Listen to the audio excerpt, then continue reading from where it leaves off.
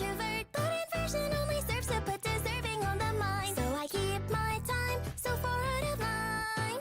And when the day turns night, I can't help but cry so loudly. I slant devoutly, tell me what about me is built so wrong. There's so much passion, but more I'm lacking. I wish that I could. But I falter on the forethought. I keep on running like a chicken with its head cut off. Achromatic, twisted, aeronaut. A bird brain, baby, I don't know when I'm supposed to stop. Hit me with the flop down, crash into the soft ground. Ain't no fellow feathers falling for a freak. So put my neck up on the jumping block. A bird brain, baby, I don't think my head is coming off. Baby, I don't know when I'm supposed to stop. Baby, I don't know when I'm supposed to stop. So, shit. So unsure before it's even heard. I can't tell the border with my eyes so blurred. This bird constantly overturned. 10-time unwitting champion of being spurned. So when you go, I won't cry. 'Cause even though it hurts, it's the 1000th time. Don't stay, 'cause I don't even know what I do anyway. I'm so damn selfish, I can't live like this. So be my witness, I won't back down. I'll play the hero, divide the zero. So I wanna hear you say something. And I falter as an afterthought. I keep on running like a chicken with its head cut off. Apathetic, aching, aeronaut. A bird brain, baby, I don't know when I'm supposed to stop. Hit me with the flop down, crash into the soft ground. I'm apoplectic and pathetic as can be. So put my neck up on the chopping block.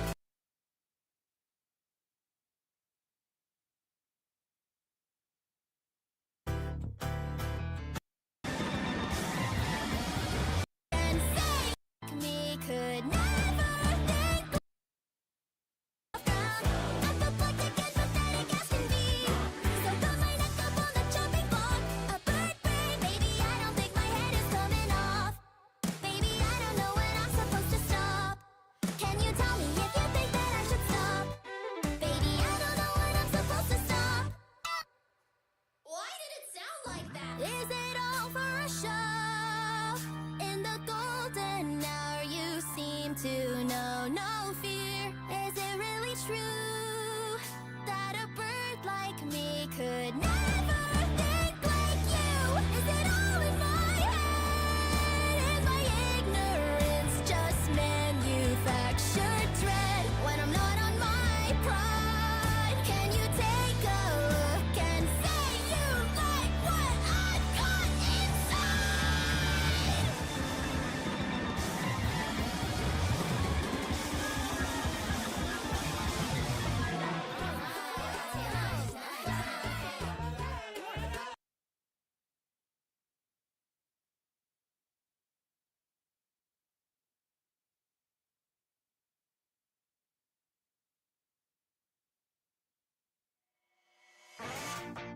It's really starting to get to me, being the one with the sunken eyes. I've spent a long time playing the victim, but I took some time, got it out of my system. Hours into days, days into forever.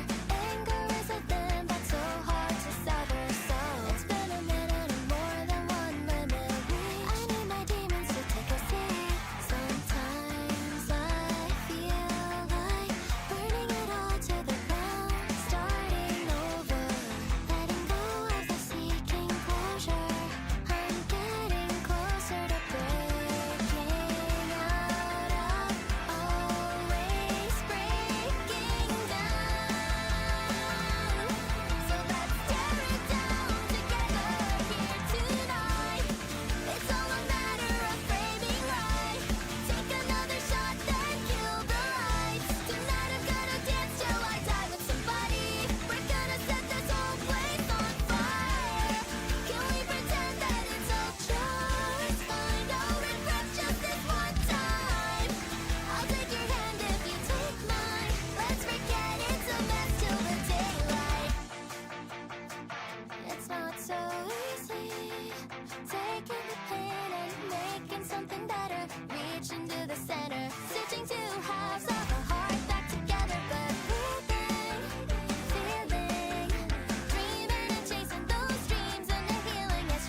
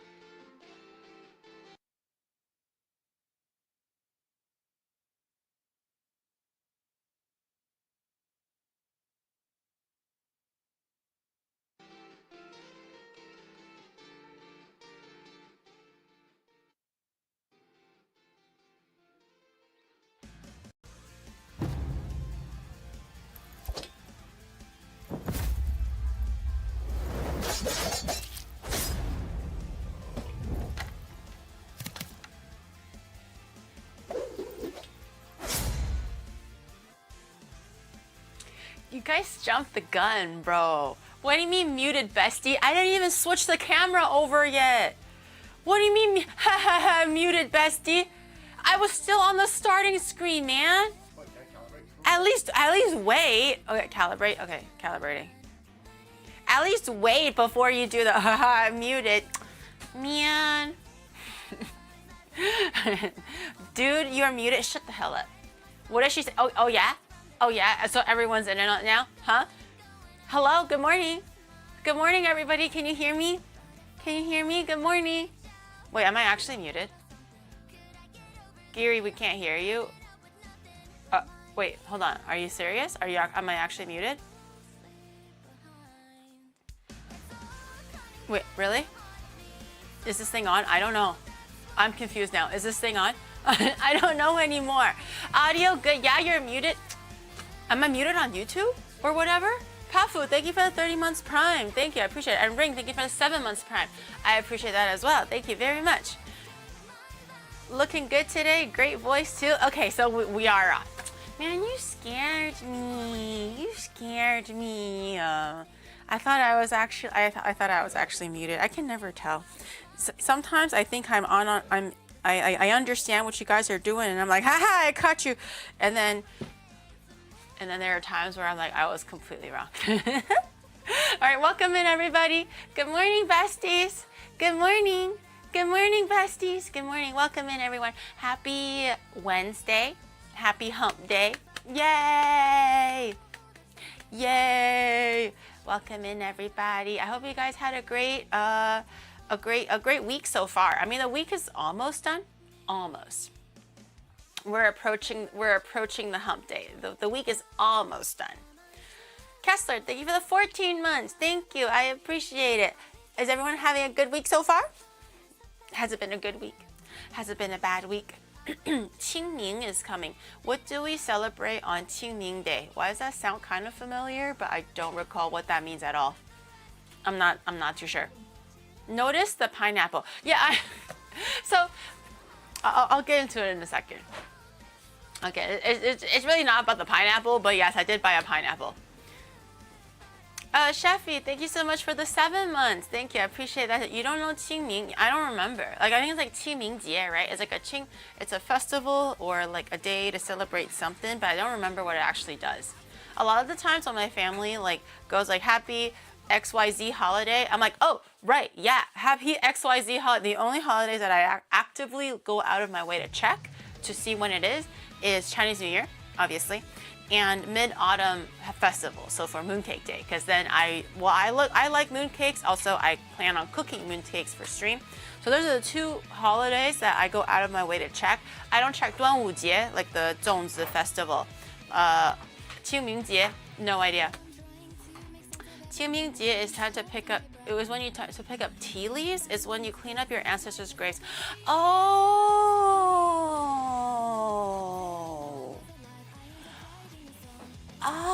清明节. Oh, wait, am I on filial then? Because, I mean, I guess if I were to go back to China, I probably would or should clean up, like, my grandparents' like graves and stuff, like, I guess. Chinese breakfast, but no 煎饼. That's disappointing. Girl, I can't make every single Chinese breakfast item. You do realize that, right? I'm just one girl.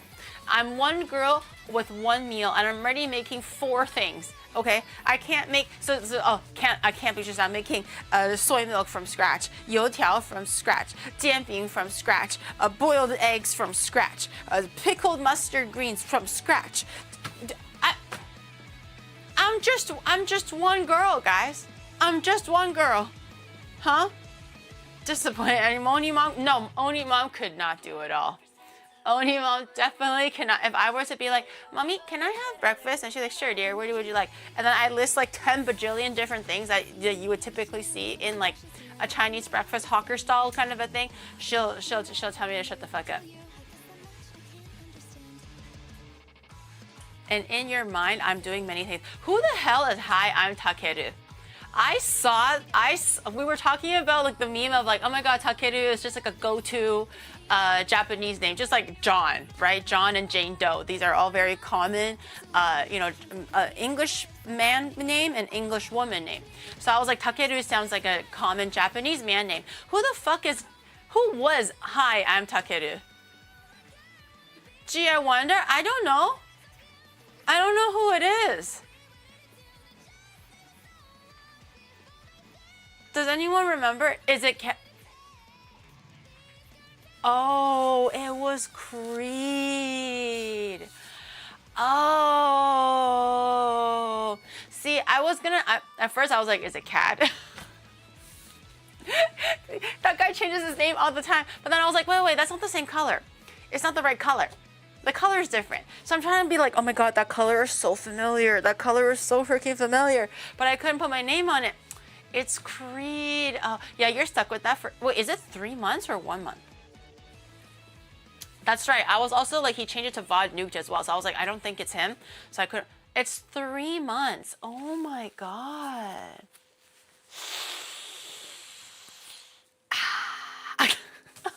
I literally saw them like not freaking out, but semi freaking out in the chat. Obviously, because I was talking to Sydney, I'm not gonna like I can't address like everything that I see. But I saw that they're like, "What do you mean 3 months? What the fuck? What do you mean I can't change my name back?"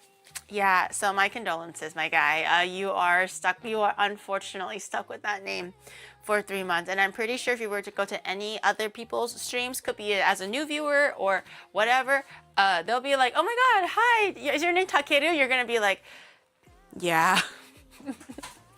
こんばんは。本日もお疲れ様。お茶どうぞ。ありがとうございます。いつも世話になります。お願いします。ありがとうございます。I'm getting my tongue tied. It's been a long day, guys. It's raining today. Usually on rainy days, it really fucks with my like, is this circadian rhythm? It's like, you know how you get really, really sleepy and really tired and lethargic on rainy days? Even though I got okay amount of sleep, like maybe 7 hours or so, which is not horrible. It's not horrible, but because I started the day really gloomy, overcast, groggy, and now it's cold, wet, like windy and everything. It's just so hard to like, it's so hard to get my energy up. I think usually with like rainy days, it really affects me like physically. I wish I was the type where I was like, oh my god, rainy days are so cozy for me. I'm like, a rainy day. God damn it. I love being comfy on those days. I didn't really have a super comfy day, but I did have a day where there was a turn of events that I did not expect. I feel like that's why like the day did not really start off too horrible. Not that my day was horrible. It was just a long day. And this is what happened. Lunchtime, I just kind of took my parents out for lunch or whatever. It was around that time where, you know how like when you have family members who are not like, who are of a particular like culture or from a particular like ethnic group, and they're very used to eating that cultural food or like that. Oh, what? My phone. Apple account sign in. Allow? Oh, what's the code? Code? No, it's just an email. Oh, allow, yeah. Email that. That's an email I don't oh, you want me to say the code right now? Yes. Like out loud? Like if I'm in chat? Yep. Don't write this down, chat. 738328. Okay. Don't write it down. Don't write it down now. Okay. Am I back? Yeah. Okay, yeah, my face is back. Don't write that down. It was I don't know what that thing was, but the phone was like, you must now put in this code or else it will self-destruct. So that was my PIN. That was the front number and the back number to my credit card. Just mercy, chat, mercy. Okay, please don't use it in vain. Okay, please save it for, well, not a literal rainy day because it is a rainy day, but save it for like a figurative rainy day. You know, so like be gentle with it. Okay. Now you know the first 6 letters. Well, again, device added to your account. Every time a pop-up happens, my face stops. Okay. Thanks for sponsoring my RTX 5090. You're so welcome. Oni Bessies, I can see Giri's bank account and it's dead after that 1K outfit. No. 2 Ferraris. You bought 2, not 1. Guys, I said have mercy. All right. So buying 1 is already crazy, but you bought 2.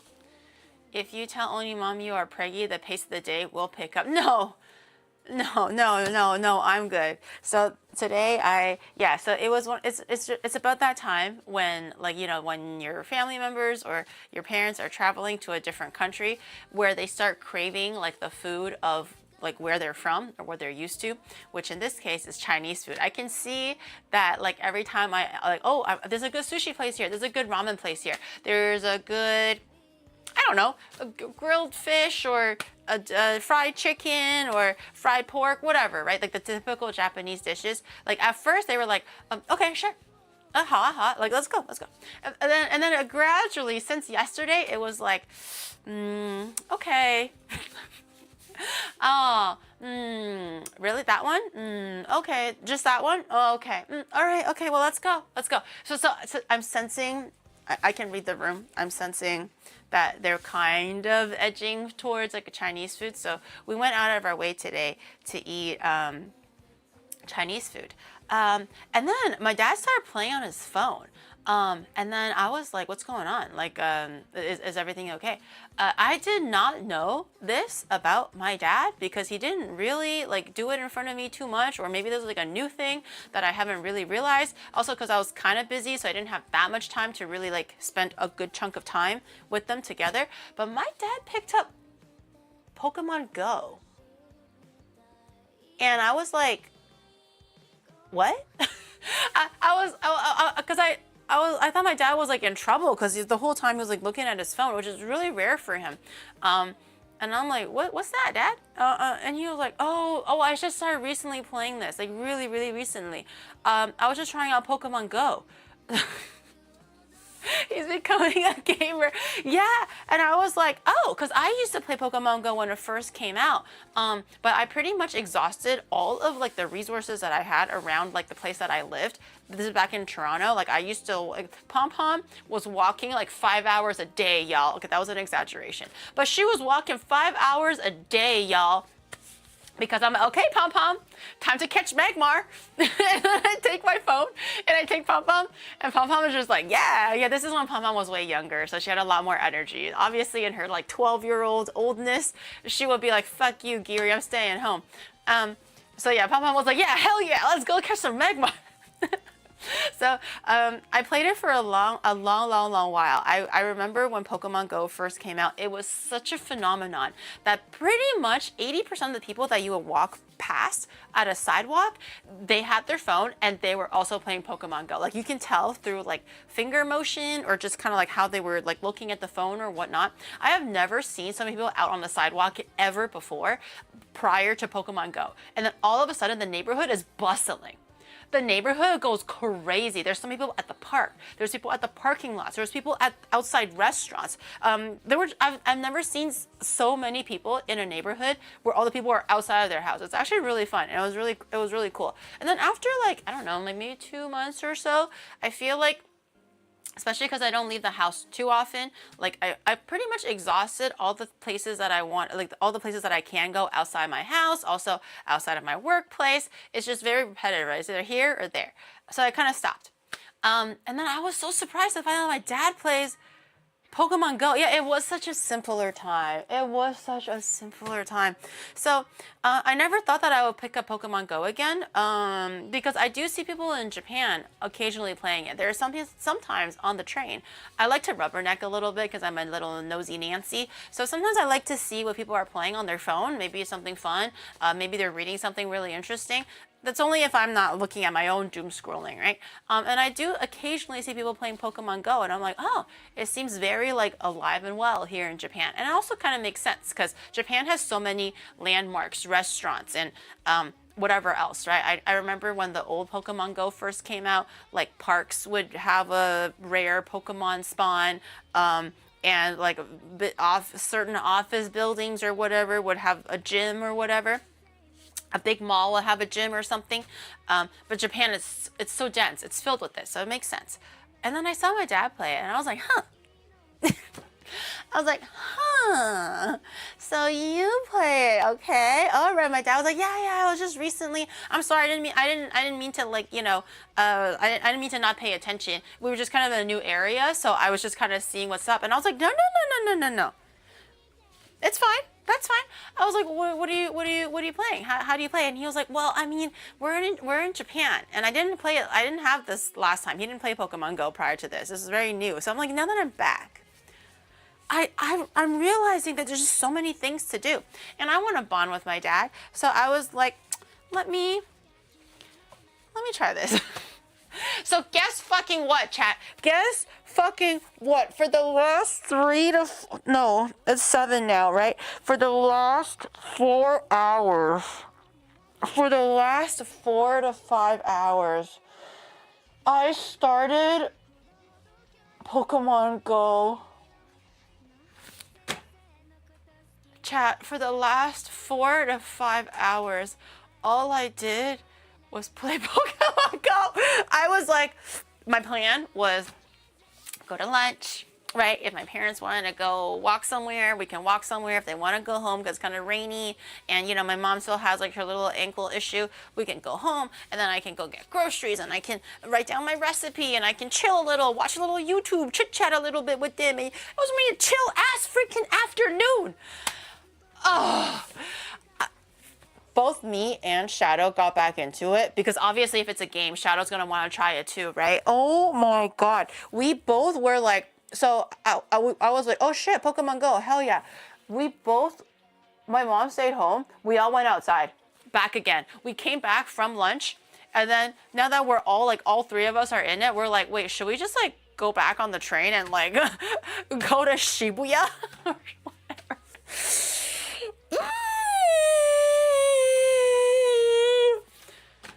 So we got home, you know, everyone took their little pee-pees, like changed, because it was a lot colder than I thought, so I put some pants on, blah, blah, blah. And then we went back out for another 3 hours to go fucking Pokemon hunting, bro. Did you catch any good? So I don't know what the shinies look like because I don't even remember what the original colors look like, and they do have different varieties. So I've already caught an Alolan Vulpix. I've caught what was it? It was like the Rattata, but he was black. So that was supposed to be Galarian Rattata or something like that. So they have like those varieties, but I don't know what a shiny color looks like. I don't play Pokemon enough to know what the shiny colors are. So I don't know about that. But dude, the learning curve is not crazy, but to like kind of like try to like, my dad was teaching me techniques on how to speed catch Pokemon.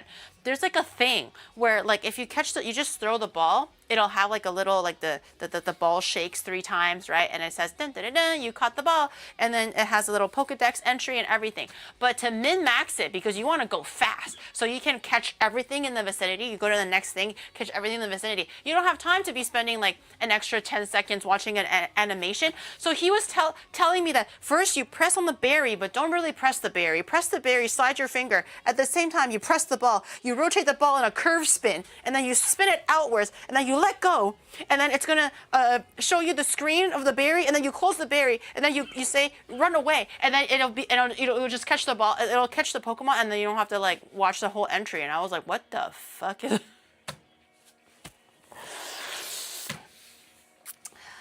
So I play Pokemon Go now, guys. I play Pokemon Go. We did a raid together. My dad taught me how to do a raid. So we did a raid together. That was really fun. So we were like, I was like, how do you do a raid, guys? And Shadow was like, raid, bitch. And then he was like, you go do it, and then you RSVP for the raid. And then now you have a whole team, and make sure you get friends, because if you have friends, you're going to send gifts. And I was like, oh my God, yeah, this is great. Oh my God. It's 2017 all over again. It's 2017 all over again, dude. I was supposed to stay home, be comfy, wear my jams, you know, figure out what I was gonna do today for stream, get my ingredients together, move a little slowly, have a nice chill afternoon. Instead, I was freezing cold in the freaking rain trying to min-max and catch Pokemon. And then obviously Shadow catches more Pokemon because he understands the tricks a little bit better. I'm a really slow learner when it comes to these things because it's like the coordination and the timing, like I'm not very good at it. It takes me a little bit more tries to kind of understand it. So obviously this guy does it like on the first try. So then he's like, I caught everything, let's go. And I'm like, wait, bitch, like I still have 4 more. He's like, oh, why are you so slow? I want to go to the next one now. And I'm just like trying to run. And then obviously if he catches something really cool, I get jealous. And then I couldn't catch a Shadow Latias because it was one of the gym thingies and it was like Team Rocket a gym or whatever. So it was like a dark Latias or it was like possessed or something. And then so we beat the gym. The raid was a success. Yay. And then he was able to catch it, but I couldn't catch it because the Latias like zooms in and out and oh my gosh, she's such a little bitch. You know, I can tell something else she did. She looked in the mirror. If you know, you know. Nime and Smug. The monthly week trips are now going to be monthly Pokemon Go trips, aren't they, Pepe laughed. Dude, that's the thing. That's the thing. I 07 fucking chat. wish It I was a didn't good start run. She's this. exclusively a Pokemon Go streamer now. I fucking wish I didn't start Pokemon Go because the thing is, it's so fun. Right now, it's so fun. I'm just like, oh my god, dude, I was peeing for 10 minutes because I was trying to go through my Pokemon inventory and figure out which ones suck ass and which ones don't so I can transfer them and make little like candies so that I can feed the candies. So basically the carcasses to the stronger ones to like power them up and shit like that. Oh my god, it's so over for me, guys. And then part of me fucking hates that I picked up Pokemon Go because think of all the places that we went to already for these stupid road trips that I could have had like the coolest encounters and like the Pokemon centers probably had really kick-ass like cool stickers and Pokemon and cool gyms that I could have done raids for. And then I bet Hitare Gundam probably has some cool shit there too. Oh my god, at least it could have been a Pokestop and I would have got some cool... All I can think about right now is, when you say community events, what are they like? It's incredibly weak how shit, dude, it's so over. What the hell is that? Wait, what? Is that a slow bro? A slow king fucking a slow bro? Is that right now? Is that right now? That's not me. That's Valor. Oh, I was like, is that right now? Do I need to catch the slow king and slow bro right now? Because I will. I'll pause stream and I'll be like, wait up. I have a solution, uninstall it.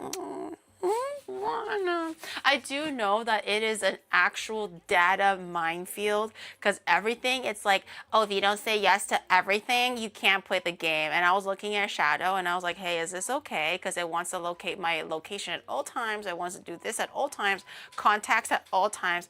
And he was like, bro, they're going to farm the fuck out of you, but just say yes. Because even him, okay, this guy, it's not just me, okay, this guy is super intuitive too. And then he yells, he doesn't yell, he laughs at me when like the legendary Pokemon or really cool buffed up Pokemon is the one that you can win if you beat raids or whatever, or gyms. And then I wasn't able to catch it and he laughed at me. He laughed at me. True. They're taking all the info, just do it. Oh, Shadow, could you update the YouTube title? I think the YouTube title is still the old one. I forgot to do that. Sorry, YouTube. Your misery brings me sustenance, Gary. Niantic will have your location all the time. Oh my God, it's actually so, but the thing is, it's just like, it reawakens something in me. Like I feel like that high of playing Pokemon Go for the very first time when it first came out, that high can never be replicated. And I feel like I finally got a little bit close to that feeling today. And today was a rainy day. Can you imagine if today was a sunny day? It would be so over for me. Guys, I would be like, hey, I'm sick. I'm sick, guys. I'm playing Pokemon Go. I'm playing Pokemon Go. Don't cover your face. I'm playing Pokemon Go. That's what addicts do on drugs, you know. Stop your addiction. I'm not addicted yet. Like I'm here. I'm here with you guys. I'm focused. I put my phone all the way on the other side of this room. I don't want to be near my phone right now because I know damn well the minute my phone vibrates because a Pokemon spawned, I'm gonna be like, oh, let me just take a look. I'm good. I am good right now. I need this. Guys, you are my intervention, okay? I need this right now because for the last 5 hours, I was so freaking locked in. I had tunnel vision. I had, like, my hands were frozen solid because of how cold it was, but I couldn't feel anything because all I can think about is beating these raids and these gyms and these Pokemon, like, Team Rocket Pokestops or whatever, so I can catch as many Pokemon as I can. And the Shadow's like, I caught 500, and I look at mine and I caught 200. And I'm like, well, man, and then he laughs at me, and then I'm like, well, now I have to catch up. And then he's like, oh, why aren't you doing this the speed run tactic? And I'm like, well, sometimes it doesn't work because I'm just a little guy. And then my dad shows me his fucking Lugia, and I'm like, wow, thanks, Dad. Thank you. I really wanted to know that your Lugia is really awesome. So, fuck that shit.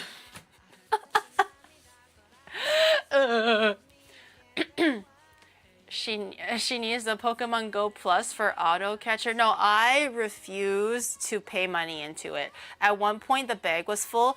So for Pokestops, it gives you little freebies, like, you know, like 3 Pokeballs, 1 Great Ball, and maybe like a Hyper Potion, right? Like sometimes they give you 3 things, sometimes they give you 5 things. And if you don't use it as often, then Fun fact, your since bag you gets mentioned filled. the data privacy, the company that first developed Pokemon Go recently used all the data collected to build an actual 3D map of the entire globe, sold the game, and went into the AI business. Smile, so no privacy issues there.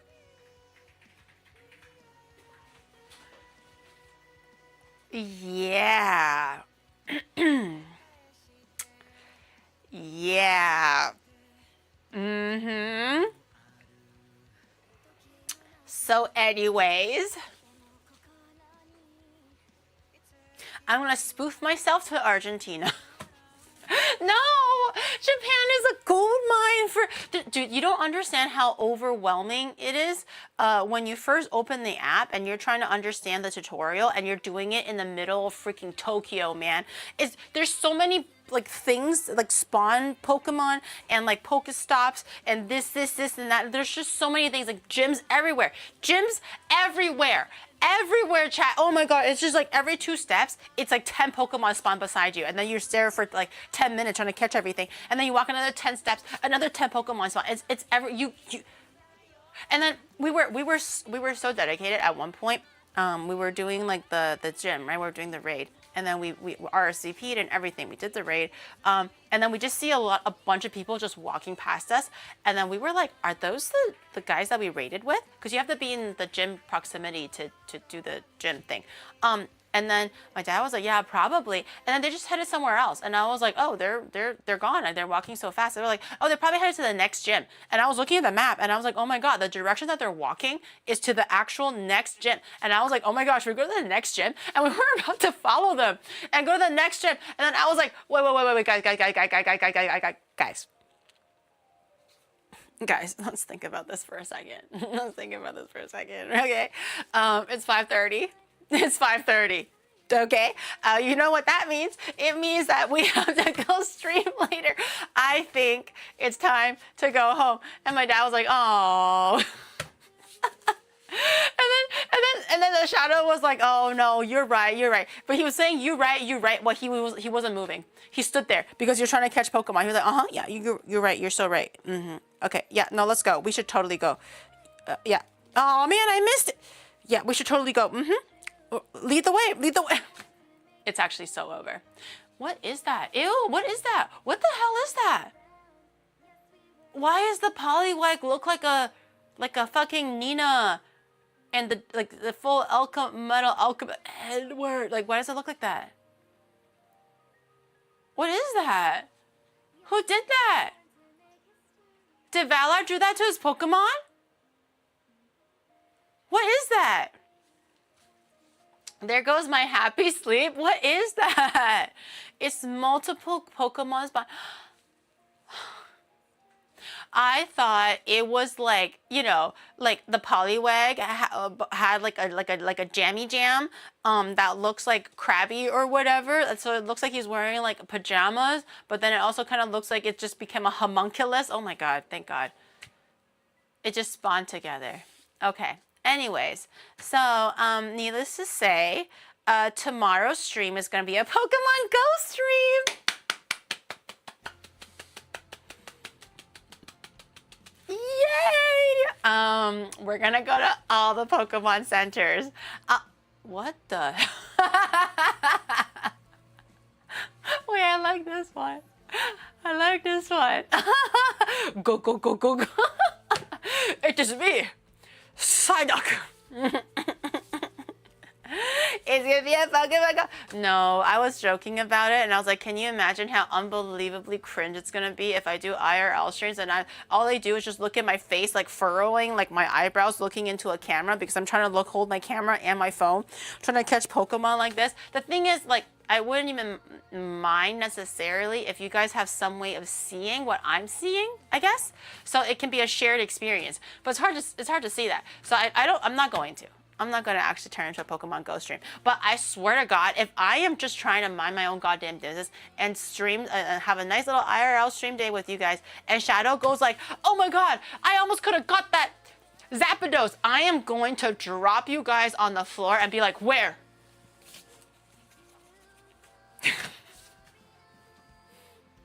He better not distract me. He better not distract me. I swear to God. I don't know. I'm just inserting any God Pokemon or I don't know, whatever. If there was some cool, really rare Pokemon that just spawned and Shadow's like, oh my God, holy shit, it's, I don't know, insert cool Pokemon. I like Entei or something. I would have been like, ah! Throw my IRL pack back on the ground and I'll just be catching Entei. Giri, Zapdos is a raid battle, not a wild encounter. Oh, I knew that. Girl, there are tried and proven methods for IRL for Pokemon Go streaming with both POV and phone screen. Oh, really? I don't want to be a Pokemon Go streamer. I don't want to be a Pokemon Go streamer. I don't want to be. I just want to go to cool cafes, take you guys to look at Sakura, you know, do a little shopping, a little walkies, a little bikies, you know, some fun events and pop-up stores. That's what I want. That's what I want. I want to hang out. I want to walk around. I want to show you guys Tokyo or the rest of Japan. I don't want to be a Pokemon Go streamer, but just thinking about all the Pokemon stores, centers that could have had so much really cool freebies and just cool, you know, tourist destinations that we could have had,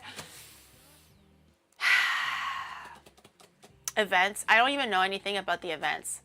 Do I want to know anything about the events? Honestly, the reasonable side of me is no. No, caps lock, no with a period, okay?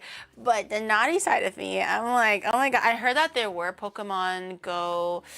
Were they called conventions? Were they called a convention or is it like an expo? I heard that there was Pokemon Go Fest. Pokemon Go Fest. Is it worldwide? Is it only in America? Is it only in Japan? Is it once a year? I know nothing about it, but I did hear that name mentioned today. Pokemon Go Fest. And I don't know if it's worth going. I don't know if it's cool. I don't know if they give free shit. I'm pretty sure they will give free shit, but I don't know. Events means things you can miss out on. Annually, it's worldwide.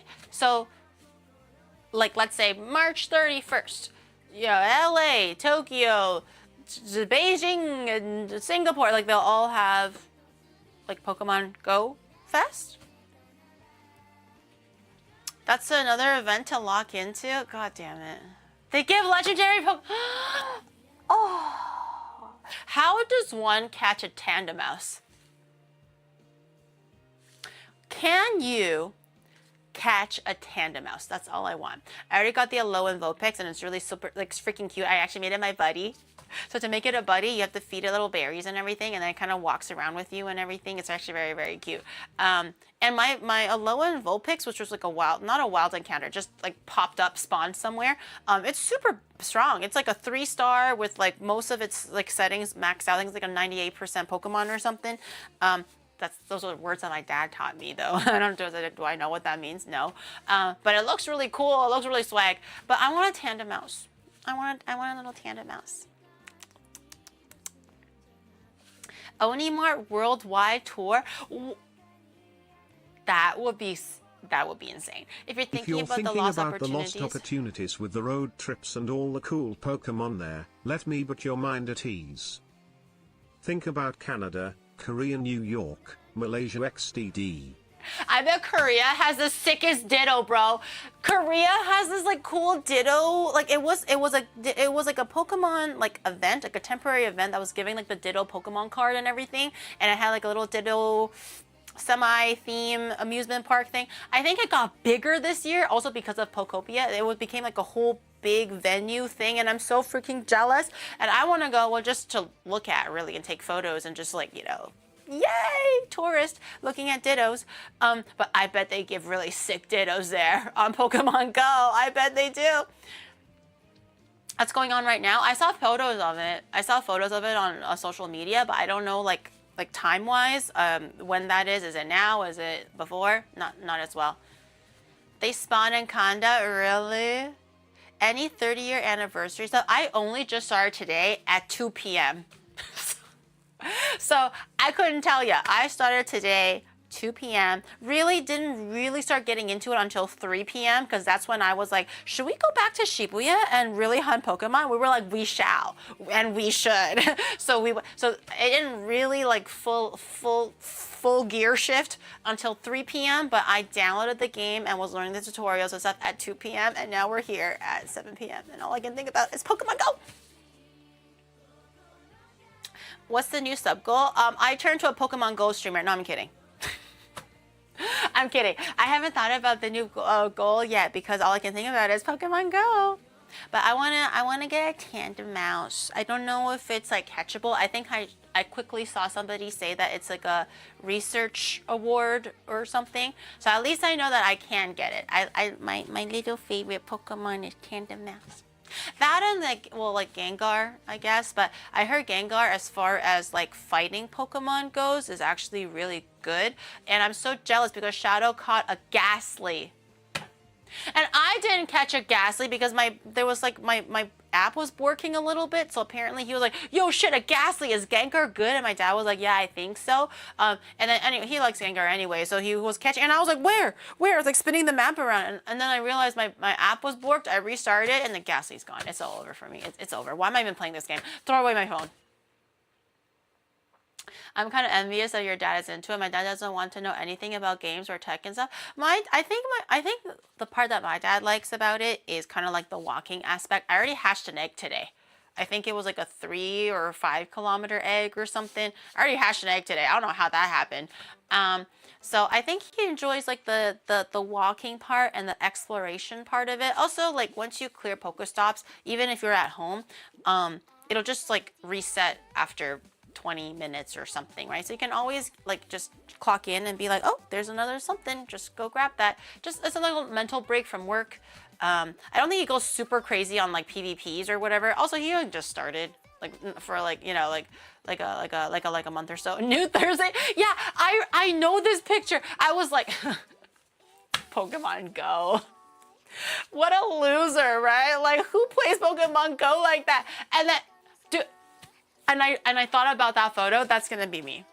That's gonna be me. Once the weather gets better and we're taking bikies out, bro. We're hatching all of those eggs like nobody's business, and we're just gonna be. I need like one antenna, like not antenna, one like wand thing that has like 10 prongs coming out of it, so I can just throw 10 Pokeballs at the same time. From your loved ones. Yeah. I mean, my mom likes to like walk regardless. So my mom is just kind of vibing. But my dad now just has like a little side thing to do. To get tandem mouse, you do weekly challenges either with friends or with random. I have to do it with people. I can't solo it. Giri can cosplay as Misty on a Pokemon Go bikies. I can. I actually do have a Misty's cosplay. Not an official one, but I have the red suspenders. I have a yellow tank top. I got jean shorts. It's pretty simple, actually. My dad's addicted to TikTok. My dad is probably the same age as you are, so keep in mind he might get addicted. Peekaboo. Ew! Dude, I swear. If a Diglett spawns in my toilet, I'ma screenshot that too. I'll be like, yo, let's go. Look at my wild encounter. Because the thing with the Pokemon thing that's new that was not there when I originally played is they have this AR thing, so it's like augmented reality. You can scan your real life like surroundings, and you can I don't think implement is the word, but you can project like the catching of the Pokemon or like the wild Pokemon or your Pokemon buddy wherever you are, and you can have a little video, you can interact with them and try to catch them or whatever the hell. It's actually quite cute. So if you were in the washroom and a Diglett did spawn, you can actually have it like projected onto your toilet. Maybe.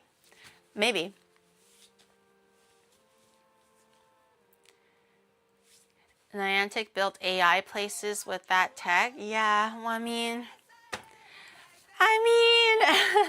you can't have it all, right, guys? You can't have it all. So, like, am I selling my soul to the AI overlords? Maybe, but do I get to catch really cool Pokemon? Yes. Yes, I do. I already caught a female Pikachu. I don't know if the female is more prevalent than male Pikachus, but I really like the female ones because the heart is the tail has a shape of a heart on it. I think it's cuter. But I don't want to brag, but I already caught 3 female Pikachus. That's pretty cool. That's pretty cool. Now that I know that I can get the tandem mouse, I have to look into how to get a tandem mouse because I really want a tandem mouse. Walking into someone's toilet officer, I was only catching Pokemon. Realistically though, I do think Pokemon Go, obviously I only just started it, so it's like the top of my mind, but I do think it's one of those things where I'm going to be absolutely cuckoo bananas for it for maybe like a month, and then I'm never going to touch it again. In terms of how games affect my brain or how I enjoy games, it's just going to be something that I am fully like all in on, and all I can think about is like, oh my god, I gotta open my phone in a new area, play Pokemon Go. That to just not touching it ever again. So just give it a while. Just let it simmer. Mouse Hold 4 family is ultra rare to catch, or can I evolve it? Like I can catch Mouse Hold. Sorry, I can catch Tandem Mouse or do the little research reward thing. And then if I were to just somehow evolve it with candies, it can evolve into Mouse Hold. I heard that there is a Tandem Mouse in a bunny girl bar in Shibuya. We should go there. We should go. Let's go. Let's go. Well, come on. Come on, boys. Time's wasted. Let's go. My IRL setup is packed. My IRL setup is always charged. It's always ready to go. Everything is juiced and ready to go. I'm just gonna take off my blue suit. My clothes are right there. Actually, my clothes are right there. Let's go. Let's fucking go. Let's go. I have to catch a tandem mouse. I have to catch a tandem mouse. I think there's one in Hooters. If a Hoot Hoot lives in Hooters, that'll be very cute. I caught a deli bird. It's not really a Hoot Hoot, but it's like owl-esque. Are you gonna play? I never played Pikmin, so I don't know enough about it to feel passionate about it, I guess. But I did play a little bit of Pokemon, so I know enough to be like, that's so cute. I like, gotta catch them all. Are you catching Pokemon right now, Shadow? No. If I can't play, you can't play. Did you catch anything good? No. Show me right now. I don't have anything. Hands in the air and show me your phone. My hands are always in the air. Like you just don't care. You're playing. No, I'm not. You're playing Pokemon. I'm not. You're playing. Did you catch anything cool? No, I didn't get anything. Oh, can you at least use my phone and catch it too? Can you use my phone too? My phone's right there. My phone's right there. Can you use my phone here? I'll even give you my phone. I'll even give you my phone, King. Oh, so you were grinding then, huh? So you were grinding, huh? I'm just looking. I put my phone there. I put my phone there. Can you use my phone and you don't have to grind it, but can you just like catch a few cool ones? Oh my god, there's so much. So not addicted? No. No. We could do PvP together. So you have 2 phones, right? So we can do PvP.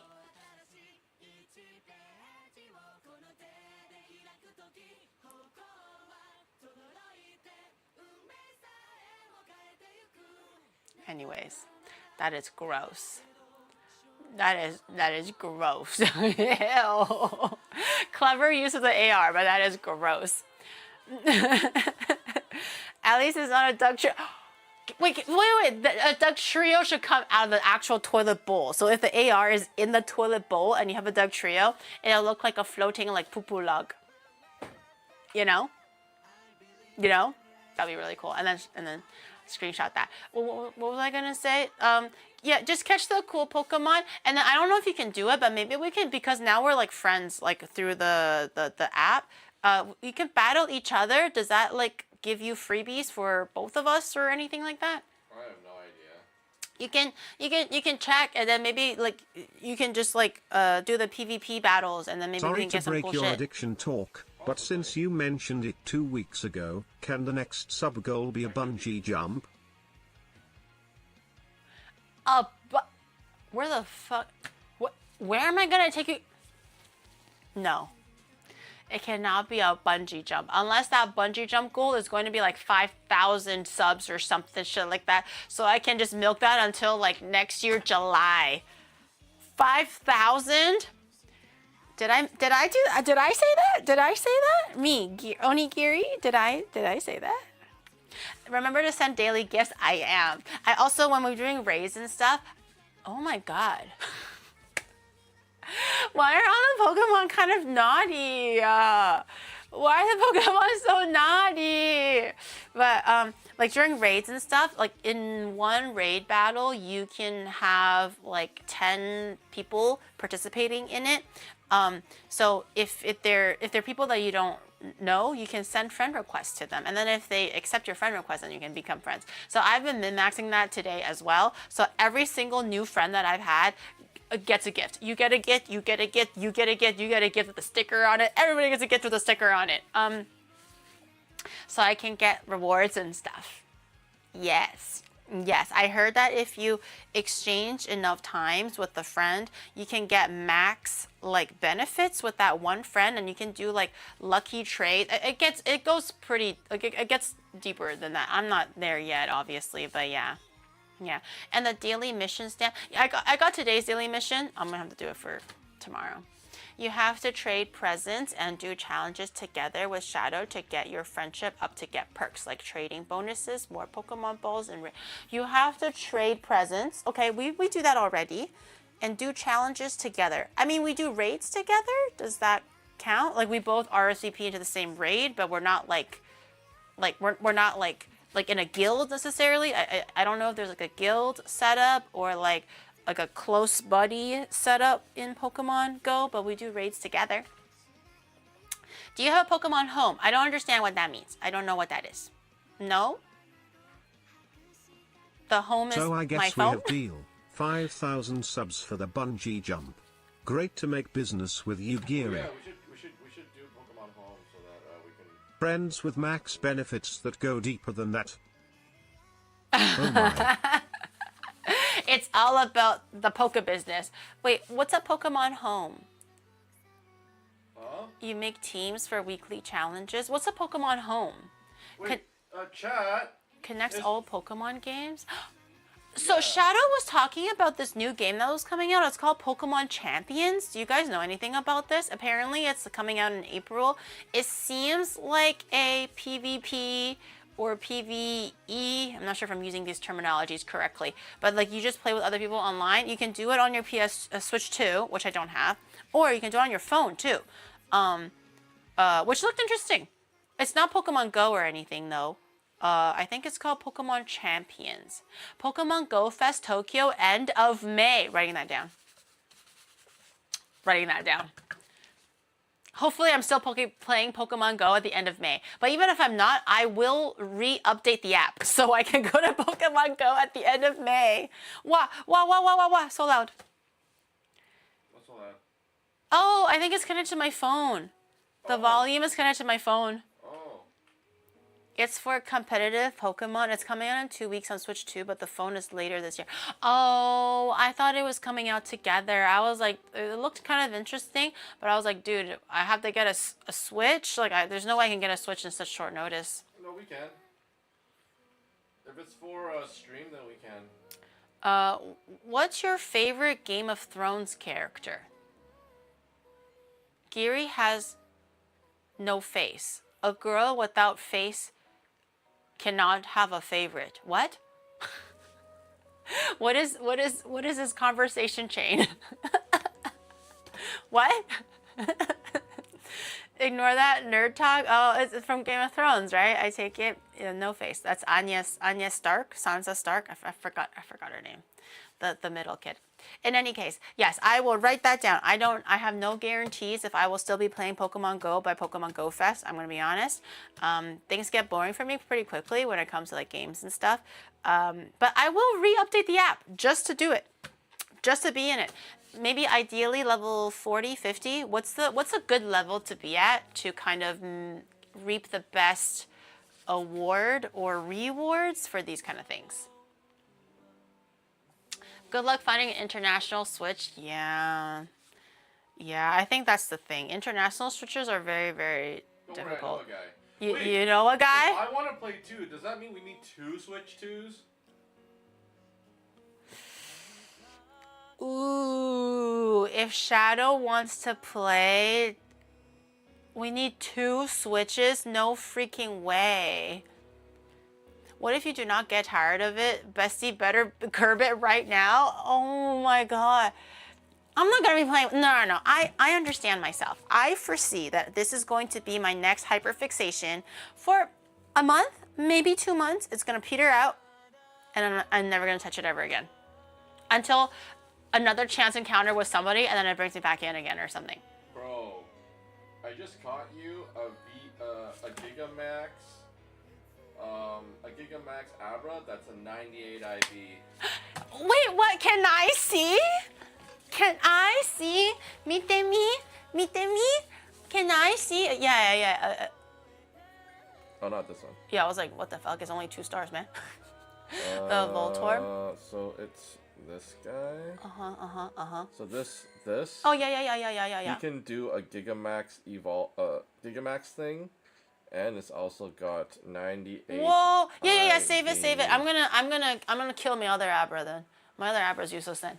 My other Abra is like a 2-star, so I was just saving the 2 stars in case I don't get anything better. But a 3-star is way better. That was a 98%. So the defense and the HP was all maxed out. It was just the attack that was like almost full. That's good shit. That's good shit. You have a gambling tendency, bestie. Your addictions are quite something, and it's very real.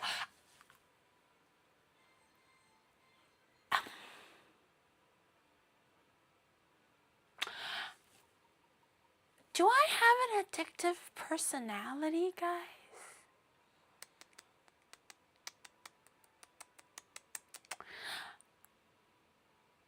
Like, I'm not addicted to like drugs. Like I'm not addicted to drugs. Like I've done shisha thingies with tobacco in it, and then I was actually a little bit scared because I was like, is there like an option without tobacco? We were just going out with friends. Shisha bars are very popular in Japan. And then they were like, oh, unfortunately, no. And I didn't want to be the party pooper, so I just did like 1 or 2 sucks. Because I was really worried that I was gonna get addicted. But it was actually really yummy, so I had more than 2 sucks. But I was like, holy shit, when I got home, I was like, oh my God, I'm gonna be a chain smoker. Oh my God. But it never happened. It never happened. I never got addicted to shishas or tobacco. So I like to think that I don't have an addictive personality. Yes. Do you have an addiction? Yeah. Gary put it this way: how much have you spent on Pokemon? On cards? Like, I mean, a pretty penny, but I've definitely have weaned myself on buying MSRP like priced cards only now. I don't go out of my way to buy like aftermarket cards, I suppose, like boxes. Obviously, singles is different. And plushies. Don't talk about the plushies, okay? But for Pokemon Go, I am going to be very strict with myself. I ran out of the space on the bag. My dad was like, "You're gonna have to spend money on it." I'm like, "Daddy, how much money did you spend on Pokemon Go?" He was like, "But don't tell. I can't tell you, but don't tell your mom that I spent money on Pokemon Go." And I was like, "Oh, it's that bad, huh?" And he was like, "Well, it's not really that bad, but just don't tell your mom that I spend money at all on Pokemon Go." And I was like, "Gotcha." So I was like, "So, Daddy, how do you improve your bag size?" And he was like, "You're gonna have to spend a little bit of money." So I don't want to. I don't want this to be another thing that I'm just, because I don't want to. This is the only way that's going to somehow keep like shackles on me before I go crazy. So usually for games, I'm always free to play. For any gacha game, Azur Lane, Nikkei, what were the other gacha games? Like the Genshin. I have dabbled in all of these games before for gacha stuff. I have never committed to actually buying it. There were times where I was close and I was like, "Oh man, just one more roll." Even for Uma Musume and stuff like that, right? Like one more roll. But I was like, "No, Giri, no. Don't open up that credit card." Most functional narcissists so that's are the not only addicted thing. to usual I sort refuse of to spend money drugs, on yet they are mobile addicted games to socially at all. accepted concepts. They're addicted to socially accepted concepts. Am I a functional narcissist?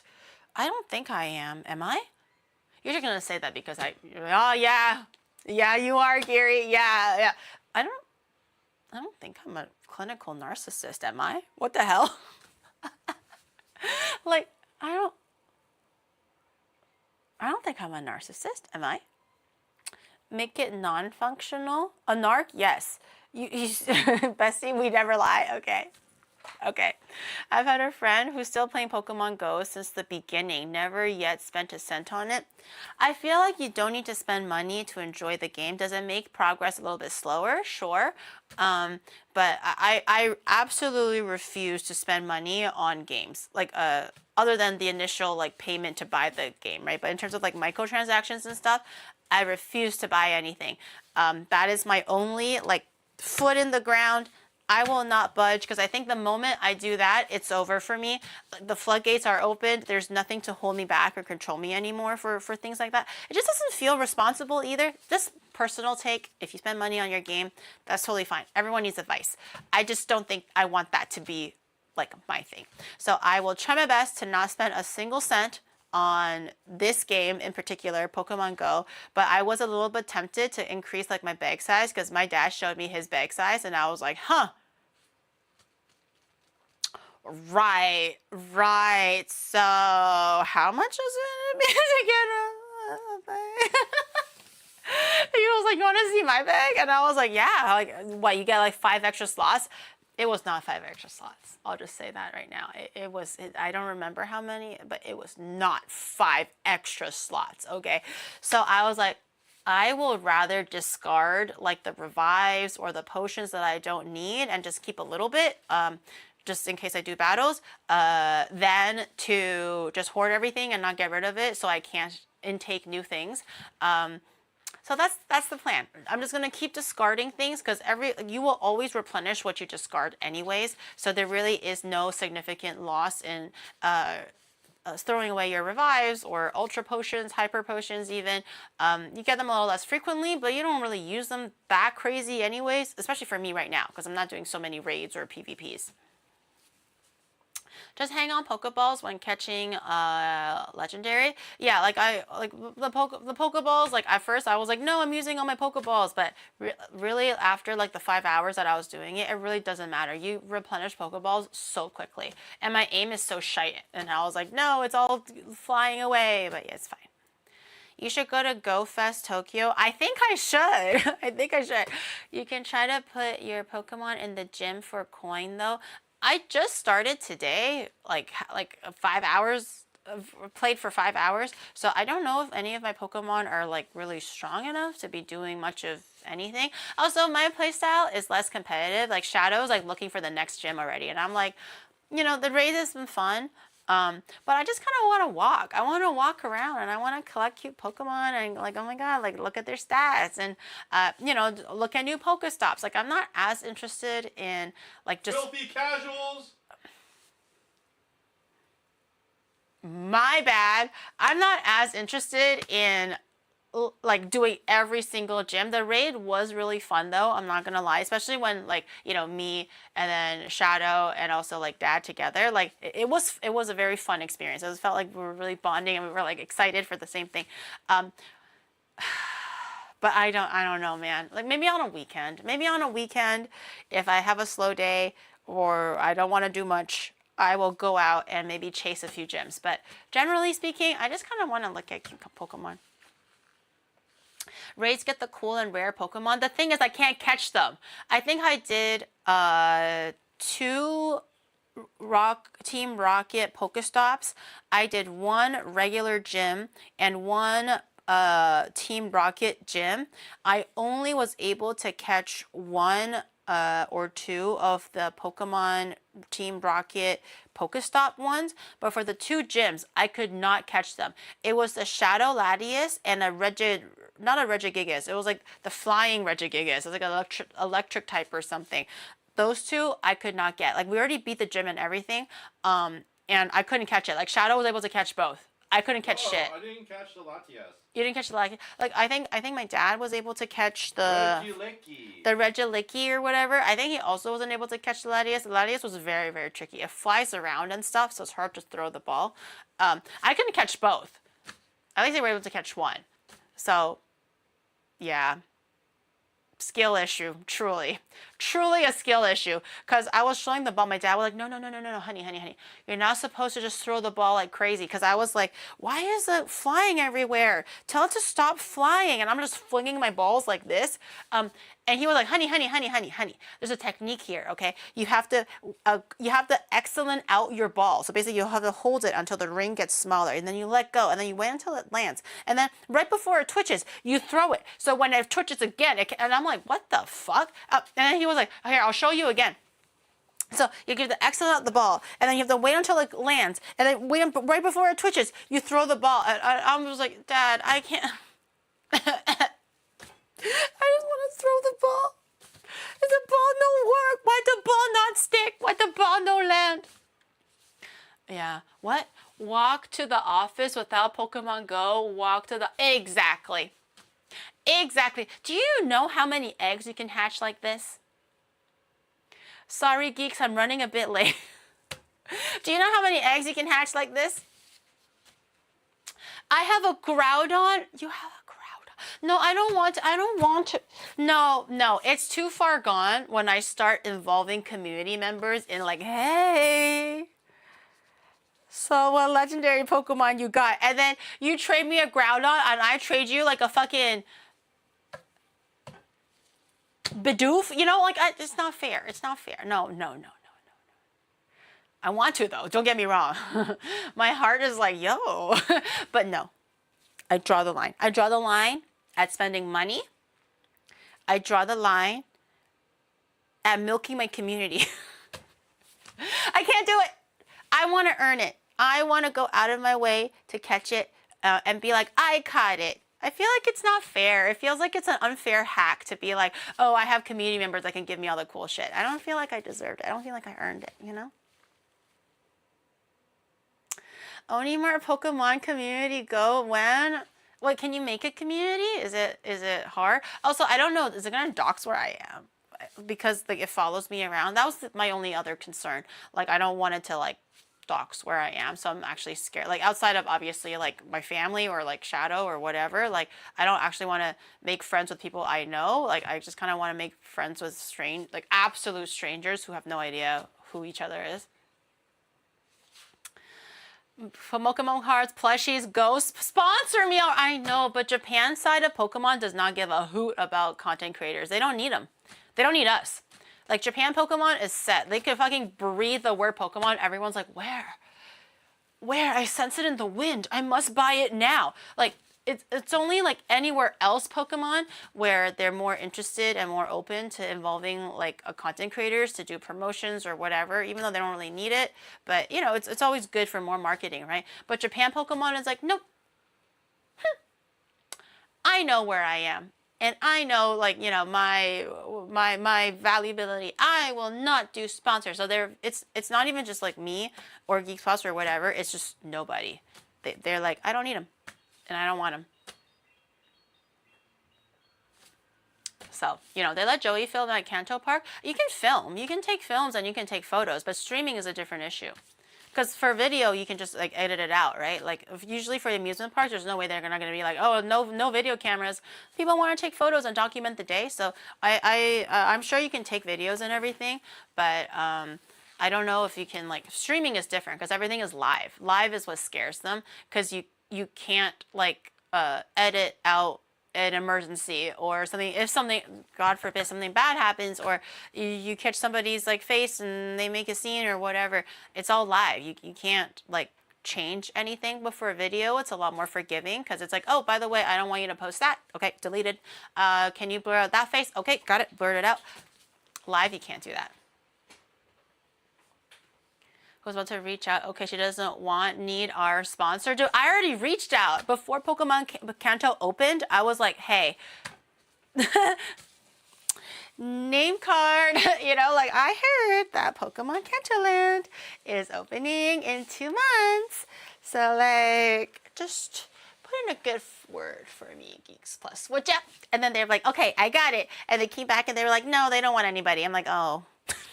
So. My Pikachu has a moon tiara. What? How? How does your Pikachu have a moon tiara? They saw the cakes. Oh. But my Charmander was so cute. Like, what's there to hate? Your Raichu has a... How do you get crowns? How do you get crowns for your Pokemon? I did not know this existed. What is this? I want to get a crown for my Alolan Vulpix. I think Pokemon JP wants a real streamer, not a Pokemon addict. Oh. I'm more streamer than Pokemon addict. I'm brand new addiction. I am a brand new addict. I just have like 1 foot in the door and just slightly lifting off the other foot to walk past the door, okay? I'm not even considered like a full-on addict. I'm just a beginner, like a baby addict. I found a Pikachu with a cake hat. How do you find cake hats? How do you find hats? Shadow, can you look into how you find hats for Pokemon? Apparently this is a thing. 2 things right now. Can you look at it?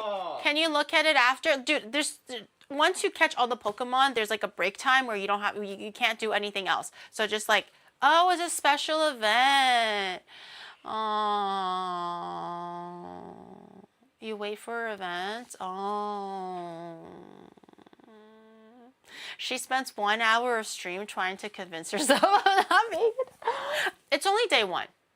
Guys, tomorrow I could probably look at Pokemon Go and be like, you know, like I can't touch that game anymore. It's over for me, you know, like I'm better about it. Board making is new and shiny again.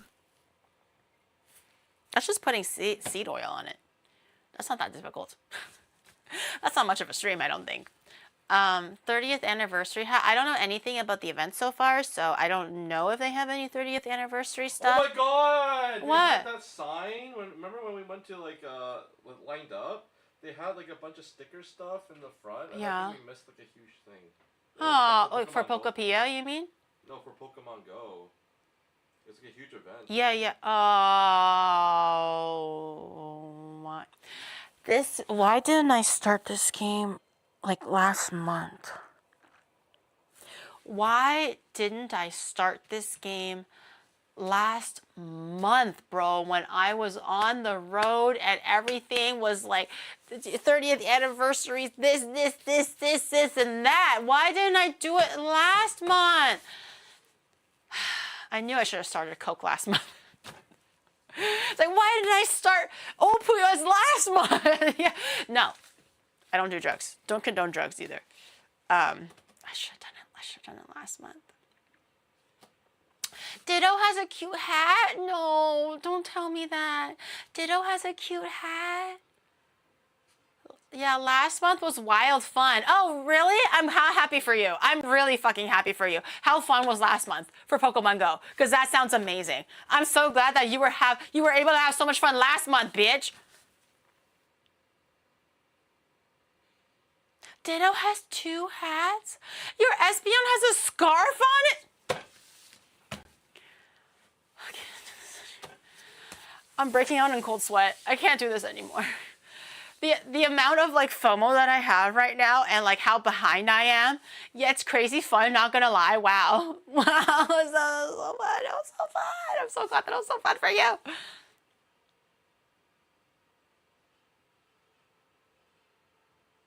It's not just a game.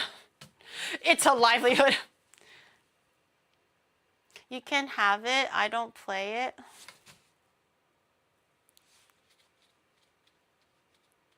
No, no, the minute I rely on community members to get, no. Geary, no. Geary, bad. Bad, Geary, no.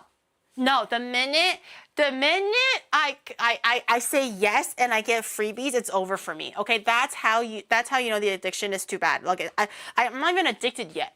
Okay, but the fact that I'm thinking about it, it's not good.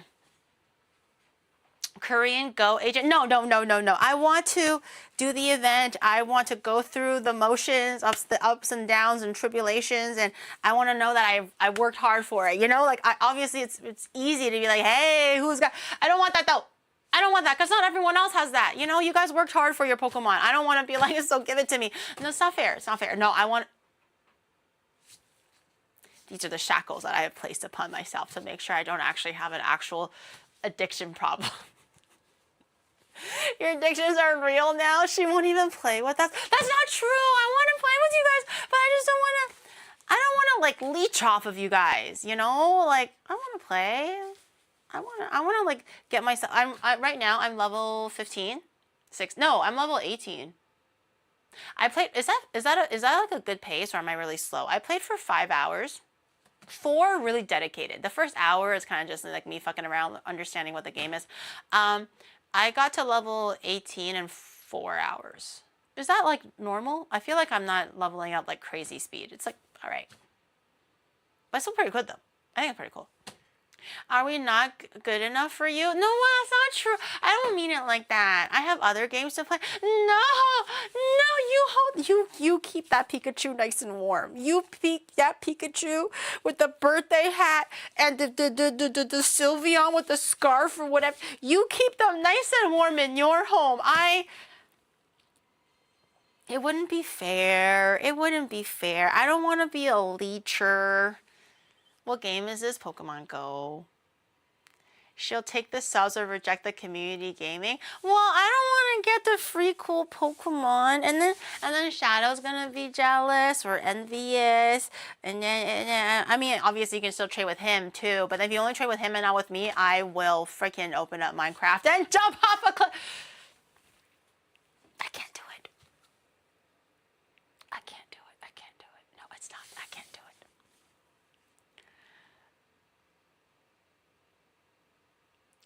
Long-time players have like 10 of each. God damn. I mean, if you're off, no, cooking, chat, cooking. Dude, we have so many things to cook, and a lot of things require like waiting and, you know, letting it simmer, and oh my God. I could have talked about this while I was waiting for the dough to rest, and it would have been super stretchy and beautiful and silky, and instead I talked about Pokemon Go. Hydrate. Let's recenter ourselves. Let's recenter ourselves. Oh God. For Pokemon Go, yeah. No.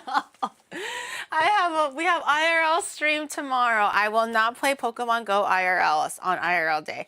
But if, I'm telling you, if Shadow goes like, yo, you have to look at this cool gym, or let's join a raid, or like, yo, look at this like super spot, I will drop what I'm doing and I will catch it. I won't like make a Pokemon stream to go day out of it. Okay, we're gonna focus on our nice little walkies. It's gonna be nice bonding time between you and me. But I'm telling you now, if Shadow goes like, holy shit, there's, for example, a Groudon that just spawned, I will put you guys down and I will try to catch that Groudon. Next community day is Tinkaton. The next community days is Tinkaton. Wait, what does that mean? Like the next like event kind of a thing? Tinkaton is cute too. I caught a little Maraschino. Is that what it's called? The little gray rat looking one, the gray mouse hamster looking one with the nice big ears, the Maraschino or something. I caught that one today. I was really happy about that. It's very cute. Gary, maybe the catch rate for tandem mouse is high when go outside tonight. The tandem mouse is a reward only thing. Minchino, yeah. Tinkaton is a different. Tinkaton is the girl with the pink pigtails, right, with the huge hammer. Yeah. How often do community days happen? Community day means that Pokemon spawn a ton and everywhere. How do you know? Like, is it like calendar based? Like last day of the month is community day. Like what's community day? Your Charmeleon has a party hat. That sounds so cute. Monthly, like what time? Like what time of the month? The game tells you. Oh, I have to learn how to read the news. They announce it. I like Tinkaton. Tinkaton is cute too. God damn it. Don't tell me that. I don't want to know that. Don't freaking tell me that. I am offended. Offended. Sounds like we need a Pokemon Go channel. Wait, hold on. Is the camera gonna... Okay, I wasn't sure what the camera was aiming. We need a Pokemon Go channel? No! If I have a Pokemon Go... I'm grabbing a bowl, by the way. If I have a Pokemon Go channel, I'm never gonna do like anything ever again. All I'm gonna do is just fucking Pokemon. I'm trying to limit myself. I'm like Bruce Lee, not Bruce Lee, Rock Lee with like the fucking weights on his like ankles and shit. Because the minute you release it, it's over for everybody. That's what I'm trying to do right now, okay? That's what I'm trying to do.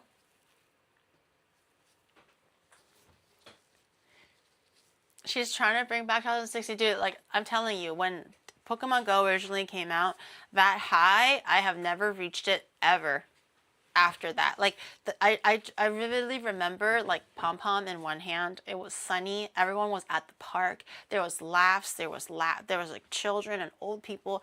Everyone alike. I have never seen a neighborhood so filled with just happiness and a sense of exploration. And we would walk around the neighborhood and everyone will be on their phones playing Pokemon Go. It's like a sense of community. Like, I don't know them or anything, and we walked by each other. We didn't say nothing, but to know that we shared the same game, and the sun was like almost setting. It was golden hour. There was like birds chirping and just like children laughing, dogs barking. It was a beautiful day. A beautiful day. And that's what Pokemon Go felt like when it first came out. And I'm starting to feel that again. But today was a rainy day, so it's like a little bit tempered, you know. But if today was a sunny day, it would have been over. I like I said, I would have called in sick and was like, I'm playing Pokemon Go. Saturn Rock, thank you for 31 months. Thank you. That happiness now has your information stored somewhere in the cloud. I know.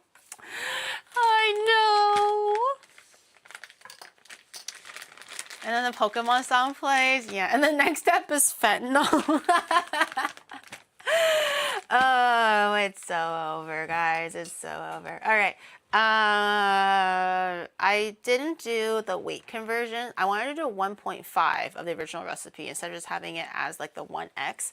So I want, does anyone know what 1.5x of 150 grams is? Can someone do some quick math for me if that's okay? I need 300, so 1.5x of 300 is 450, I think. That's quite a bit. because we're making both, we're using the same dough for both the noodles and for the scallion pancake, because I think it can double as both. It's quite a dry dough for both things, so there's no point to make like two different ones when we can just share the one dough. One time during community day at the park, there was over 200 people playing Pokemon Go, dude. Like, and the thing is, like I live in Japan. Like, this is the best place to be, the best location, the best timeline, the best blah blah blah blah blah to be playing Pokemon Go, man. Like, I can go wherever I want. I'm not a child anymore. You know, I'm free. Not that I was like a child, I guess, playing Pokemon Go, but you know what I mean. Like, it's just like I can just do anything. I already do travel streams and all that stuff, so it's just like, should I give my phone to Connor during his bike-a-thon so he can do Pokemon Go for me? I suddenly had a thought. Oh, why did I zero out the dough? The flour, I mean. I think it was like 200 and... Should I go with it? Do it. No, no, no. That's my inner... My inner... naughtiness. The devil on my shoulder. I totally blanked out, and I was going to keep measuring the flour, but instead I zeroed out the weight, so now I don't know how much flour is in here, and now it's all over for me. So you know what? Scratch the measurements. I'm just going to eyeball everything now. I think that looks like enough for both noodles and for pancakes. That's a wild fucking guess, but hopefully that was a close enough guess. Yeah, I think that might be okay. We're looking for a drier dough, so I think based on just experience, I should be able to get like the proper kind of hydration. Usually when it comes to Chinese cooking, the doughs are quite low hydration. It's very dense and very stiff. It's supposed to just be half. So whatever the weight of flour is, just do half of that for water. That's pretty much it. 50% is kind of what you're aiming for. So I'm going to grab, they want warm water. I think warm water makes the dough a little bit easier to knead out, but also not so hot that, is this even warm? Why is the water cold? Wait, what the hell? Wait, someone changed the setting on my thing. Oh. Man, the water is cold. Okay. I think someone pressed the button on the kettle wrong, so I don't have hot water. I just have cold water. How about joining Connor's cyclathon? I can't just go into it and be like, yo. So like, I'm here now. And I don't have an addiction. Is Pokemon Go easy to get fine to do bikies? Well, I'm kind of waiting for the weather to get a lot warmer and also just like overall like sunnier for bikies. I'm still definitely down for bikies because I like being able to have the freedom to bike wherever I want instead of having to take the train. It's like it's noisy and you have to walk around and you can't really talk very loud on the train either. It's just not the best situation to be in for streams sometimes. But right now it's just not quite warm enough, and also it's also like raining this week. It's raining tomorrow too, which kind of sucks honestly, but once it gets a bit warmer and not as rainy, we'll do it. Okay, so a little bit of salt. In terms of percentage, I don't know, but just a little bit. You know, if it's like this much flour, which is quite a bit, this is probably 400 grams if I'm gonna guess. Maybe of flour. I did almost a teaspoon of salt because my salt is like a little bit like saltier this time. I think each batch might be a little bit different. I don't think it's very consistent. But this one's a little bit saltier today or this time. So I'm gonna do almost a teaspoon. This is warm water just from the tap. Just to make sure it's a little bit warm, that's all. Again, if you want to be more like accurate or have a better sense of how much water to flour, just do half of the weight of the flour. But for me, I'm just going to eyeball it. We're looking for a very dry and dense dough. So like usual, pour in a little bit of water, a little at a time, and each time you can use your hands, a fork, a chopstick. just sprinkle in a little bit and use your chopsticks or your tool to kind of like push everything around, kind of swirl everything so it's like slowly hydrating all over and not just like in the middle. You want it to be kind of like forming little clumps here and there. I don't know if you can see that, but it's forming like small clumps here and there. That means it's kind of like slowly uniformly getting hydrated and not just like one big area.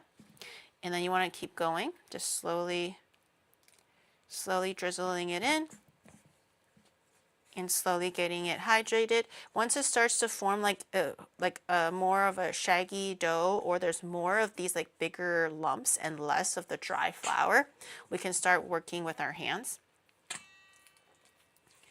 to do a bit of the kneading and everything. But because this dough is quite low hydration, it will not knead out as nicely or as easily compared to a high hydration dough or dough that you're using to make bread. This one is the kind where you just barely make it into a ball because it's going to be so freaking tight from the gluten and just the lack of water. You can't knead it out anymore. It will refuse to move. It's a very tense and tight ball. You have to let it rest, let it relax, let the gluten develop, and also let the gluten relax, and then massage it and knead it just a little bit again until it becomes too tight, and then you do it, let it rest again, and da-da-da-da-da. So it does take a little bit more time and a little bit more patience. But that's basically how you would go about doing like a dough for Chinese cooking. So things for dumpling wrappers, for scallion pancakes in this case, for what am I making with this also? Oh yeah, noodles, where you want it to be like kind of like chewy, right? You want the dough to be quite dense and quite chewy. You want a dry dough like this. Is this bread? No, bitch. What did I just say? Huh? What did I just say? I have a little bit of water still on the side. But you know, if you accidentally put in too much water, just add in more flour. It's really not that difficult. That's why like eyeballing it is totally fine. If you have some experience, it's pretty easy to kind of have a feel for it. I wouldn't worry too much about the exact grammage and everything because the flour works differently. If it's like a finer milled flour, if you live in a humid environment, it changes a lot of things. So better to eyeball it than anything.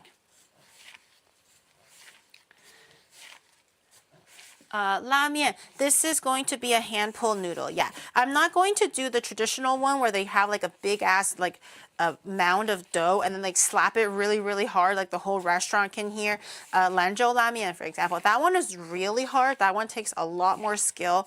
That's like years of practice and dedication. I don't know how to do that one, but we can still make a slightly easier version of hand pulled noodles. So if you want to make noodles at home and have it be like, you know, it's kind of cool, kind of impressive. This is not biang biang mian. I already made biang biang mian before. This is a little bit different from biang biang mian. This is still a hand pulled noodle, but not biang biang mian. Biang biang mian is like flat. This one is going to be cylindrical.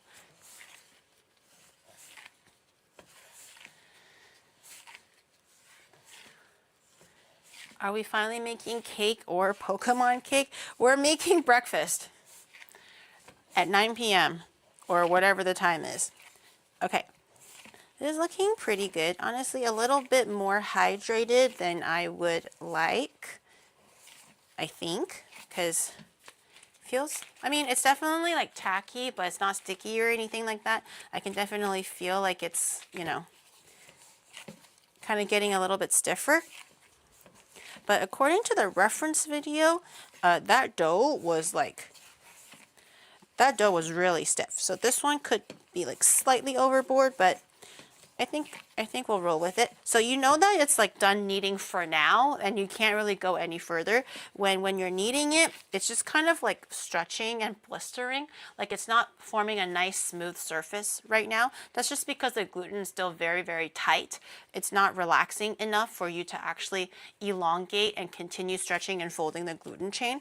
That's one indication. Also another indication is when you're like kneading it. So how you knead it is you take the side, and then you use your hand, you flip it over a little bit, kind of just like on itself, and then you use the heel of your hand to push down to fold it together, but also out a little bit.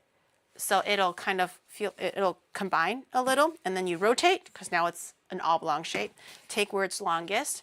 Use your your 4 fingers to hold it, flip it up a little bit, and then use your heel of the hand, push down so it kind of folds together like this. And then push down and forwards to kind of make sure everything is smooshed together. But as you're massaging it and you're noticing that it's not really like forming a homogeneous ball, it's kind of just in its own individual layers a little bit. That's how you know it's a little bit too tough right now to continue kneading it. Like the more you knead it, it's just not going to actually form a nice smooth surface anyway. So you want to have it rest for about 10 minutes or so and knead it again. It almost feels like a tough gummy. Like, you know the texture when you're eating it against your teeth and you're eating a tough gummy? It kind of bounces, like when you push down, it doesn't break through it or anything, and it just kind of like resists it in the middle there. That's kind of what it would feel like on your hand, like eating a tough gummy. See how when I'm folding it, it doesn't really stay together here? That's a good sign to let it rest. So I'm going to just put it back in its bowl, face down, just doesn't really matter, but sometimes I like to keep the crack on the bottom so it doesn't like see the air, and just keep the surface on the top. And then we're gonna get a saran wrap, just or like a lid or something. I think maybe I'll just do this. This might be easier. Just put a lid over it, just so it doesn't dry out or anything. And then we'll come back to it in like 10 minutes, knead it again, come back with it to 10 minutes, knead it again, just so that's really, really smooth, because you want the gluten to be very well developed for both the pancake and for the noodle. If the gluten chain is not long enough, when you're pulling the noodle will snap. Also, it won't be like nice and long. It won't be like stretchy, and you can't stretch it very far. Also, for the things like scallion pancakes, the layers are created because there's layers of regular dough and also like an oil or an oil mixture or an oil dough, sometimes is what they call it, in between alternating layers, and that's what makes it kind of like fluffy and nice and like aerated. But you want to be able to stretch that main floured dough nice and thin, so each layer is thin, or else your scallion pancake is going to be scallion like bread. That's why you want to make sure the gluten is well developed, so you can actually get it that thin or that long, depending on whatever you're making.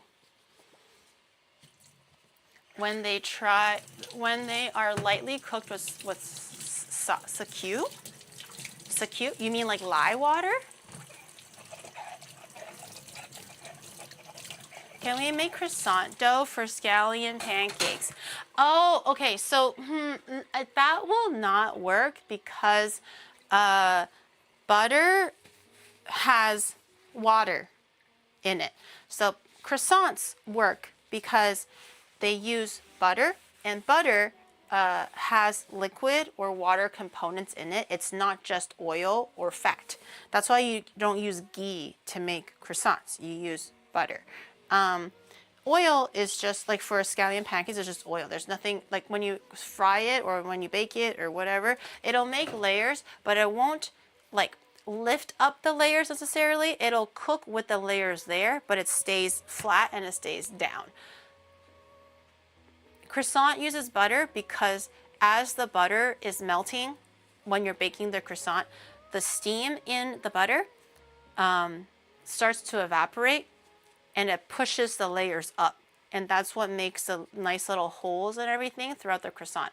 Oil can't do that, or scallion pancakes can't really do that because it's just oil. There is no liquid in oil, so there's no chance for steam to be made to actually like lift it and separate the layers. So it's not quite the same. So can you make can you put like scallions in the dough of a croissant dough and then use the butter? Probably.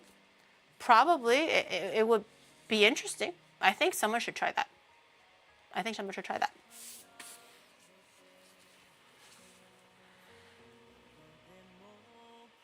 Camera was trying so hard. Yeah, it was in that position where it couldn't quite find the middle point. I felt bad for it. You should try that for us. I've tried making croissants before 2 or 3 times. This is before I started streaming. Obviously without you guys, just to really make sure that you understand where we are.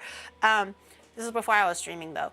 Failed miserably. The first time I forgot that butter has a very low burning point or very high burning point. Like, so it burns very easily. It smokes very easily. I forgot about that. So I was cooking the croissant and because I didn't roll it very well and the butter was like already leaking out prematurely, it dripped to the bottom of the oven where the actual heat source was. And when the timer was finished, which wasn't even very long, I opened the oven and just black smoke just started coming out. And I'm like, what the hell? Like I did the 20 minutes or whatever. I had a timer. I did not miss the timer. I opened it exactly when they told me to. What the hell happened? And then I noticed it was because the butter started leaking out of the bread layers and also leaked out of the tray and leaked to the actual grill where the heat was coming from. And so the butter effectively burned and it was just horrible smell, horrible mess. I tried it a second time. The lamination is very hard to do if you're a beginner. You basically don't want the butter rock hard, but you also don't want the butter to be room temperature soft. You want it somewhere in the middle where it's pliable, but it's also massageable so it can go outwards without it actually melting into like a fat pool. Which is very hard. If you have marble slabs or a room that's temperature controlled, it makes it a lot easier. But at a regular home that can be hot one day, cold one day, understanding how the butter works is very difficult. Like I don't understand how the butter works. Like I don't understand what temperature works best for the butter or how long I should keep it in the fridge or the freezer for before I take it out to do the lamination steps. It's very difficult. So I tried it 3 different times. I've gotten closer each time, but it's never good enough to even remotely even look like a croissant. It just tastes good. And it's like maybe like 4 layers because only 4 ended up puffing up. Even though I folded it with like the 27 fold and everything, only 4 layers ended up showing up because it's hard. It's very difficult. I feel like I don't mind experimenting on stream, but to expect it to turn out well is going to be a whole different story. That takes a lot more practice. You want the butter and the dough to be the same stiffness. Yeah, and I think if you have like those like sheeters that roll out the dough really quickly, that's also great because then it just less time that you have to like with uneven pressure to roll out the butter and also like doing the folding and make sure you're cutting it to release any like pressure in the dough. There's so many things to like factors that can affect the folding, the lamination, the butter not melting, the right amount of puffiness, and also the right amount of like what is it called, like raising of the dough and stuff. It's difficult. So I'm a little scared to tackle it. I'm not gonna lie. Yeah, our marble tile will help a lot because it'll keep the temperature consistent. Honestly, if I have a marble towel, I probably wouldn't want to try to temper chocolate. I tried tempering chocolate with a sous vide machine because I heard the easiest way to temper chocolate that's the most consistent is with a sous vide machine because you're also working with very delicate pressure changes for tempering chocolate. And I didn't have a marble slab. I just was like, well, sous vide it to like 35 degrees Celsius or whatever it was. I'm going to pour it into my mold and it's going to be tempered chocolate. Nope. I tried also that technique maybe 3 or 4 times, failed miserably. So I would like to try just the classic way of like melting the chocolate, adding the seed chocolate, seeing if it's tempered, and then you pour it on the marble slab, you cool it down and all that jazz, and then you put it into your molds and everything. I want to try that too. Wait, what? You got this, Gary? There's a Chinese-Canadian YouTuber who was younger, prettier, cleverer, more polite, and better Mandarin speaker than you. But you will always be the best. Who? Who's that bitch? Who's that bitch that's a Chinese-Canadian YouTuber that is younger, prettier, cleverer, more polite and speaker? Who is that hoe? Show me. So I can slap her. Ludwig, dude, I was watching day 3 or 2 or whatever of Ludwig's journey, and oh my god, it's as a Mandarin speaker, it is so funny and frustrating to watch when the locals are just like, why aren't you using a navigator? Like, they can't express fully. Oh my god, I'm just saying, dude, that could be me though. Like, so for real, that could be me. New Pokemon channel is Pokemon Go now. Yeah, I was kind of wondering what should I make for my first video on my YouTube, my Pokemon deviant of the Onigiri conglomerate, you know. It should just be Pokemon Go now. Pokemon Go. Yeah. Anyways, and then there's nothing more frustrating when they don't know how to express that they're doing a challenge, and the challenge is to know navigating, right? But that's more Mandarin than they know, so I understand why they don't say it. But the locals are just like, why don't you just navigate? Use a navigator. Use a navigator. Why aren't you navigating? And then all they say is, oh, 对对对对. Like the local is like, why don't you just use a navigator? Here, a navigator, do you know what that is? You can use that and find out where you have to go. And all they say is, yes. Oh, okay. Yes. Oh, that's all they say. Like, without it, they could understand nothing. And they'll be like, oh, yes. Oh, yeah, 对对对对对. Oh, 对对对. 是 对对对. Yes. Correct to everything. When the guy is like, why aren't you using a navigator? They're like, yes. And then they go, 毛线. Which is the wrong intonation. 毛线 is cat line. 猫 is cat. 线 is line. They're trying to say 冒险, okay? Not 毛线. So the local is like, oh, here, do you want to use a navigator? They go, yes, cat line. Oh, yes, cat line. And then the local is like, what the these two absolute dumbasses. I can't understand what they're saying. They're a bunch of fucking nitwits. I'm just gonna leave you. So like, I feel so bad for them that they don't have enough like understanding of the language to fully express why they can't have a navigator. And then the local is also frustrated because they're like, why the fuck aren't you using a navigator, dumbass? So where are you going? Just big shop. 猪店。你要去哪儿啊？猪店。酒店 is hotel, but their accent is wrong. So they're saying 猪店, and the local is like, what the fuck? 毛线猪店. What do you mean cat line? Big shop. It's so funny. But credit where credit is due.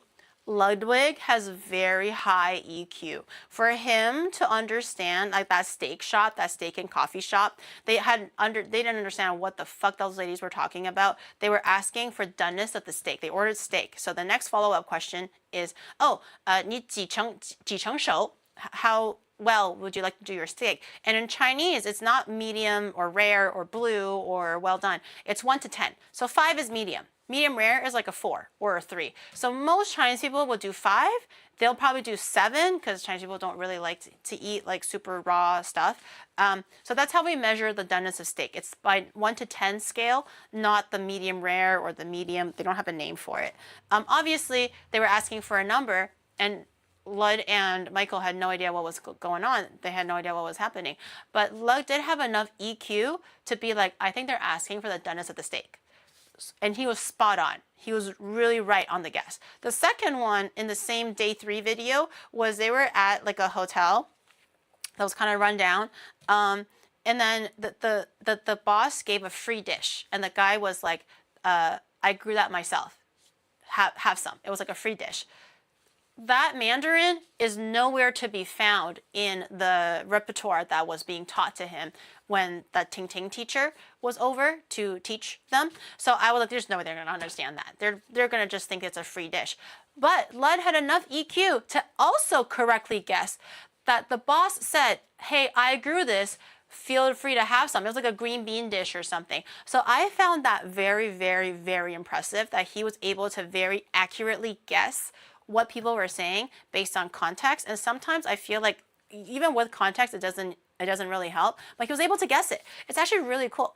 Or EQ, IQ, whatever. Like he's able to kind of like judge based on what people were saying or how they're saying it, what they mean.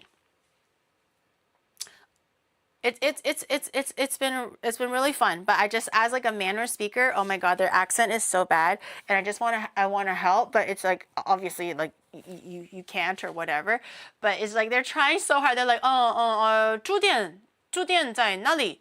猪店在哪里？冒险我们在坐摩托车北京去北京摩托车。And I'm like, no, you're making it so hard. EQ is correct, not IQ. That's what I thought. I was like, I think it's EQ. But anyways, so it's been really cool. It's been really fun to watch so far. I can't wait for day 4. I can't wait to watch today and see what shenanigans they're up to today. But it's been really cool. I hope he doesn't clog in their toilet. But in any case. How many episodes do you think will take? Oh, they'll be there for like a month. Considering how like they don't have a map, they're going in a very inefficient way. The fact that they thought that they were 100 kilometers away from Guangzhou or Beijing or wherever they thought the goal was, and it turned out to be 1,000 because they don't know how to say 1,000 in Chinese. All they hear is "yi," and they're like, "Oh, so 100, right?" And the lady in Mandarin is like, "No, 1,000." They were like, "Oh, 100." And she was like, no, 1,000. And they're like, oh, 100. Okay. Oh, 是，对，100. And then the lady is like, I said 1,000, and they're like, oh, 100. So this whole time, for like 2 days, they are under the impression that they were 100 kilometers away from somewhere, but they were actually 1,000 kilometers away. So they'll be there for a good long while. They will be there for a good long while. If they were telling their loved ones that, hey, I'll see you. Hey, honey, I'll see you in 2 weeks. No, that's going to be a whole month. They have a hard limit of 19 days. 19 days. If they are somehow able to keep going north and not take a wrong turn, which currently it looks like they were able to find a very good path that takes them consistently north, they maybe is able to make up for lost time, because that day 1 or 2 was pretty rough because they were kind of going in like anywhere but north. But now that they're actually on the right path, or like a road that actually goes north, maybe okay. Maybe okay. We'll see. Okay, I was kneading it just a little bit because I felt like maybe it was 10 minutes already. Now you can tell how smooth it actually is. So earlier it was kind of like ripping. No matter how much you were kneading it, it just kind of like, it kind of tears a little bit. That's just because the gluten isn't like ready yet. It needs time to relax before you massage it again. It's nice and smooth now, but I want to go one more time. I want to make sure it's like very strong and very tight. And I'm stopping now because similarly, like I mentioned earlier, it's starting to feel like a really tough gummy where I'm pressing down, but there's a lot of bounce back. Also, when I'm kneading it, it's not sticking together. The first few times after resting, I was kneading it, it just completely became part of the dough, collapsed inside, but now it's not really sticking together. That's how I know it's like getting a little firm again. I don't know if you can see there, but it's getting quite firm again. So we're going to put the lid back on. Let that rest for another like 10 minutes or so, just a short little break. And then we'll come back and give it another round. See, it's still like tearing a little bit there. So if you're making dumpling wrappers and stuff, this is fine. You can stop here. But because we're trying to make something that is quite stretchy and like you're supposed to kind of elongate it and make it nice and thin, etc., you want to make sure that gluten is like really there. So we're going to let that rest and do a little bit more. Smooth like Gary's brain. Smoother, actually. Smoother. Mochi. No, we're not doing mochi right now, but we will be doing mochi. We will be doing mochi. Just because I want to.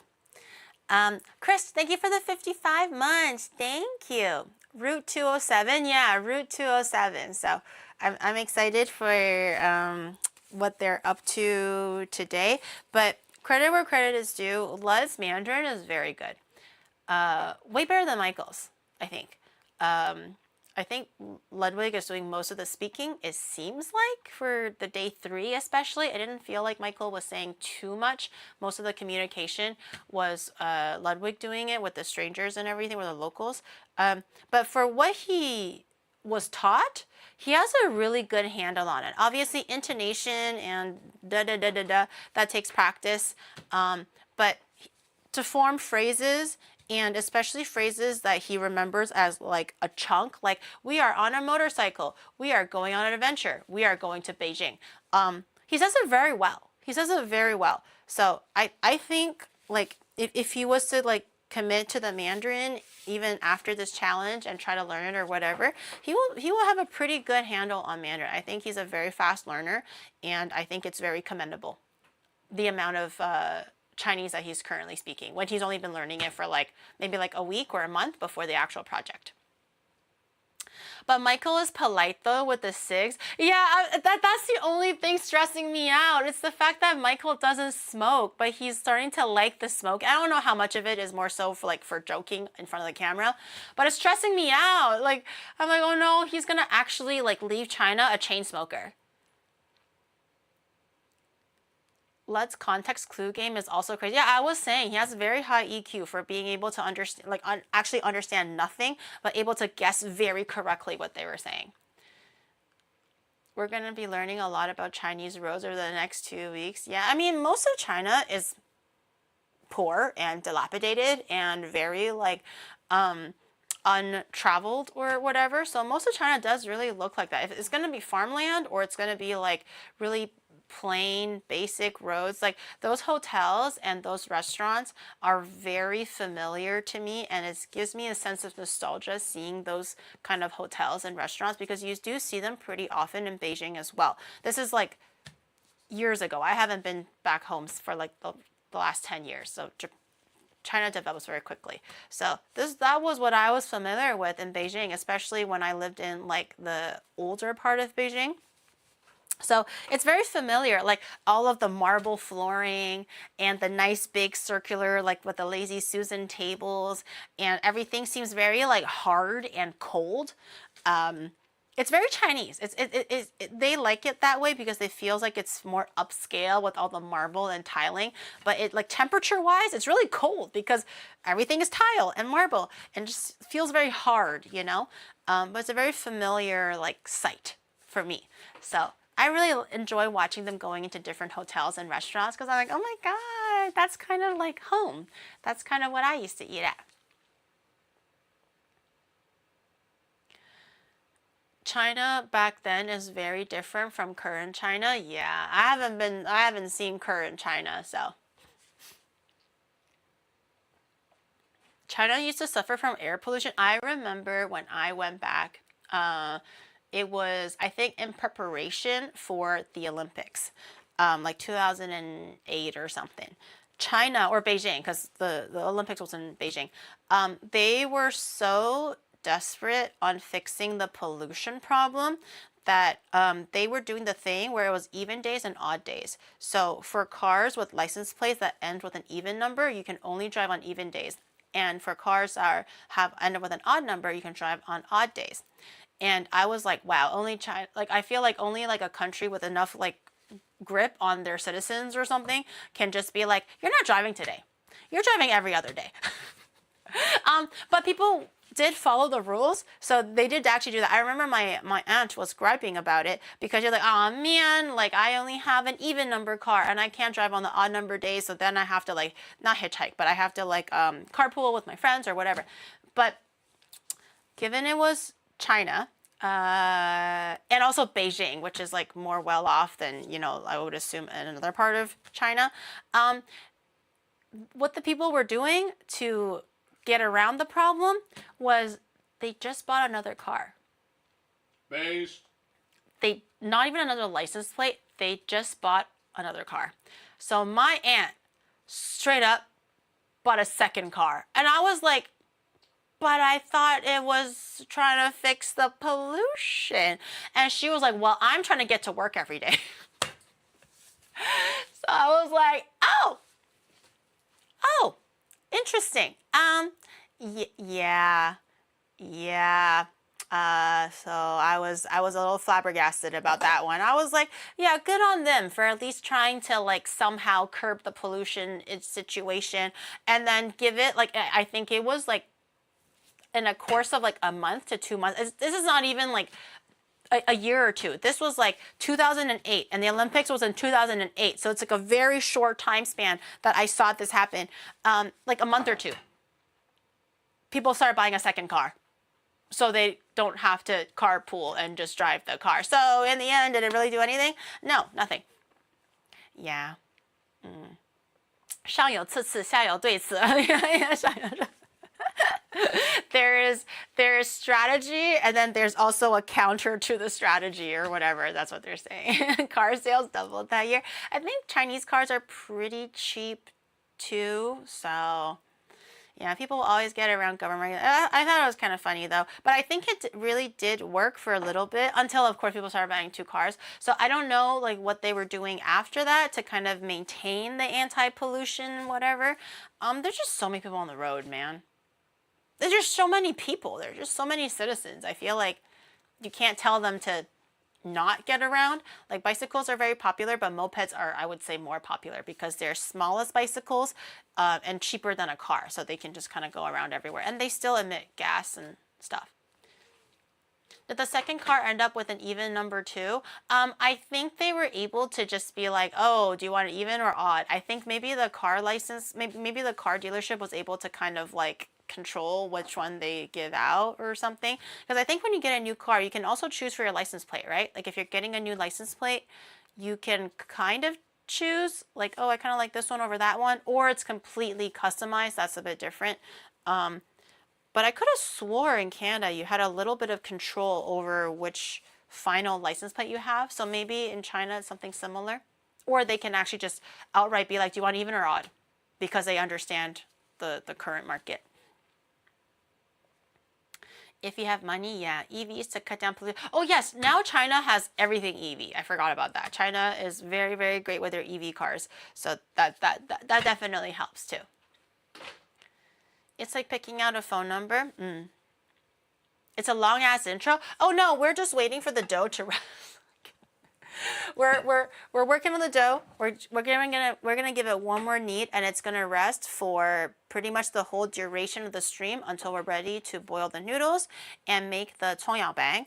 And then during that time, we'll make congee. We'll make the sauce for the dandan mian, and then we'll also make some mochi, just because I want Mochi.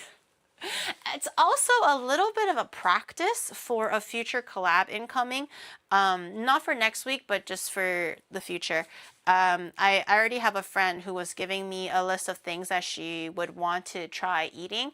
And she says she saw this thing that was from a festival a while ago. It's been living in her head rent free, but she was never able to find it again in a different establishment.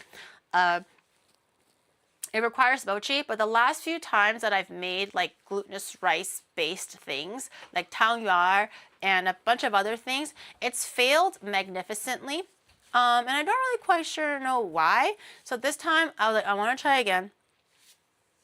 I want to get a little bit of practice in before the actual stream day, because I would be very sad if I was like, yeah, I can do that for you, girl, and then I make it and it's like rock hard, you know, like the last few times. So I kind of want to, I'm trying a new flour, because maybe the flour I was using was wrong this whole time, and I just want to try some different things just to like get a little practice in. No, Henya is next week's. I heard Henya leaked. It's not really a leak. It was already in our calendars and everything. But yeah, Henya did say already that our cooking collab is next week. So next Tuesday, our little tea kettle will be back at Onimart. So we're gonna have a Henya collab next week. But it won't be for Henya, that particular, like the reason why I'm practicing for the mochi. It'll be for someone different. It'll be in April. I'm so excited for 3 seconds of soy. Yeah, either she hasn't changed, or she's like, no more. I'm gonna ask my mom exactly how many teaspoons, but I'm like, no, I kind of want to do the seconds. I want to be 4 seconds. Okay. 2 seconds. Okay. You know, like I miss that. I miss that. Is Henya tall enough to see behind the counter? It will be quite difficult. It will be a little bit difficult, but I could just try to maybe build like a step stool that kind of goes along the whole length of the table. I feel like honestly, it'll be useful for everybody. It's not just going to be Henya. I have a lot of short friends, man. Everybody can benefit from this stool, so I should just make a stool and have everyone step on it. No, she's not coming in person. It's not going to be Henya. Are you kidding me? Henya off collab? No way. I think Chikawa can't even get her out of her house. Chikawa is enough for her to consider leaving her house. What makes you think I can get her out of her house? No, there's no freaking way, man.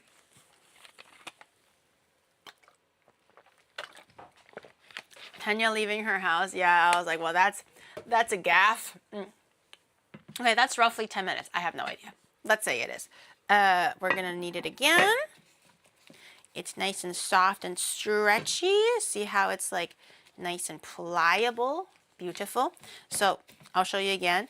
Because right now it's nice and soft and relaxed. If you were to knead it, see how it just melts together. It doesn't become tall and firm and plump.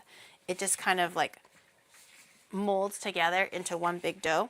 So the more you massage it, the more you knead it and rotate it slightly, the harder it's going to get, the more like resistant and rubbery it's going to be. That's completely normal. You just want to make sure we're creating as many long gluten chains as possible. So until it's starting to fight back again and it's kind of like, you know, not sticking again like this, that's a pretty good sign. Let's check the front. It needs to be as smooth as a baby's bottom, is what my dad always says. You'll know the dough is ready when it's as smooth as a baby's bottom. Let's see. Here, your egg's opening. My eggs? My eggs! Wait, the 10-kilometer one? Yeah. Oh, press it for me. Oh, what is it? Ooh, what is that? I don't know. It's a Indidi. It's a Galar Indidi. Cool. What are the stats? Analyze it. Yeah. Oh, it's a 3-star. trash. No! Can you put a star on it though, so I don't... I'm just gonna transfer it. So, no, don't transfer it. It's a 3-star. No, it's trash. Wait, you're using great balls already? Yeah. What? Oh, you're wasting my great balls. I don't have that many. I ran out of Pokeballs already. I ran out of... Dude, how much were you grinding? What do you mean you ran out of Pokeballs? Giri still has eggs in her matured age, and you still have hair at your young age? Huh? Okay. It's nice and smooth. Very nice. Very supple. Okay. I'm just going to now just kind of like pinch everything together-ish a little bit. I'm going to do the soba technique, like soba artists. I don't know, soba makers. What they do is, because the dough is quite stiff and not a lot of gluten, it's a little bit harder to work with. So to make sure that the ends are like pinched together and it's not like this weird like gaping like layered situation, what they do is they actually make it into a cone. I've done this before, but in case you guys forget. Earlier it was nice and flat and there was like a lot of layers and everything. So it's hard to kind of pinch it into a nice ball. But if you slowly kind of encourage the bottom side where the seams are to form into a cone shape, it kind of makes everything centered at the bottom instead of having everything be flat on the surface. And you'll eventually get to this point where the gap is no longer everywhere. It's just kind of in this little middle area. And then what they do is they kind of just pinch it, right, as best as they can. And then now the gap is kind of more like centralized, and then you just put it on the bottom, let it rest. So whatever you're going to do after that, it's going to be in one nice, like neat little dough instead of having it be like just kind of like layered and all over the place. But before we put it back into the bowl, we're going to oil the bowl. Lots of oil for now. We're going to let it rest for, oh, wait, hold on. Let me think about this. No, okay. I got my steps mixed up. So the plate that we had earlier, you're gonna oil the bowl. We're gonna need a lot of oil. So just keep the oil on the side. So we're gonna give it the one final. Ignore my 5 liters of oil or whatever it is. I'm just too lazy to put it back on the ground right now. So you get a plate, a nice big one, so you can put all your dough in there. But I'm gonna section this off to maybe 4 sections or 6 sections, something like that. Half of it will be for noodles, half of it is gonna be for the scallion pancake. So we're gonna do half, and then maybe like 3, so maybe 6 sections or something. But we're gonna cut into 6 sections, and then we're gonna kind of roll it out generally into a nice like flat shape, and we're going to let it rest in oil for the remainder of the stream until we're ready to cook it and everything, so it has ample time to fully relax. You wanna cover with oil because you don't want the dough to stick to each other. And also like the oil will give it a bit of like more, is it elasticity? I forgot what they said, but it does help with the stretching a little bit as well, with the kneading out and, you know, stretching it as far as it can. So the oil, you want to oil the plate, you want to oil the dough, you want to oil in between the layers, and then you kind of wrap it and then let it rest. And the oil will prevent anything from sticking to each other. And for the noodles, it'll just like separate nice and like neatly. So I'm going to grab my, oh God, it feels so sexy, bitch. Let me smell it. Smells really sexy too. Wait, hold on. I'm gonna cover it up just a little bit. I'm trying to wait for my, look for my dough scraper. Oh man. I think my mom was being nice, so she washed my dishes, but she misplaced it. Okay, I found it.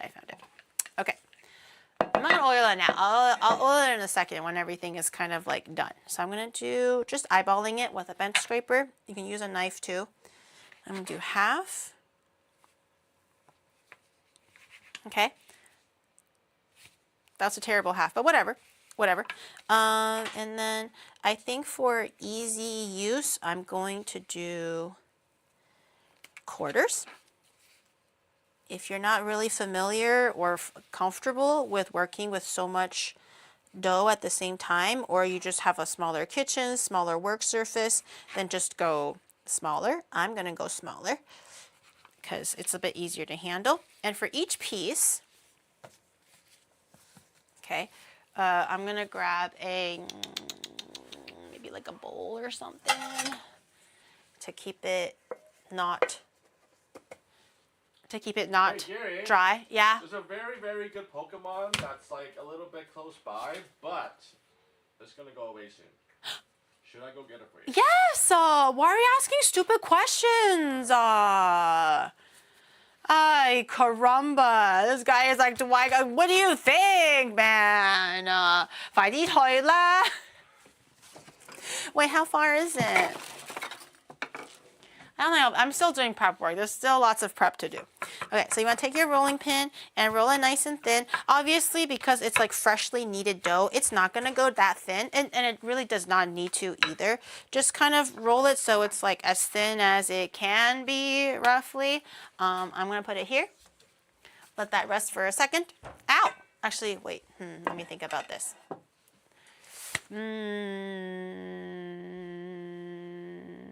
Okay, I'm gonna use a brush. I'm gonna use a tool. I don't want my hands to get dirty and super oily, so I was kind of avoiding it, but let me use a tool instead so I can brush it with oil instead.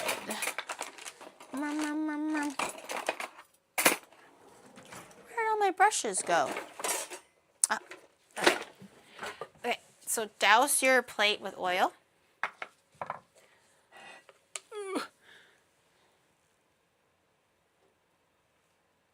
I'm using a tool because I don't want to have my hands super oily, because I have to use the cutting board, use the chopsticks, use the oil. I don't want to just like touch everything and just have oil on it. It may look like a lot, but you want a lot of oil. Okay, so with every time that you make a new piece, just kind of grab it, layer it on, and just grab some oil off to the sides, or just honestly put more oil. It may look like a lot. It's not really going to soak into the flour or the dough anyways, so don't worry about it. Like, don't worry about it like, oh my god, that's too much oil. It's to prevent stickage.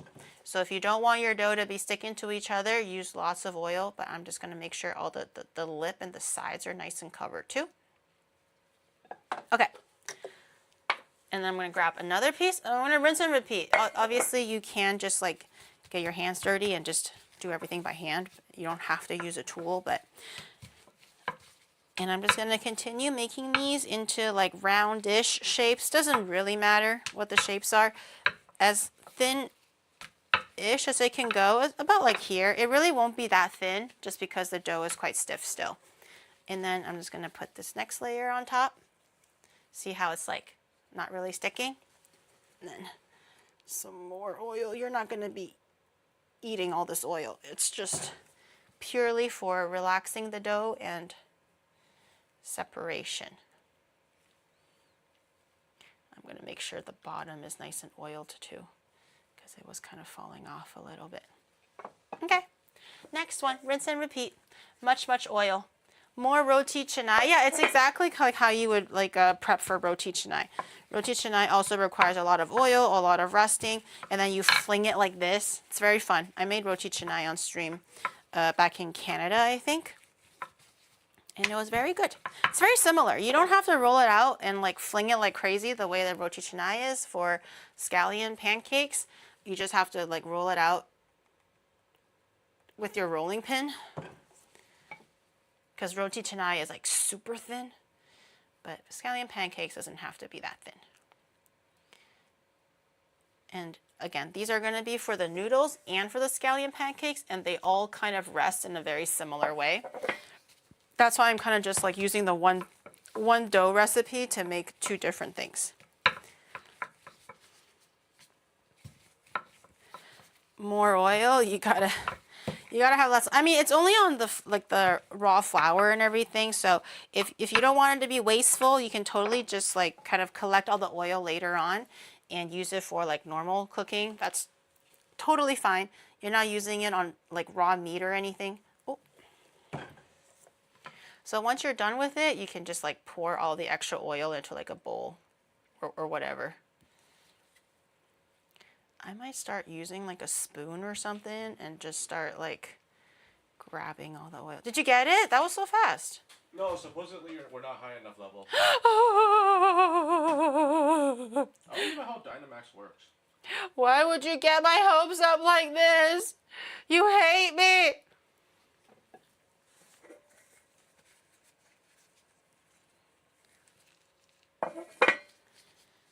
Where's the food? I am still prepping it. We have lots to prep. Lots to prep. And where's the scallion? I'm not on the scallion prep stage yet. You guys are so impatient. It's like, oh, I make God, I don't even know. What's a good example? And then you're just like, oh, well, where is it then? It's called prepping. It's called making literally everything else so that we can actually start cooking the thing. Okay, it takes time. Not everything just takes 2 seconds. Yeesh. We're hungry. I'm hungry. Honestly, I would have kept on yapping about Pokemon Go if it wasn't for the fact that I was feeling my tummy get hungry and I was like, oh yeah, I should cook. I was ready to yap more about Pokemon Go or about the tip to tip or whatever the fuck I was talking about, but I was like, wait a minute. I think I'm hungry. I should eat. It's been forever. It's not been forever. You guys are so dramatic. It's not been forever. It's been like for a little bit, sure, but forever? Just want to make sure the bottoms are. I feel like some of these, the bottom wasn't super lubed up, which is a concern. Okay, I think that's fine. 2 more. And then this can rest. It's already so stretchy, even just like kind of resting here on the table for like the 5 minutes or whatever. So I would imagine, hopefully I didn't fuck it up, but I would imagine that it should be quite stretchy when we're ready to start cooking. You want to, if you have the time, you want to have this rest on your countertop for at least an hour. If you are really, really impatient, this is for the noodles specifically, but if you're really impatient, maybe 30 minutes would work, but the longer you let it rest, the more flexible it's going to be, and the easier it is to not fail, basically. Because if it's not fully rested, you know, it might tear, it might just end up in potential disappointment. So if you want to increase your chances of succeeding, I would recommend letting it rest for at least an hour before you do anything. And if you are making things like 청야방 or roti canai, longer than that if you have the time.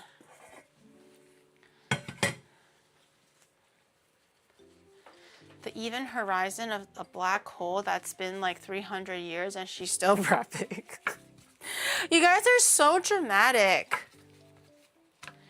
You guys are so freaking dramatic, okay? Are you like this when your parents cook or something? You're like, Mom, I'm dying. Oh my God, we're approaching the outer corners of the universe and food is still not ready. Do you react like this when your parents cook too? It takes time to make works of art. Dying of hunger. Oh my God. Like actually dying. Be so for real, chat. Like actually. Come on now. They cook and feed in appropriate times. You guys are just so dramatic. But you're our bestie. Okay. I can't, you know I can't be mean to the people frog lying down having a crisis, okay? All these like cute little emotes I have a weakness to. So you know I can't avoid it or ignore it. My mom made us do prep work and said that only cooks give orders. Yeah, that's good. Good on you, Mom. No food on the floor.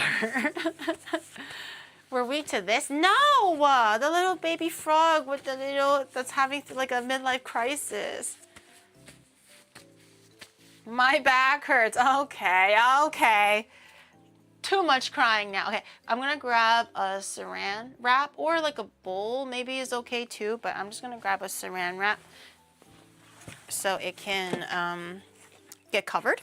Even though the oil would prevent it from drying out as well, but just so that it's a little bit more contained, I'm gonna get some saran wrap. Cover it up very loosely. You don't want to have it pressed down super hard or else it's gonna like potentially like fuse the layers and you want to avoid that as much as you can. I'm just trying to make sure it doesn't dry out. So just lightly drape it over. No. Lightly drape it over. Careful that you don't spill the oil. And I'm gonna put this somewhere else and that's for the time being. So it can continue to do its thing. Pardon the immersion. I'm coming, I'm coming. Don't freak out. I'm coming. I'm coming. I came back. Don't worry. Don't worry. Everything is fine. The rift in reality, the fifth dimension, everything is still fine.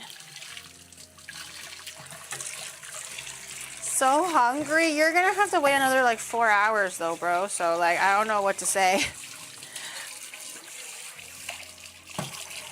I don't know how else to help you with that. You're hungry, I'm hungry. It's gonna be a carbo load day. Okay, I'm just washing this really quickly. I think we're gonna start soaking the rice next for the congee. You guys are asking how to make congee or if I have like a rest. Oh shit, the wall.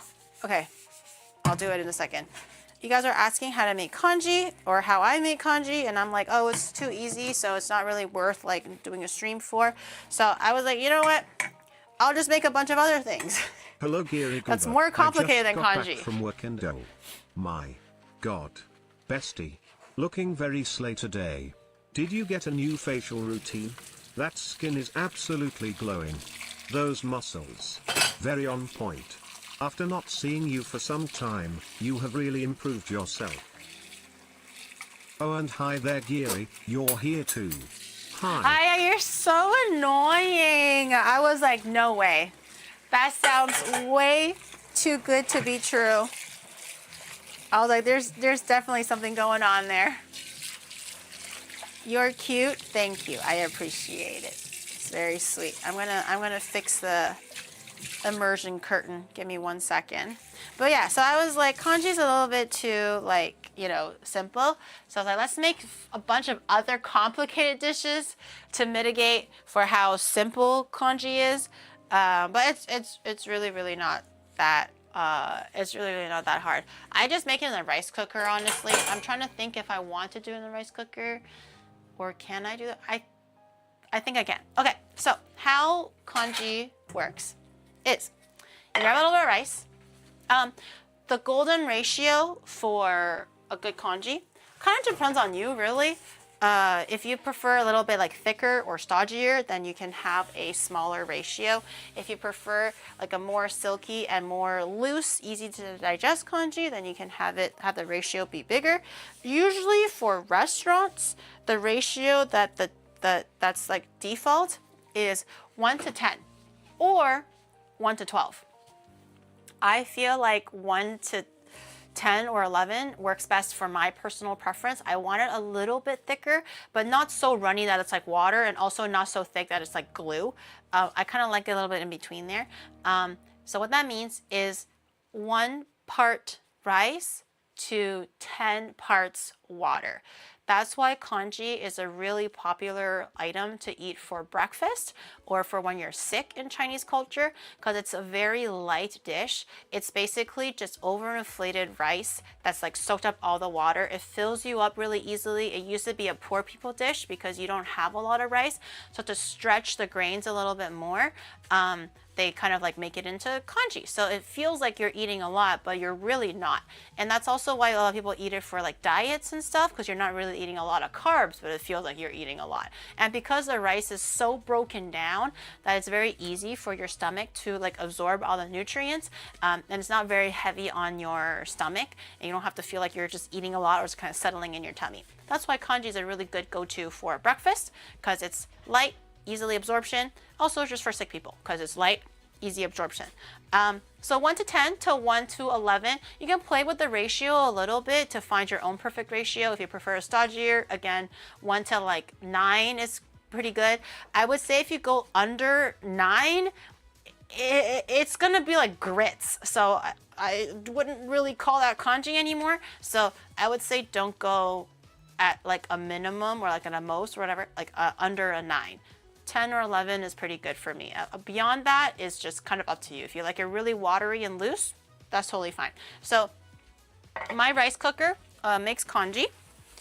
Let me double check what the max it goes to. I don't actually remember, but I think it can fit 10 cups. What is it? Let's see. 5 cups. It should be able to fit 10 cups or roughly 10 cups of water. So for me, for my rice cooker anyways, I usually do the 1 cup or a little bit under a cup. And it's enough to make like a full bowl, basically. It's actually pretty good. So you're gonna get your rice, whichever rice. I'm just gonna use my Japanese rice because it's softer and sweeter and very delicious. I have my Hoshi Hikari, which is a breed of rice. This rice is a little bit chewier and a little bit sweeter. Japan has different breeds of rice. There's like different separations, but I used to really like Tsuyahime. Now I really, oh, it's a little bit dirty. Grab a different bowl. But I really like Hoshi Hikari now. Would it work with biryani? Like, you mean basmati rice?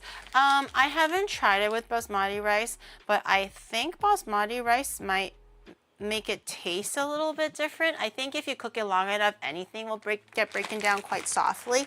So I don't want to just outright say no, but I think short grain rice and like Japanese rices maybe lend a better flavor because it's a little bit sweeter. I think even jasmine rice, if you want to use jasmine, it might be okay, but I would even use a portion of jasmine and a portion of Japanese like sweeter rice, not have it all jasmine, you know? So this is about, well, not a cup, like a rice cooker cup. It's not the full amount, but I think that could be pretty good. Yeah, I don't think my full rice cooker can fit like a whole. I'm saying 10 cups of this, not a 10 cup as in like a 10 cup measure of this. So I'll do this. So that's about 1. Or the 0.75. And I'm just gonna do like maybe like 10 full cups of the water. And you can always adjust as you go. If you're a little bit confused and you don't really know, oh, sorry.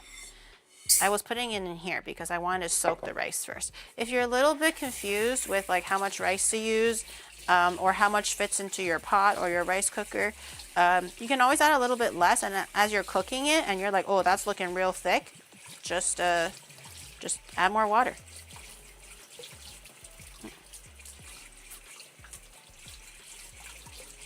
A little bit of rice is leaking out. Just wash it a little bit. I actually don't like to wash it too much for my rice. I actually enjoy the starchy texture for the congee because without the starch, your congee wouldn't be thick. So I just like to wash it twice just to make sure it's not dirty. But I don't like to wash it too much. A lot of recipes are like, oh, you gotta wash it real thoroughly, make sure the water runs clean. If you're eating regular rice, you maybe want to diminish the amount of starch, so the rice is like nice and like individual kernels and everything. But for both rice and for congee, I like the sweet flavor that the rice gives you. I think if you wash away all the starch, you're losing a lot of the rice quality. So especially for congee, you want it starchy and thick and like, you know, gooey. That's what it's supposed to taste like. So I just wash it twice. I don't care if the water's actually like runs clear or whatever. It's not dirty, it's just starch. And you're just let it sit there for like 20 minutes. Not too long. Just let it soak so it can soften a little bit so it cooks a little bit easier. If you don't have time, you can skip this step completely. It'll just take a little bit longer to cook it down until it's like the nice texture for congee. But if you do soak it a little bit, it just makes it a little bit easier. But 20 minutes, it's not too long. And then we'll put it in our thing. What's the general rice wash consensus? I think most people wash it until it's clear. My mom's even taught me to wash it until it's clear, until I realized that like nowadays, like no rice is actually dirty. It's, you know, it's all manufactured and factory made and whatever. Give it a little rinse and stuff, obviously, because maybe there could be some dust on there, but it's not so dirty that it's like, if it's not clear, you can't eat it. Everything is so controlled now with like the food grade and stuff. So a lot of it is just the starch. So I just watch it twice. Can you do century egg in the congee? Yes. What I'm gonna do is teach you how to make the base congee, and then you can add whatever you want. I'll show you how restaurants do it basically. Because usually for restaurants, there's like 10 different congees. There's no way they have 10 full vats of different congees in the restaurant on top of offering other menu items, especially for Chinese menu items. There's like 200 things. And then out of the 200 things, they have 10 big vats of congee. That's like chicken congee, beef congee, egg congee, century egg. There's no way. So what they actually do in the restaurants is they have one big, not flavored congee. So if you want to get it plain, you can get it plain. And then what they do is they basically poach whatever protein or ingredient into the hot plain congee. That's how they do it in restaurants to make it more efficient, so you don't have to like have 10 different like things that take up space and volume.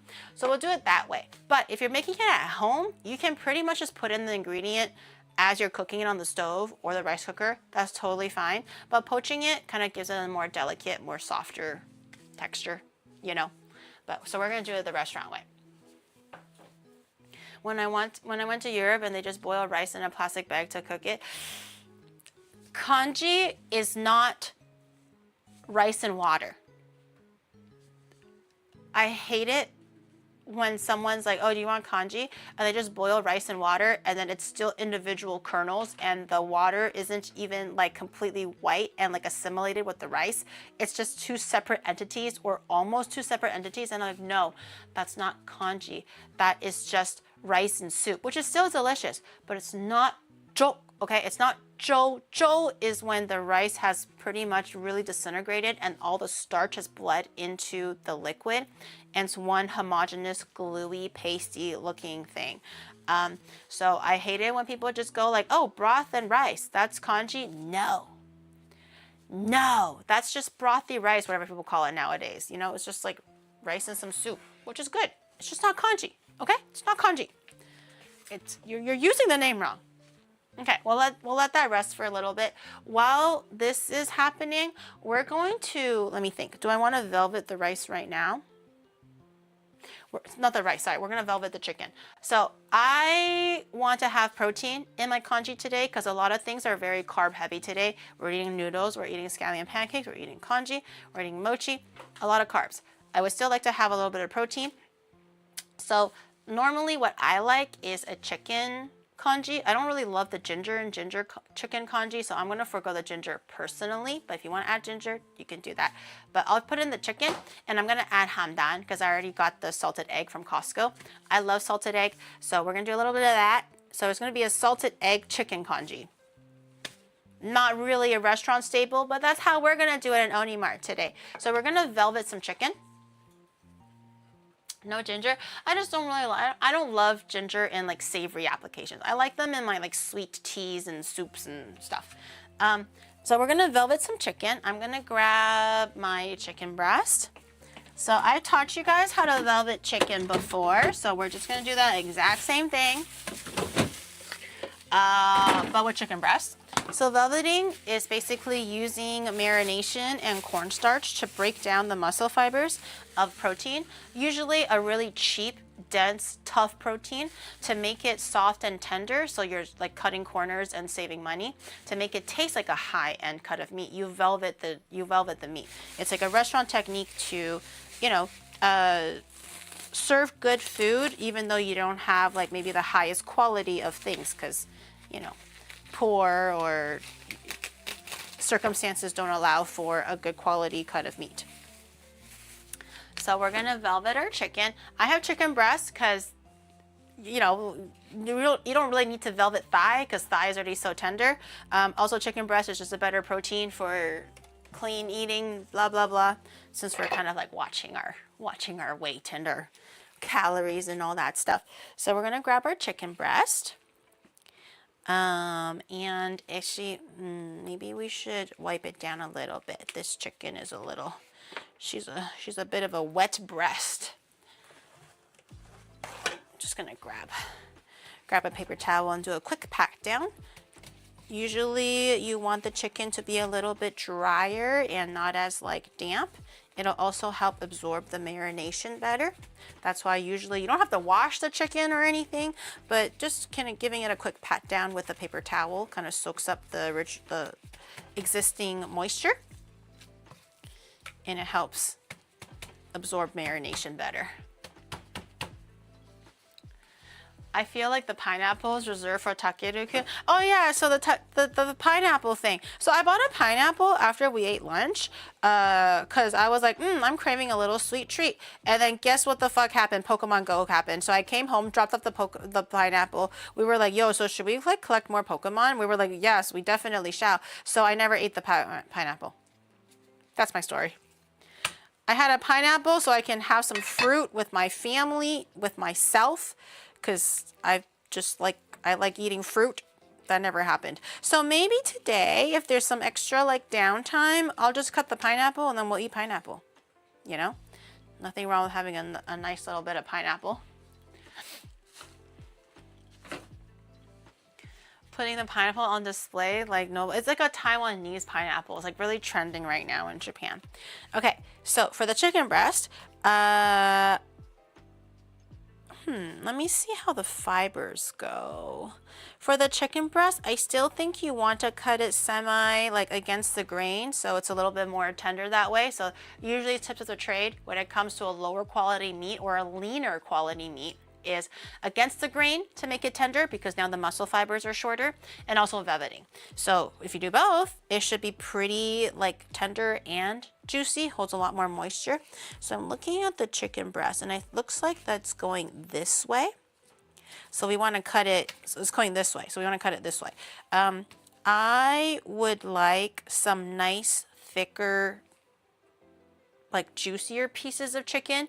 I don't want them to be super crumbling and falling together. So normally I would butterfly the thickest part of the breast to make it so that you're not eating a big old chunk of like chicken breast that's like this thick, you know?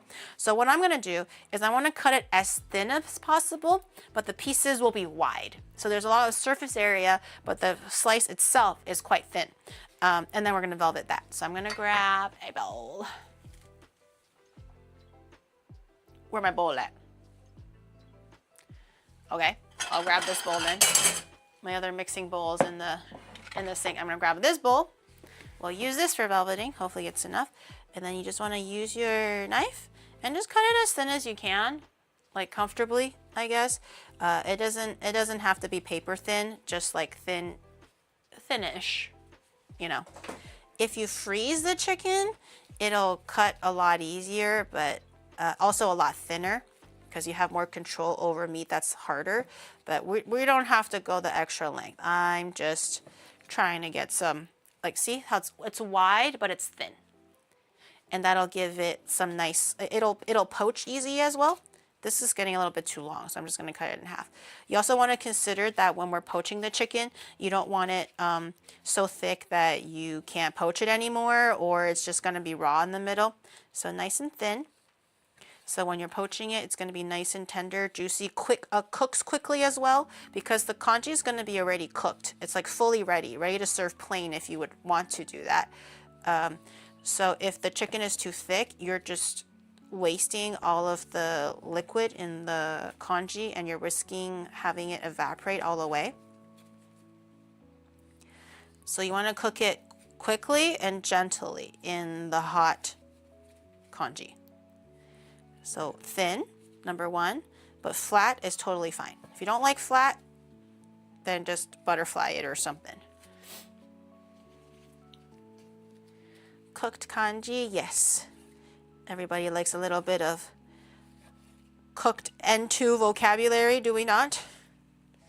Can you imagine it's gonna be like chicken noodle soup or like alphabet soup, but it's congee, so it's rice, and inside the rice you just see like congee, like words float up. That sounds like a nightmare for anybody studying Japanese. Useful, but also similarly a bit of a nightmare.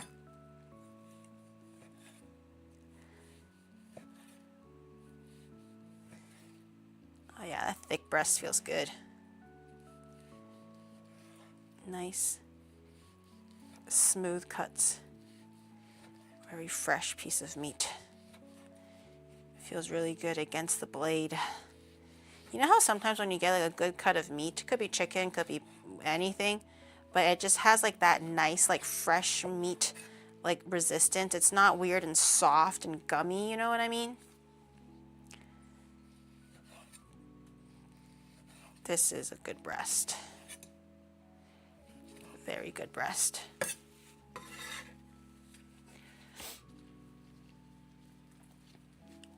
Jack the Ripper be like, it's true though. It's a nice good breast. So similarly for this part is pretty good to continue cutting into strips, but once we get here, these strips are a little bit too long for me. So I'm gonna maybe cut it like this, just so that we have two even-ish pieces to do slices off of. I'm gonna do the fattest one first because the fattest one is the easiest. Usually with these kind of things, this is what a cleaver is made for. It just feels so good. It's just so sexy. Oh yeah. That's some good meat, y'all. That's some good meat. It's soft, but bouncy. A little bit of resistance, but it cuts so clean. I hate a gummy piece of meat.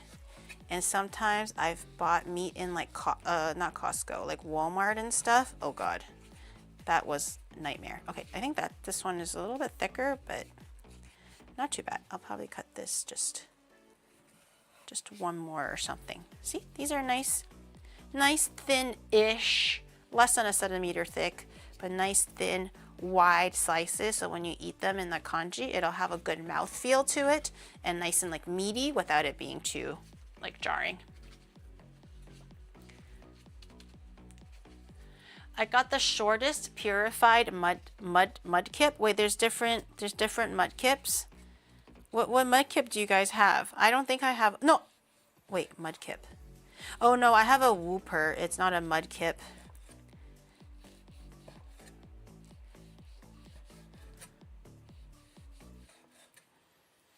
I only have a Whooper right now.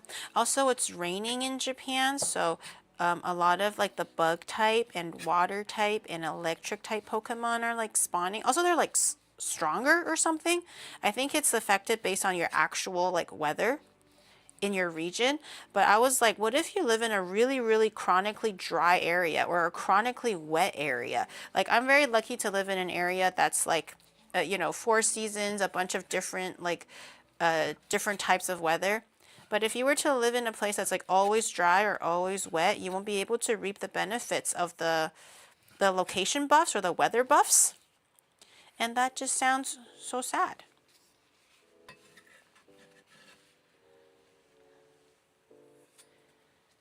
See, with your 95, well, it's not the humidity that's the issue. It's the actual rain part of it. I don't think it triggers humidity. I think it triggers for like actual rain. So today was raining quite a bit, and that's why like my geolocation is like, oh, rain or whatever. Okay, I'm going to velvet this. For the velveting, because I'm not actually making like a sauteed side dish, I'm gonna keep the velveting pretty basic and bare bones. Just whatever that we need to get a little bit of flavor, and obviously the actual velveting part of it. If you're doing a stir fry, obviously you can do garlic, ginger, you know, leek, onion, a bunch of different spices and whatnot, because you're going to be stir frying it or flash frying it to cook it really quickly to seal in all the moisture and everything. Because I'm not stir frying it and it's going to be in a congee, I want the congee to be nice and pure and clean and not like, you know, adulterated by a bunch of other extra ingredients. So I'm going to keep the actual velveting ingredients vary just more based on seasoning and less on like actual aromatics and stuff like that. And I also want to keep it as white as possible.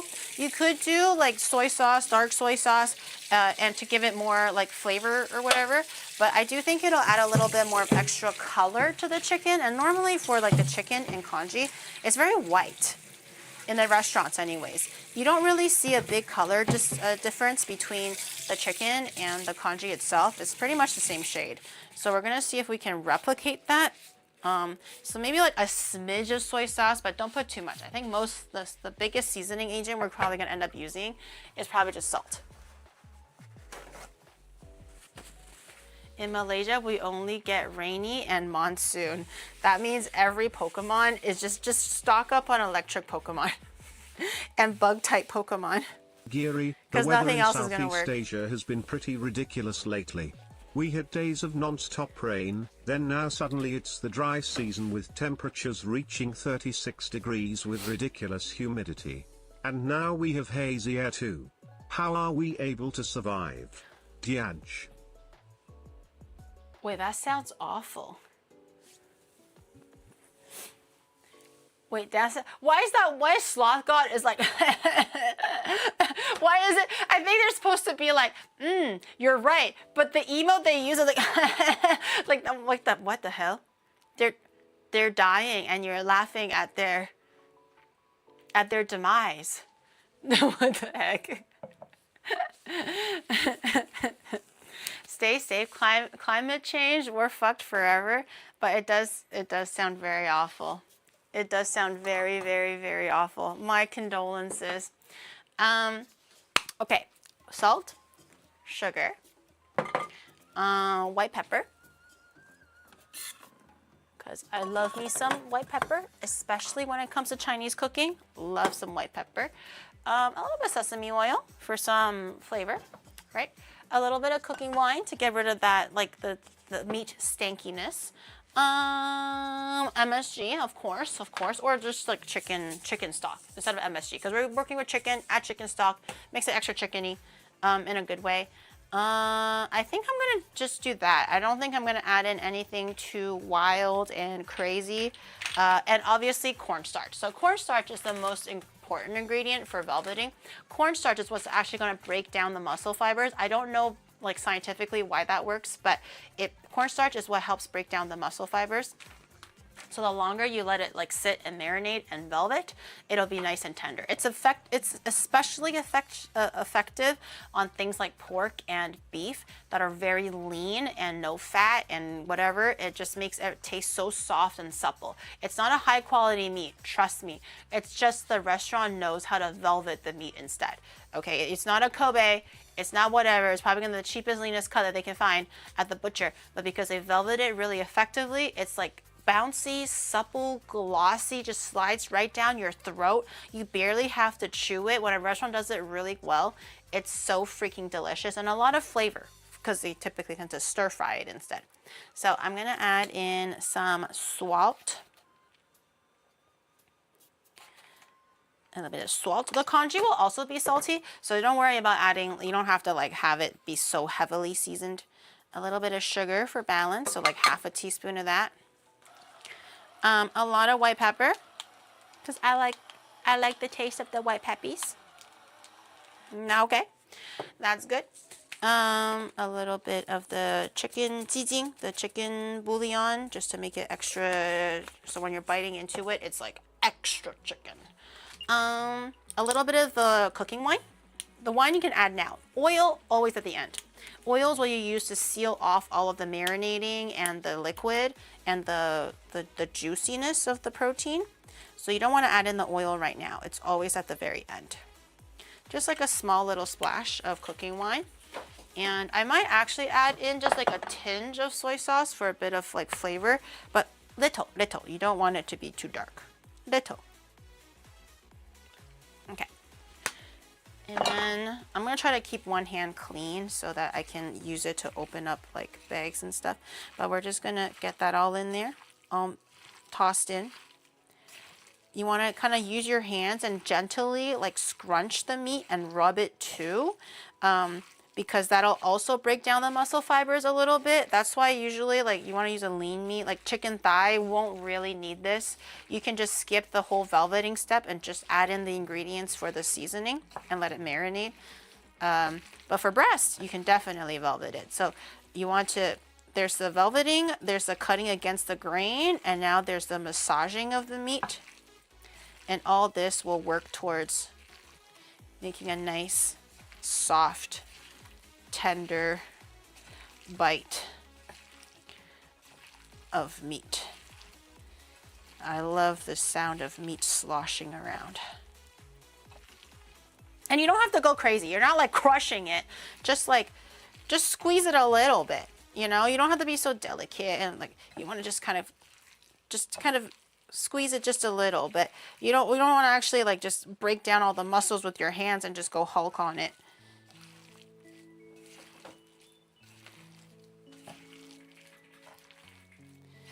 Okay. I think that's pretty good. It smells pretty good too. So velveting is to marinate. Velveting is to marinate using cornstarch. Marinating is marinating. You don't need cornstarch. It can just be the flavor.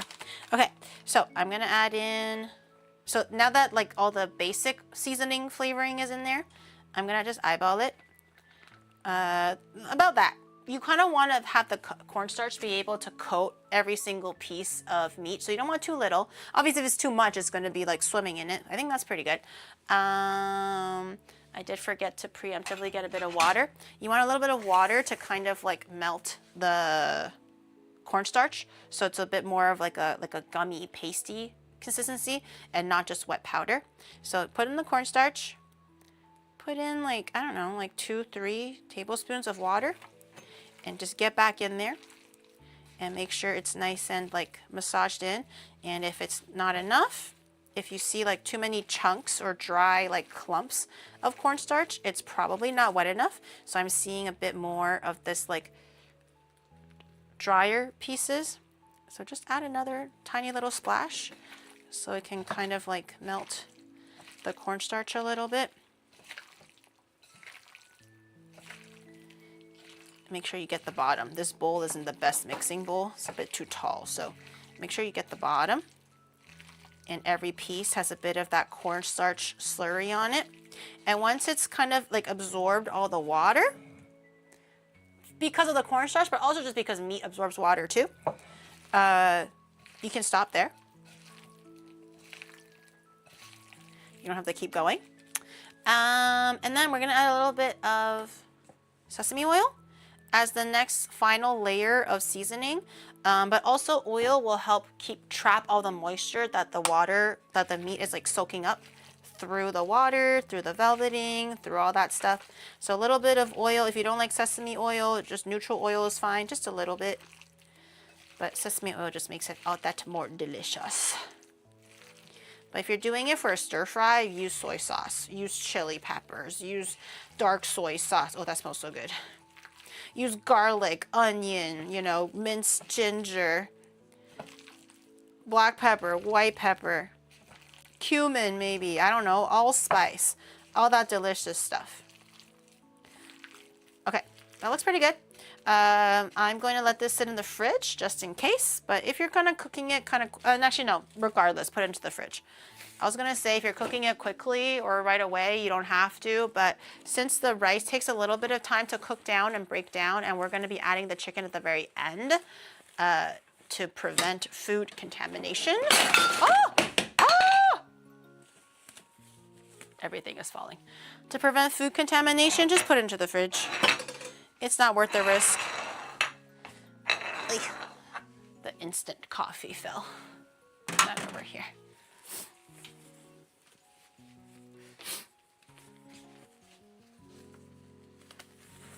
Zom raid. Oh, did I get rated on YouTube? Did I get rated by Ollie? Dearie, the weather Hi, in sea Ollie. has been very terrible Welcome in. lately. Too hot and humid. Do you know what is the proper attire to beat the heat? I ask. Oh, well, I mean, if you're looking for a nice tank top to expose your big chesty muscles, then does Onimar have something for you? Follow orchid8.com/onigiri because we have maybe 2 weeks or 1 week left for the merch launch. Nothing on pre-order, everything in stock. Order a nice little tank top for yourself today. Or if you're just trying to beat the heat indoors and you want to stay indoors and game in your AC'd room and not go outside where it's ugly and muggy and, you know, really, really hot in Southeast Asia, then have a little desk mat. Treat yourself to something for your desk.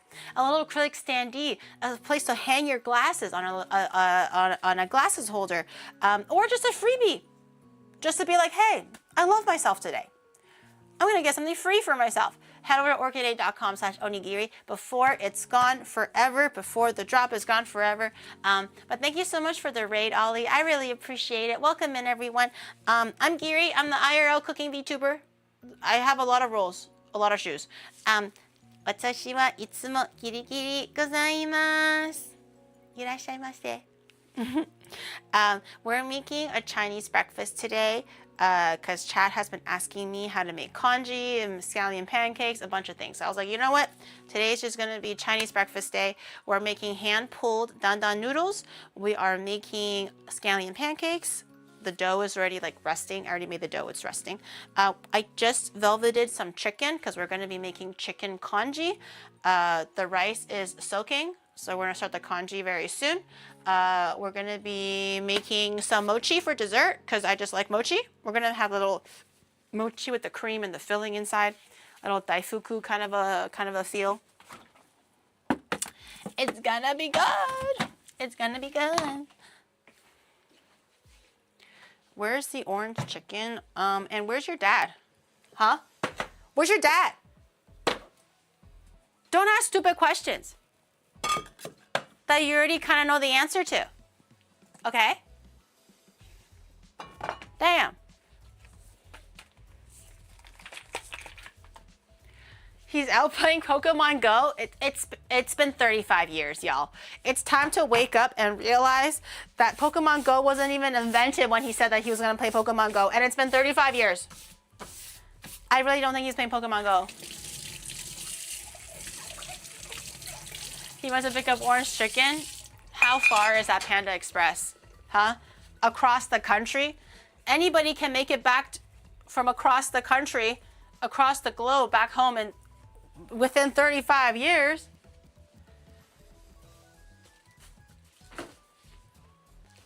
as far as wide as your ball. Sick reality check, bestie. No. Okay. It's been, I don't know if it's actually been soaking for like 20 minutes or not. Ideally about 20 minutes to like, you know, just to kind of soften it a little bit. One way to check if your rice is nice and soft and ready to make congee, if you're kind of more of like a perfectionist, I guess. Again, you can totally skip this step if you want to, and it'll just cook a little longer. But if you want to do the soaking and make sure everything is perfect, you soak your rice, right? Wash your rice, soak your rice.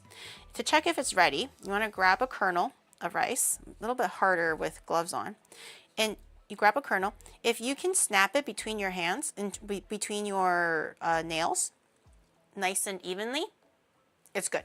If you have to really push down, it's not ready yet. But if you can grab a kernel, maybe a longer one for an example, a better example because I have gloves on. Let's say this one. This one.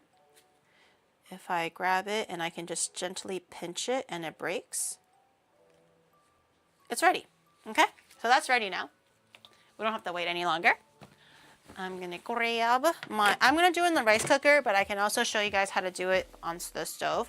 So in a rice cooker, you wanna take this is 0.7 cups, like rice cooker cups of rice. The ratio for Raiders is 1 to 10 to 1 to 12, depending on how thick you like your congee. I'm gonna do 1 to like 10-ish roughly is the intention. So I'm gonna take the rice just to make sure that everything is like well measured. I'm gonna strain the water. This is just a soaking liquid, so we don't really have to keep that. Okay, so we take our just under a cup of rice. I'm gonna aim for like 1 to 10. So I'm gonna do 10 full cups. Or no, 9 full cups or whatever it is of water. So 1, 2, count with me now, 3, 4, 5, 6, not 7, 8, 9. There you go. Okay, I actually prefer my congee a little bit looser, so I'm gonna just do 10. That's just because I know what I like. But if you don't know what you like, just start with the 1 to 10 and then adjust as you go. You can always add more water. You can't take away more water, but no one really likes really thick, stodgy congee anyway, so 1 to 10 I think is pretty good.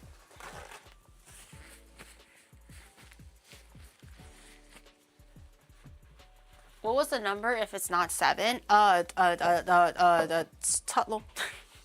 Tutlo. You can say it in Cantonese. Okay. So we have our water. All right. We're gonna put it in. Same step. If you're doing it in like a pot on a stove, just do the exact same step. Okay. So now we're gonna put. Oh, I'm gonna season it just a little bit, so it kind of there's like a little bit of already some seasoning in the congee as it's cooking. You can also season it at the very end when everything is done, but I kind of like to have the flavors more permeated. If you like a plain congee, you can leave everything out and just have it completely just no flavor. If you like a plain savory congee, so no other like seasonings or salted egg, century egg, meats or whatever, but you still want it savory, then what I would do is generally like the general idea is usually always chicken, like a chicken stock or whatever. So don't use a chicken stock though. Chicken stock has color to it. You want it nice and white and glistening. Chicken stock will make it a little bit yellow. So I'm gonna add some chicken bouillon for that MSG flavor. And like a tiny bit of salt. You can always adjust for salt later on when everything is done, but this just kind of like just starts it just a little bit. So it's a bit more, like the flavor's a little bit more imbued in the kernels, okay? You don't even have to mix it. As it's boiling, it'll mix everything together. And then I'm gonna pop it in the rice cooker. For you guys, if it's on a stove, just do all the seasoning and all that stuff and put it onto the stove. And I'm gonna look for my okayu setting on my Japanese rice cooker. Oh, it's not fucking plugged in. Okay, hold on. I have the Okay. Okay. Careful. Careful. Careful. Careful. I thought it. Whoa! I thought it was plugged in. I'll plug it in here. It's all good. Oh wait, Shadow, can you? Where do I plug in this thing without setting the house on fire? Huh? The extension cord? You plug the extension cord in the extension cord? It's not gonna catch the house on fire? Okay. I just worry that everything's gonna catch on fire. Okay. I'm gonna find the okayu setting. Hakumai. 粒ややもちもちもち no no no no no 玄米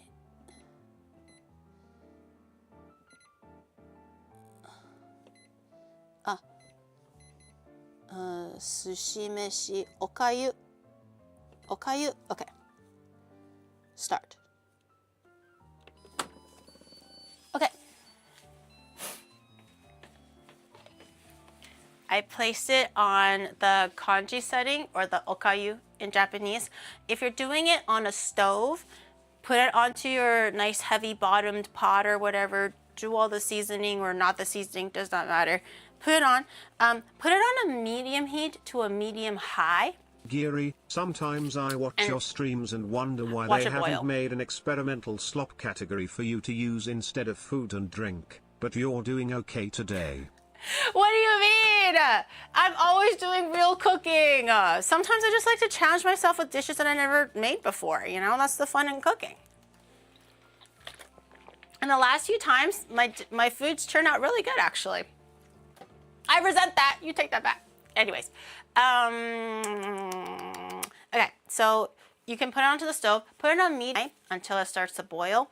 Rice will tend to stick a little bit, especially at the very beginning, because rice is heavy when it's raw. So if you don't stir it consistently while it brings itself up to a boil, it'll just basically settle at the bottom and it'll burn and it'll get crusty, and it's just, no one's gonna like that. You're gonna have a very awful time.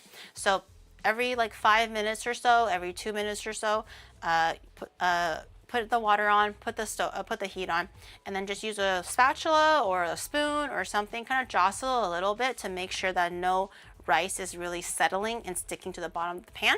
And then you can walk away for a little bit, for 5 minutes or whatever, and do it again until it finally comes up to a boil. Crusty basically, that first initial step is very important. Sounds like a certain streamer we know. I wonder who. I wonder who. Anyways, the first like few minutes before it gets to the boiling point is pretty important. Just make sure nothing really sticks. After that, it's a little bit more low maintenance. So the concept of congee is you want to make sure that there's constantly enough bubbles from the boiling to break down the rice kernels. The difference between soupy rice in broth versus a congee is the rice is broken down. The rice cannot be fully broken down by just sitting in hot water. It needs to have action and motion and a lot of like rubbing when you're like throwing the rice around as the water is boiling to cause the actual the rice to release a lot of its starches and to actually disintegrate a little bit and not keep its original rice kernel shape. So on a stove, you have to be really careful that the heat is never on a simmer. A simmer is not enough. It needs to be a gentle rolling boil. So not like this and like splattering all over the place, especially when it's cooking more and more and it gets thicker and thicker, it turns into lava. If you've ever cooked like lasagna sauce, like marinara sauce, or you know, some sugar, and it's like really heavy and all of a sudden one bubble pops and you just fucking blinds you and shit like that. So, just make sure it's a very gentle but consistent boiling. You want to see the water always circulating, not like tiny little bubbles like this, like a simmer. It needs to be like rotating like this. Okay. What setting would you use if your rice cooker doesn't have a congee setting?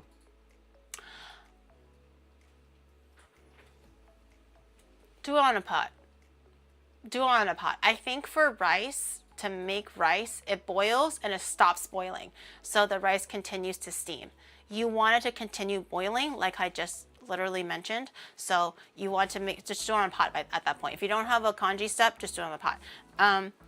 So for the next like hour, it's gonna take a while. It's technically not very hard from a technical standpoint, but it takes a little bit of time to make the congee. So make sure it's always in a consistent, gentle boil. So the rice is always being like moved around, tousled, and every like 5-10 minutes or so, just scrape the bottom just to make sure nothing is stuck to the bottom. And then, yeah, just let it do that shit for about like an hour until it's kind of more broken down. You see that the rice is kind of like falling apart. It's kind of like frayed at the edges. You don't really see any like full kernels of rice left over in the congee, and the congee color is more homogeneous. So you don't really see white, like clear water or translucent water. It's just all evenly a white color. That's also another visual indication that it's ready. And then after that, there's a little tip that I use to make it more restaurant style like, to kind of expedite and really guarantee that everything is nice and like creamy and silky. We'll get there when we get there. Right now it's a little bit too early. If I say it now, everyone's gonna forget anyways. So just let your congee cook in the rice cooker. Don't touch it until it's ready. If it's on a stove, it takes a little bit more like physical participation. Make sure you're stirring it so it's not sticking. And then also it's in a heat setting, maybe like a medium, so it's always like in a rolling boil. MSG, well, you can do MSG, that's totally fine, but I put in chicken bouillon, so we're gonna do that. Are we cooking till morning? No, I'm putting it in a rice cooker. A rice cooker. So it's like an hour. How much longer should I cook it than a regular cooked rice? Well, an hour, I just said. See? You guys are like, oh, she's yapping for 10 minutes. You guys don't listen anyway. I just said an hour. An hour on the rice cooker, because that was the timer, an hour on the stove. You just have to, for the stove, you kind of have to just look at it. Like if it could take 2 hours. If the rice is like really hard, if you didn't soak it preemptively, it may take an hour and a half. So on a stove, it's a little bit more variable. In a rice cooker, it's just kind of the same, because you just listen to the rice cooker. Balaji Maestro, thank you for the 9 months. Thank you. You said an hour just after I typed it. Just get rid of the legs, silly. Okay, fine. I can't account. It took an hour for your mama to be boiled yesterday, if you know what I mean. Why are you boiling my mom, man? Why are you boiling my mom? 3 hours? No, it doesn't have to be 3 hours. It's about an hour. I feel like if you're boiling congee for 3 hours, that's just not congee anymore. It's just gonna be like dried, burnt rice again. It's gonna like evaporate so much, it's just gonna go back to rice. So I don't think that's gonna work. Okay, while the congee is working, the chicken is velveting, the dough is resting. I think we're making pretty good progress, actually. If she says another 1 hour, I'm ahead to McDonald's. Do you think food just happens in 30 minutes? Huh? I mean, sure, some things happen in 30 minutes, okay? Some things happen in less than 30 minutes. When we're talking about you. Anyway. Chinese food takes a lot of time. Sometimes it can take a lot of time. I feel like Chinese food is either 10 minutes or like 5 hours. And this is one of those things where it takes 5 hours. That's why I was like, just go buy the congee. That's also why I don't feel so inclined to teach you how to make congee. I just don't think people were as interested. Also, it's not that hard, but also it takes really long. And also, it's just better if you just buy it. You know, I feel like congee is one of those things where a restaurant does it better. It's not that expensive. And why waste your time making congee? So why are we doing it? Because you guys wanted me to show you how to make congee. And I was like, really? I've had several streams where people were like, can you show us how to make congee? So I was like, okay, I'll show you how to make congee, but you know, it's just a lot easier to just order it and eat it at a restaurant.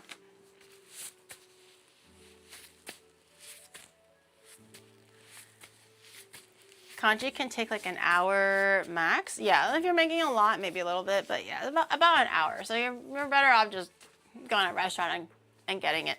Okay, we're gonna try making the mochi now because I want to make daifuku, or a version of daifuku. We're not gonna use like red beans or anything. We're just gonna make like the cream-filled stuffed mochi that they used to sell it in Toronto, in J-Town. I guess if you're in Toronto and if you ever go to J-Town, then you'll know what I'm talking about. But there's this like little pastry stand that only sells mochi. And it's basically cream filled with some kind of like a fruit or cake or some kind of a flavor filling, could be cookie or whatever. It's really popular and it's very yummy. I've never tried making it myself, but there is a dish that an upcoming collab guest wants to try making that's kind of sort of similar to this mochi cream filled ball dessert thing, and I kind of want to have a little bit of practice before when she comes over, or else if we're gonna make it for the first time and then we fail, everyone's gonna be sad. So I just kind of want to see if I can maybe do a better job at making mochi, because the last few times for stream for different things, it's always failed. And I don't know if it's the flour, if it's the technique, but I have a new flour, mochiko. So it's mochi flour or glutinous rice flour. So maybe this one will be a little bit better than the one that I used previously. But we're gonna grab a glass bowl, something that's microwave safe. Giri, I think you were mistaken. We said we want to learn some kanji as we want to learn some Japanese. Not kanji. We can just get that from your mom's house. It's free flowing over there anyway, shrug. No, okay. Yeah, my mom made congee. Bro, I gotta have to beg and plead on my 2 damn knees to make my mom make congee, because she also thinks it's too mafan. Takes too long. She was like, maybe like on a Saturday if we're doing nothing. You wish my mommy would never make congee for you. Okay.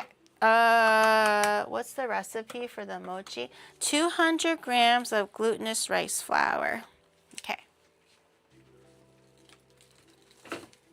She would for us. So glutinous rice flour. If you're not in Japan, where there's so many different different types of glutinous rice flour, honest, which clearly I have on her knees learned the hard way. It got 'em. Your mama was on her knees. Ew! Ew! That's ew! I thought you were talking about literal kanji, you disgusting freak. Okay. If you're in the West, the one kind that's tried and true that I love to use as well is the Thai brand one. It's green. Different rice powders will have different colors. It's color coded. So glutinous rice flour is always green, and it has like elephants on it. It has like some Thai on it and everything. It will say in English glutinous rice flour though. Use that one. That one I've tried before. That's the one. But in Japan, they don't sell that one. Also, just they have so many different mochis and glutinous rices to make dongos, this, and that. It's very different. So it's been a learning process to understand which mochi works, or which glutinous rice flour works and which doesn't.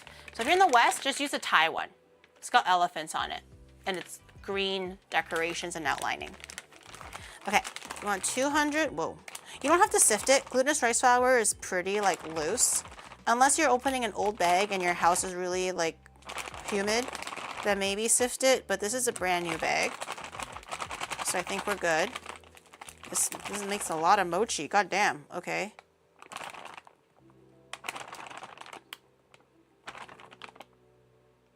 Oh. Okay. It's $199. Not quite 200, but that's pretty good. We'll take it. Is it the double elephant or the triple elephant? It's the I'm pretty sure it's the double elephant, but I don't know now. You're making me second guess. I'm not too sure anymore. I'm pretty sure the packaging had 2 elephants on it, if I recall. Okay. I'm gonna seal this. Hopefully it doesn't explode. Okay. 200 grams of glutinous rice flour. We want 60 grams of cornstarch. So I'm gonna add in Just be really careful as you go along because they have this very similar texture and obviously the exact same color. So it's kind of hard to like take it out if you fuck up the measuring. So either do it in separate like measuring utensils and then combine it later, or just go very, very slowly, or else it's going to be a nightmare to separate. Koda Farm Mochiko is the only rice flour my mom will use. I've used like, they have a bunch. They do like shiratama, and they have some other one that I know how to read in Chinese, but not in Japanese.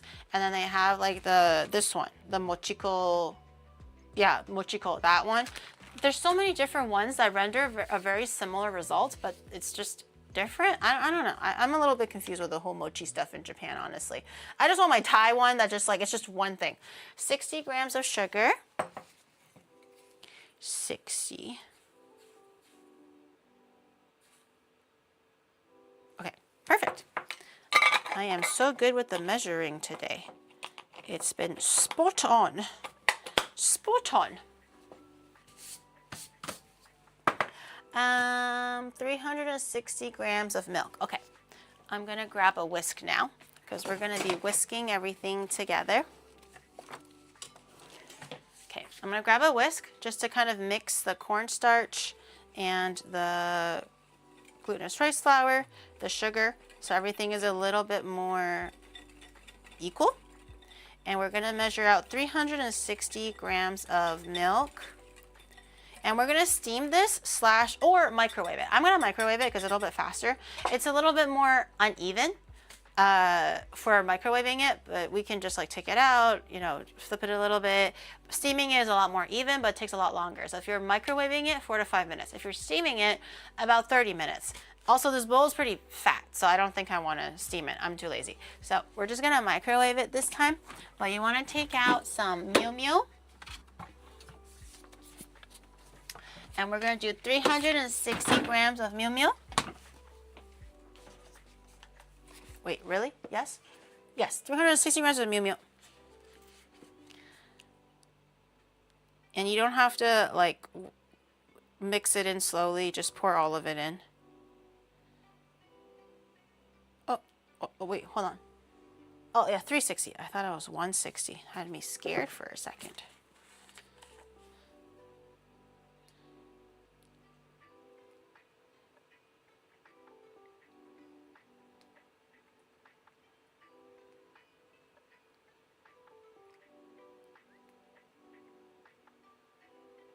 It's really tense. Oh, okay. Perfect. I'm used to volume measure. Usually for baking, I would prefer weight measure because it's a lot more accurate that way. But if you're used to doing the volume measure, just do whatever you're familiar with. Okay, so we added in the water, or the milk, sorry. And then we're gonna just give it a nice little whisk. Everything should turn into a really smooth liquid. It shouldn't be thick. It shouldn't be gluey or pasty. I don't think anyways. It should be pretty liquid because it's not a dough. It's not wheat flour. It doesn't like have gluten. It doesn't make anything really tough and stodgy. It should be quite liquid. Give it a nice little mix so there's no really big lumps. And we're gonna grab another bowl and we're gonna sift it. So just in case you missed anything, in case that there's a bit of dry powder or dry clumps at the bottom of the bowl or whatever may have happened, you wanna make sure the mochi is nice and smooth with no lumps in there so you don't get any dry pockets of like hard mochi when you're cooking it. You want to grab another bowl. So I'm going to grab another bowl and grab a strainer.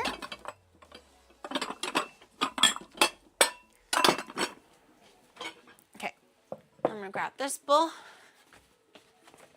I'm going to grab a strainer and you're going to strain it. That's it. It's pretty simple. So once you're done mixing it, just strain it. It'll catch all the big lumps. Well, you slap it in the traditional way. Oh, you mean like pounding the mochi? You have to do that with rice, not with liquid. Also for rice, unless you have like a machine that does most of it for you, hand pounding glutinous rice to mochi takes a lot of time and a lot of like elbow grease. Even nowadays when they make traditional mochi, they still put it through a machine and maybe they hand pound it at the very end. You know the one that we did and like in Nara or whatever, that really famous one with the two dudes that are like, ay, ay, ay, hey, hey, hey, ay, ay, ay, like that, and then they're like, you know, pounding the mochi and everything. That mochi is actually already like 98% finished. They're just pounding it in person for the show. So, you know, because that's how they got trending on social media. So they're going to continue selling that show for marketing. But you really don't need to do that. Like the machines does it so much better, so much more smoother. If you're doing it by hand, you can still make mochi, but it'll just be like that, you know, like the Sakura mochi that has like more rice kernel pieces to it, but it's very mochi mochi. You can get to that state. But to get it to a completely soft and like dango state, everything is done by machine nowadays. Unless you have like 10 muscly men to do it for you. The two guys pounding is just for show. Yeah, the two, it's just to like, for people to like take photos and everything. But we were there in Nara, we were there in person, and I was like, holy shit, I'm so excited to see them make the mochi. And we got there in time where they were making a new batch. And I was like, oh my God, this is gonna be amazing. We're gonna watch them pound mochi. They're gonna be there for like hours. But they pulled it out and it was already all mixed. It was already all soft and smooth. It was already ready.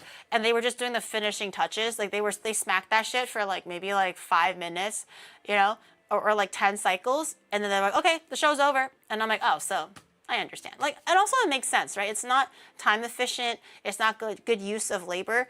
Just use the machine, get it done to like 99%. And then the last finishing touches for a little bit of flair for everyone to take some photos on Instagram. And then you just like make the mochi. They still have to make money. They don't have time to pound mochi all day long. Okay, saran wrap to cover up the mochi or the batter, I suppose. Make it nice and tight. Nice and tight. You want to have a lot of resistance on the top, and the reason being, we are going to poke a little bit of holes on the top of it, so there's some steam hole perforations for it to come out of. If you have everything like sealed really, really smoothly, it'll first rise up because it's, you know, too hot and the steam rises inside, and it might explode and everything. It's a whole thing. So just poke a few holes for aeration so the steam can release. If you're steaming it, do that. If you're doing the microwave, also do that. If you have like, excuse me, like a chopstick or a toothpick or something, that's way better. I don't have a toothpick, or do I? Toothpicks are a little bit smaller and a little bit more like, you know, exact. I think a knife will end up having too big of a hole. I have like a meat thermometer, just it doesn't have to be too many, just a little bit. I think when it gets hot, the holes also get bigger and bigger, and then it's just gonna fall into the pot. Okay, I'm gonna microwave this. We'll take a look and see if this will do. So we'll do 4 minutes, and then we'll see what happens. We'll give it a stir maybe, so it can continue heating more evenly on the other side. But steaming it is more better quality, but microwave is definitely a bit faster. I can smell the steam coming out of the rice maker, the rice cooker for the congee. It smells very good. Oh. It smells very like seen. It smells very like umami.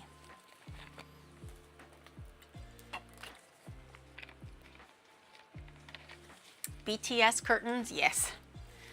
Hide the mess. Okay. Let me think. We can prep the fruit first, so we can have the fruit ready once we start making the mochi. Oh, and also a little bit of butter. The butter will help the mochi soften a little bit. Also makes it a little bit more elasticy. So we're gonna steam the mochi, but we're gonna stretch it too. So the more you stretch it, the more you massage it after it's done, the stretchier and the more texture it's gonna have. If you don't do anything to it, it's kind of similar to gluten, but not really, like not literally, it doesn't have gluten in it. If you don't touch it, it's gonna be very soft and very like flaccid. If you massage it and knead it and like, you know, stretch it and everything, it's gonna have more tension and it's gonna get more like mochi mochi chewy versus mochi mochi just like it melts and coats your teeth and everyone has a really awful time. So we want to make sure we have a little bit of butter. It's going to lubricate the mochi. It'll also flavor the mochi, but it also makes it a little bit more like stretchy, so you can stretch it a little bit better. Use unsalted butter. Because salted butter will make your mochi salty. And nobody wants a salty mochi. We want it sweet because it's for dessert.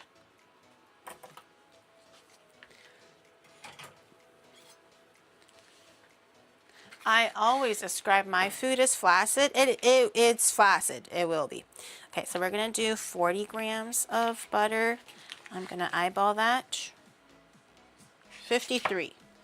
Kind of close, but not really. Maybe here. And it's okay if it's cold butter. I'm just doing it now. Oh, 39. That's perfect. Okay. I'm just doing it now. It does not have to be room temperature butter. If anything, the hot mochi will melt the cold butter and it'll kind of like emulsify slowly with the mochi instead of just kind of like melting it into like a wet pool and all that stuff.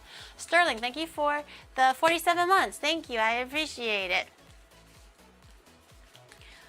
Gooner brain Geary. Nah, man. Cooking is just sexy like that, man. Okay. And also the fruit. The fruit, I'll do the whipped cream at the very end. Oh, you know what? I should have just got the pre-whipped cream. Why did I have to whip the cream myself? I should have just got the pre-whipped one that they have at the grocery store. No, I stupid. I stupid. No, man. Now I have to whip the cream myself. Man.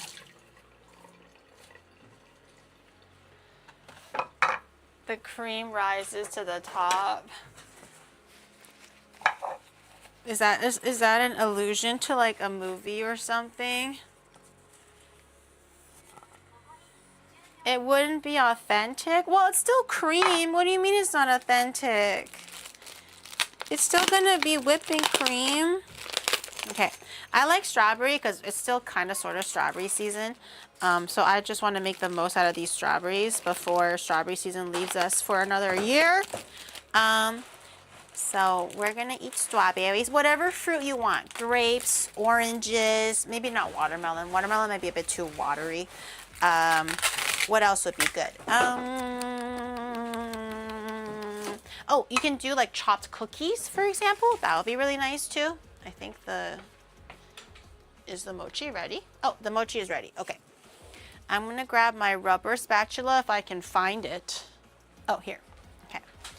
Rubber spatula because it's non-stick. Take it out. Okay, so it's not fully done yet. As you can see, the steam holes have worked perfectly, but I might just get a new one. It's not fully cooked yet because it's still kind of, you know, like liquidy. I'm just gonna give it a few turns and just cut the big pieces that's already semi-cooked just up a little bit so you don't get any like thick pieces like stuck in the middle. And then we're just gonna put it back in there and cook this for a little bit more. So evidently 4 minutes is not long enough. The original recipe was like 4 to 5 minutes and I did 4 minutes. So we might need to do like 5 minutes and see if that's better. So put the saran wrap back on, or a brand new one. I actually think this one might still be pretty good. I'm gonna make it stretch nice and tight so the saran wrap won't collapse. Okay, put it back in the microwave. This time I'm gonna do it for maybe 5 minutes, see if it cooks it a little bit more thoroughly. Well, that congee smells so good, and it's only been cooking for 15 minutes. Holy.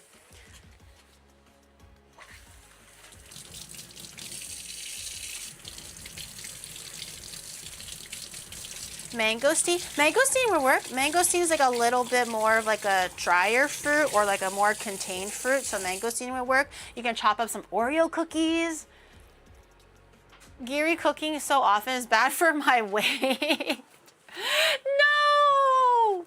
It's good cooking. And not everything is healthy, obviously, because sometimes the best food is like not the healthiest. I'm just gonna dry my strawberries a little bit because we don't want wet strawberries in our mochi. Just a gentle rub. Oh, so it's not super wet on the outside. But this could be healthy. It's a little bit more carby, but we're trying to mitigate it with some more like leaner proteins and stuff, you know? It's good stuff, good stuff. This is her idol diet, please understand. It's a good diet. I mean, you don't have to like drink like 4 cups of congee, you know what I mean? You can still, oh no.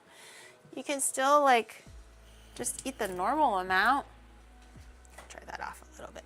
Okay, I'm gonna cut my strawberries now. These are really small and tiny. So I'm just going to mince these.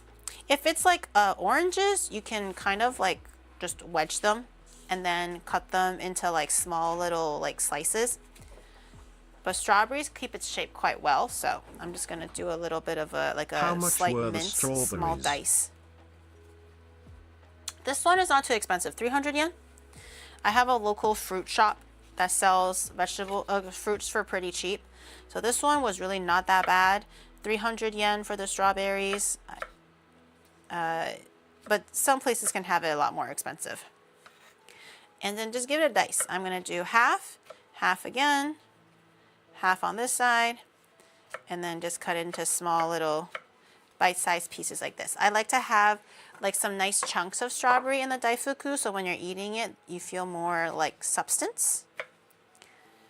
You can do jam too if you like, but I feel like the texture of jam with the cream and the mochi might be a bit like redundant in texture.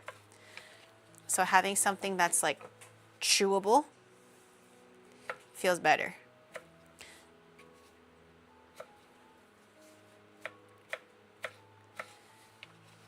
I'm so tempted sometimes to buy like the 800 yen strawberry because it looks so good. And those ones are like wrapped in its own little like casing. It has a nice little styrofoam like seat for it, individual strawberries. It's so uniformly red and all that stuff, but I feel like this fruit market is quite good. It's cheap, but it's actually quite consistently very sweet. Even if it looks like a little bit white on some parts of it, they're all very good flavor. I feel like sometimes the expensive ones don't even taste that good. It's all just for show, which is such a shame. Eat ass first, then tip. Yes. Oh, for strawberries, you don't always, but this is kind of my recommended for strawberries. If you want to min-max the flavor, so it's the best that you can enjoy it, eat ass first, then tip. Eat the ass of the strawberry first, and save the tip for the very end. This strawberry is quite small, so I just whole mouth it. I don't worry about the ass or the tip. Just eat everything all together. But if you're eating like those big fat strawberries, like those American ones, or if you get like those really expensive Japanese ones, that requires like, you know, more than one bite, eat ass, then tip. You are correct. I appreciate you for remembering my teachings. Do I need more? I'll do a little bit more. I feel like these keep well in the fridge for like a day or two extra, so it's okay to have a little bit extra. I think I'll take some of the ones that are a little bit whiter.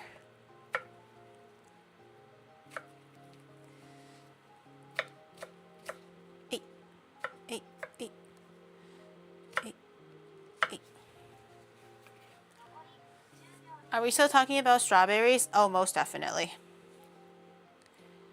I never joke around with strawberries. It's a very serious ordeal. Oh, the mochi. Okay, hold on. Just one more straw. Just one more straw. Okay, hold on. We must hasten. Make haste. Haste the pace. Okay. That should be pretty good. I don't know if we'll end up using all of the mochi. So for now, that's pretty good. So I can also eat a little bit for myself. A strawberry holds more vitamin C than an orange. I heard strawberries or berries in general is very, very good for your body. A lot of antioxidants, a lot of vitamins, minerals. Yeah, like oranges and stuff are not, it's not the most efficient vitamin C fruit apparently. I also learned that. Okay. Let's get our, whoa, steamy. Ooh, warm. Very warm and very steamy. Okay. Open it away from you first so the steam doesn't fuck up your eyes. I also learned that the hard way. Ooh, okay. Kind of take a look, see if it's nice and cooked through. Okay, I still feel like it could just use the slightest bit more time. I just feel like there's just some little bits and pieces that are not the most even. But I'm just turning it a little. So if it doesn't get equal heating in the microwave, now it can. And I'm gonna pop that in there. Can I still use it? No. I'll just grab another one. For maybe like a minute. Maybe like a minute. Just to make sure everything is really cooked and in there. Okay, I'm gonna grab my little meat. Ooh, it's so warm. Ooh, it's so hot. Ooh, it's warm and hot. Warm and hot. Oh my God. Oh my God. Okay. 1 minute. Oh my God, not 10. 1. Ooh, burn my tummy. The breakfast is going to be eaten at dinner at this point. Nothing wrong with breakfast for dinner. Oops. If anything, breakfast for dinner makes a breakfast taste better. I'm just saying. Wait, damn it, sorry. I'm going to put the strawberries in the fridge so it stays nice and cold and doesn't dry out. In the fridge it goes.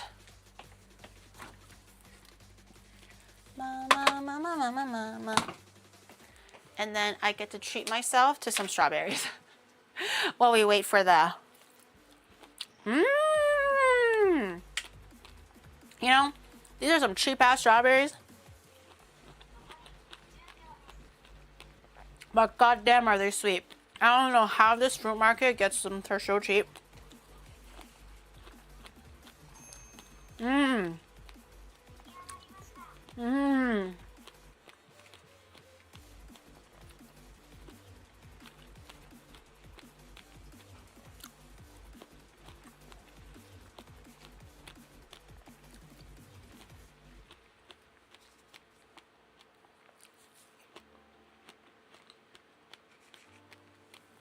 It's 10:45. We have to make haste. Why are we going so slow, gentlemen? Why are we going so slow? It's 10:45. She eats while we starve. Girl, it's just a little bit of strawberry. You guys are so dramatic. You can't be full off of strawberries. I ate 50 and I didn't even feel anything. I'm a testament to that. Okay. Maybe we didn't need to make this mochi thing. Okay, we have our mochi that's now ideally fully cooked through. So we're gonna put in our butter. Let that slowly mix in with the mochi. So the idea is you want to massage the butter and the mochi together. Right now it's a little bit hot, So obviously just be careful while you're doing that. But you do eventually, once the steam dissipates a little bit, you want to get in with your hands and just massage everything together until it becomes one homogeneous ball. And the more we massage it, the more we stretch it, the better texture it's going to be. So it's kind of like a don't take shortcuts and just really commit yourself to the bit here. If you don't do anything to it, it won't have the best stretchy, chewy texture. Can I go in with my hands? It's a little hot. It's a little hot. It takes a little bit of time. That's why you don't have to worry about the butter being cold or whatever, because it's gonna be, there's so much residual heat in there. If anything, the cold butter will help cool down the mochi, even if it's by like a little bit. It just makes it a little bit easier to handle.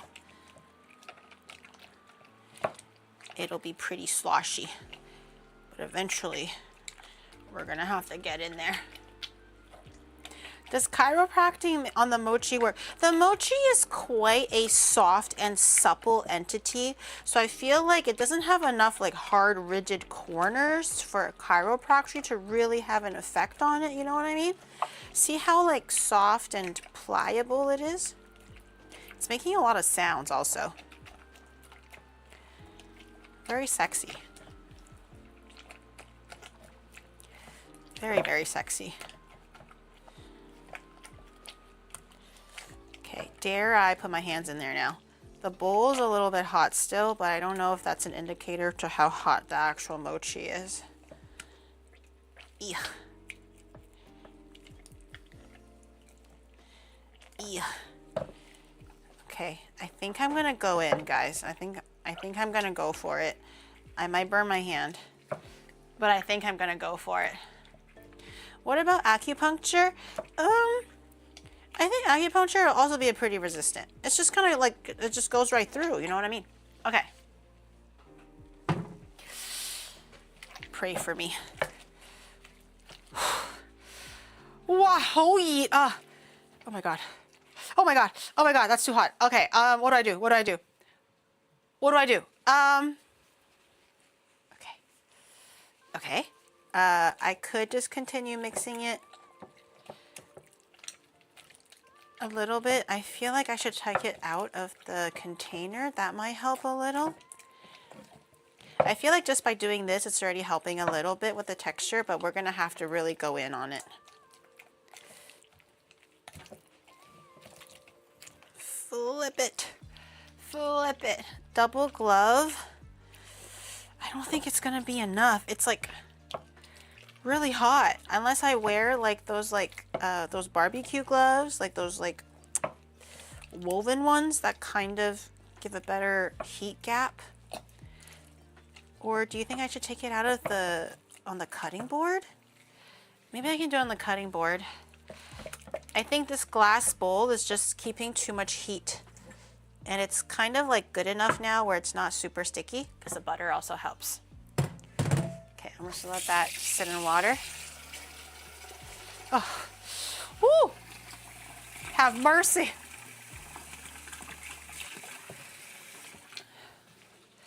Okay. Ooh, ooh, ooh, yeah, ooh, ooh. Wow, hoira. It's great texture though. It feels really nice. It's really fun. A lot of kneading today, I've realized. A lot of kneading. See how it's getting a lot more like springy? That's a good thing. A very good thing. Just has to be a little bit more pliable. And once it gets to a pliable point, we're gonna be stretching it, like literally. Not just massaging it, but actually stretching it, folding it on itself, stretching it again. But we can wait until that gets a lot cooler. Right now, we just have to make sure that it cools down and it's kneaded through. Oh God, so hot. Kneading food right now. It's coming, it's coming. Oh, I can use my, what is it called? Bench scraper. That could help a little bit, I think. Oh, still got a little bit of. Okay. That makes it a little bit easier to work with. It not only picks it up from the cutting board, but I also don't have to touch it as much.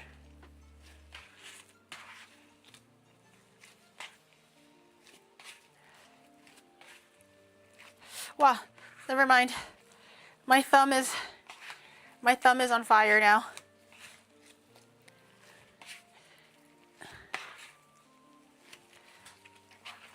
How do they work with this so quickly?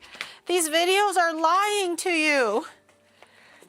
The guy is like, oh, you know, carefully with massage it until it's cold enough to massage it with your hands. And I'm like, got it. Oh my God, this is so...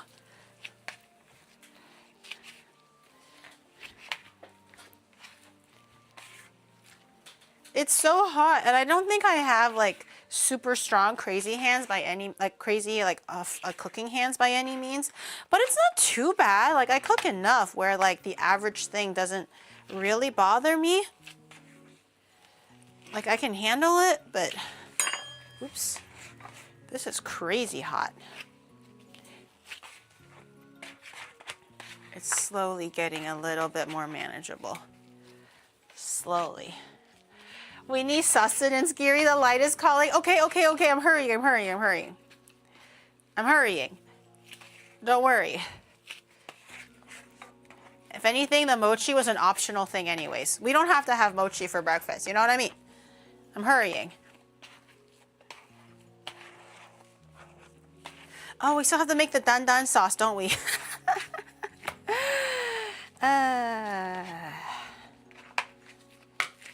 Can I? Ooh. Ooh, okay. Not very stretchy right now, but she'll stretch. She'll stretch.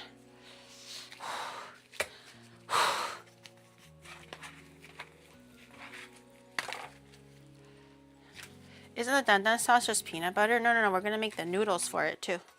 And not the meat. And it's not just peanut butter. Obviously, there's like some other like savory components. For mochi, as far as I know, you want to stretch in the same direction. Let me know if I'm wrong, because that actually just makes life so much easier. But I think you have to stretch it in the same direction, so the mochi fibers or like the stretchiness kind of develops in the same, well, direction.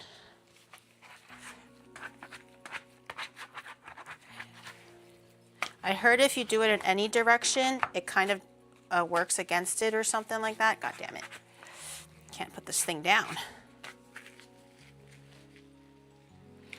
What should we do if the mochi starts singing daikazoku? Cry. Cry and maybe call the doctor.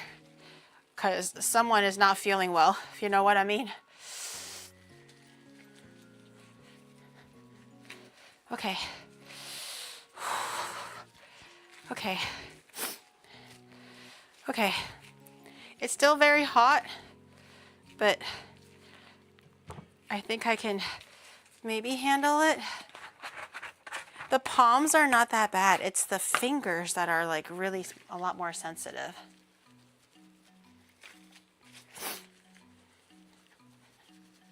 If you do it in Australia, is it still the same direction? Opposite. Opposite. So if you're doing it this way, now you have to do it this way if you're in Australia. Oh, okay. More. No. I always forget that you can't put it onto the board.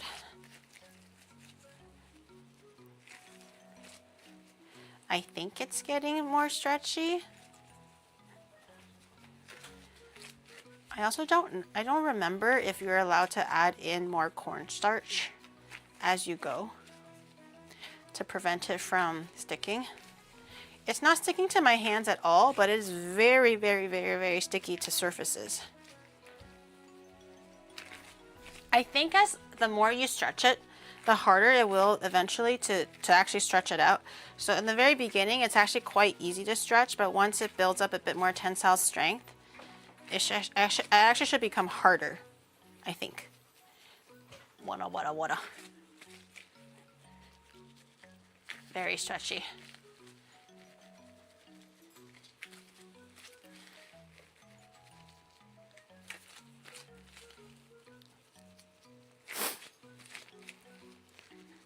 Okay, that feels pretty good to me actually.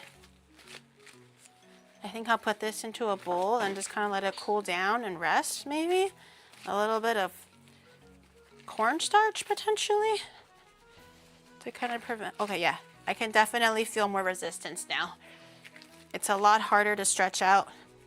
Like shaking it makes it a little bit more difficult. The more you do this though, the tougher and like chewier it gets. So if you like a really chewy, firm mochi, then keep going. Look at that. I don't know if you guys can tell by not being able to feel it. I don't know if you can see it, but it's definitely a lot harder to pull out. It's very firm now. The shaking is quite integral. Like the gravity of it, or else it won't stick out. It looks firmer than earlier, yeah. A lot firmer, okay. Okay, that looks pretty good. I know you guys are a bunch of starving children apparently in here. Starving, absolutely starving for whatever reason. So I'm just going to kind of roll it into a ball here. Just, it's pretty simple. It doesn't look like it's sticking to my gloves at all, but it is very sticky to the wooden surface for whatever reason. But look how smooth that is. Look at that. Look at that. Look at that mochi ball. Look at that. That looks sexy. Bam. That's firm. Oh yeah. Bam. Okay. That looks so sexy. Who needs porn when you can look at this? Honestly. And if you disagree, that just means you've never touched a sexy piece of mochi yet. Okay. I'm a little bit scared to put it onto the cutting surface because I worry that it's going to stick again. So I'm just going to hold on to it like it's a baby.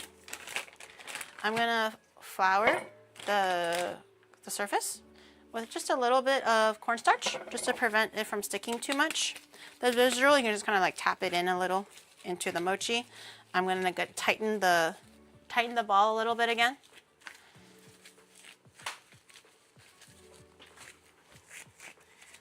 Okay, and then just seam side down. Put it in. Just a little sprinkle, just to kind of like make sure nothing is too sticky. Okay, you don't want it to dry out or anything.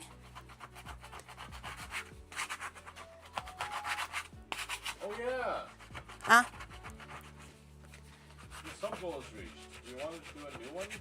Yeah, oh yeah, I was gonna do that and I totally forgot. Oh, they said bungee jumping and I was like, at 5,000 subs, bitch, and chat was like, okay.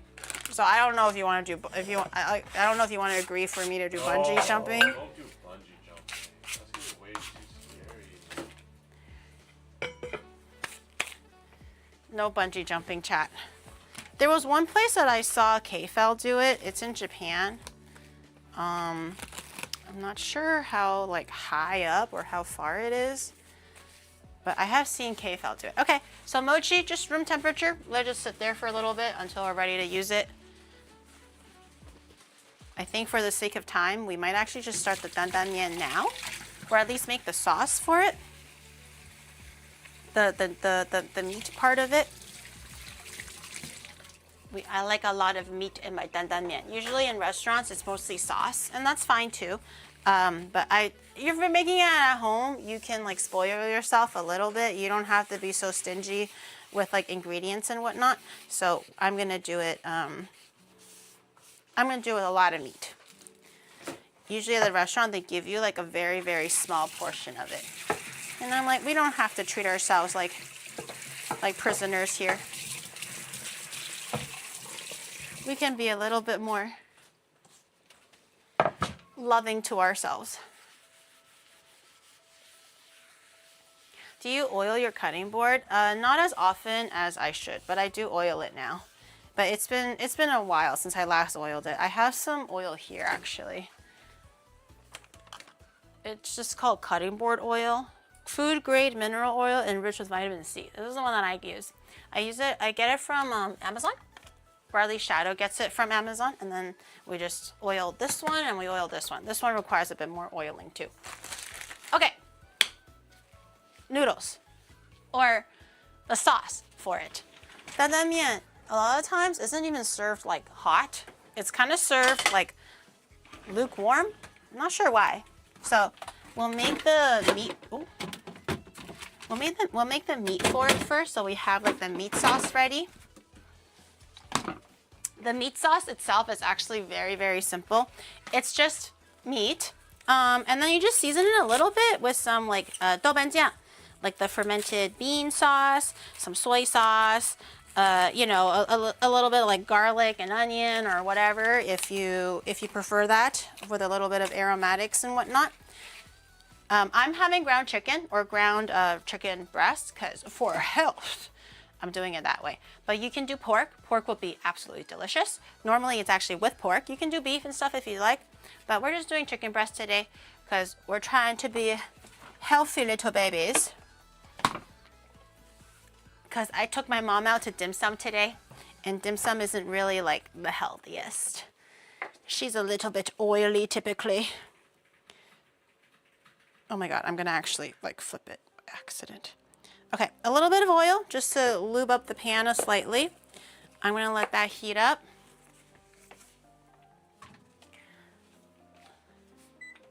You don't have to pre-marinate, you don't have to get anything ready really.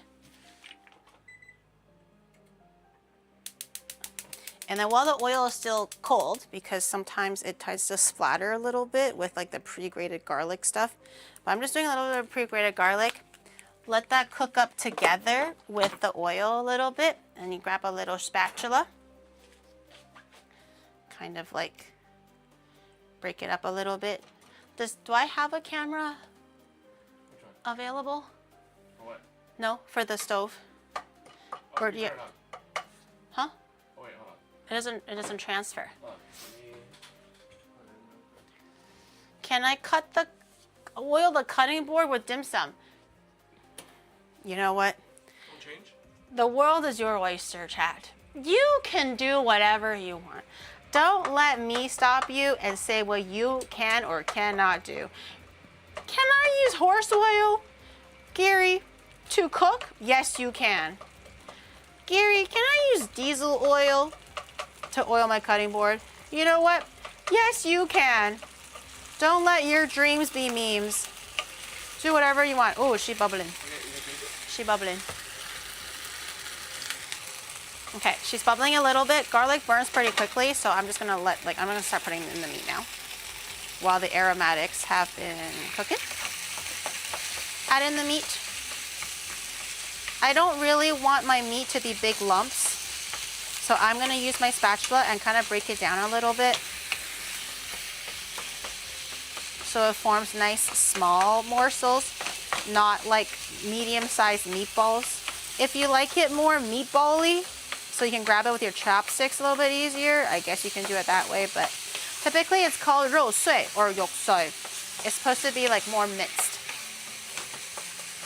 So as it's cooking, just break it down. I would recommend don't wait for it to sear and then break it down later. I know the intention may be like, don't touch it, let it sear first. But if you let it sear first, it's just gonna end up clumping together, and it's gonna be even harder to get it more to a finer mince. So you wanna do this early before it starts to hold shape. Just like tok, tok, tok, tok, tok, until it's ready to cook down. At this step, when the meat is still a little bit raw, I'm gonna add in a little bit of cooking oil, cooking wine, just a little bit. Chicken doesn't really have that much of a weird taste, but a little bit will also make the meat taste a little bit better. The Maillard reaction, in this case, we can also just let it sear later, and it can also sear with the sauce. If you let the Maillard reaction work, which is fine, the meat will kind of get lumpy together, so it's going to be a lot harder to break it down later. I'm also going to season it with a little bit of salt, just so we're layering our seasoning. Just a little bit. It doesn't have to be salty enough right now. Just so that it has something to work with, and then we're going to add in more as we go. Because we're also going to add in doubanjiang and stuff like that.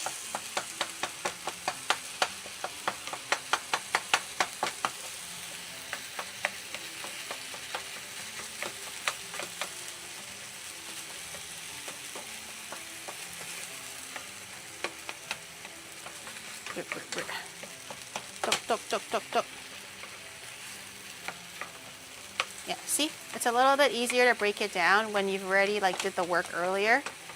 So it's like separating a little bit and it's not clumping together. You can make it more like fine too, but I think I'm pretty good with this. I'll just keep lightly breaking it up a little bit as it cooks down. There's also a little bit of liquid. I don't know if you can tell, but there's a bit of liquid coming out of the chicken. I want to make sure it's all like evaporated and nice and dry before I add anything else, because we don't want wet chicken. You don't want wet ground meat in general, unless it's like a lasagna sauce or something. So now you can kind of let it wait and let it simmer off, let it brown, let it do its thing. MSG I'll do later. I don't have to do it now. Right now I'm just kind of waiting for the chicken to cook. Once I start layering in all the flavors and seasonings, then we can do it. In the meantime, I'll wash my bowls.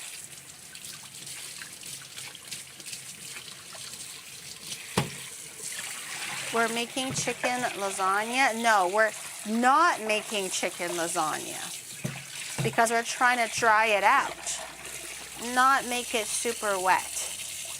Although chicken lasagna sounds pretty good. It sounds very healthy, but it sounds pretty good. It definitely is tastiest with pork though, so if you want to like have like the tastiest dandan mian, definitely use pork. There's so much fat that renders out of pork, and you're just essentially frying it in its own fat, and that's just, there's just something so sexy about that. But not the most healthiest when it comes to macros. So chicken breast has like barely anything in there in terms of fats or anything, so it's gonna be a little bit lacking in the sexiness, but it's going to be super sexy in terms of how much protein you're gonna be getting.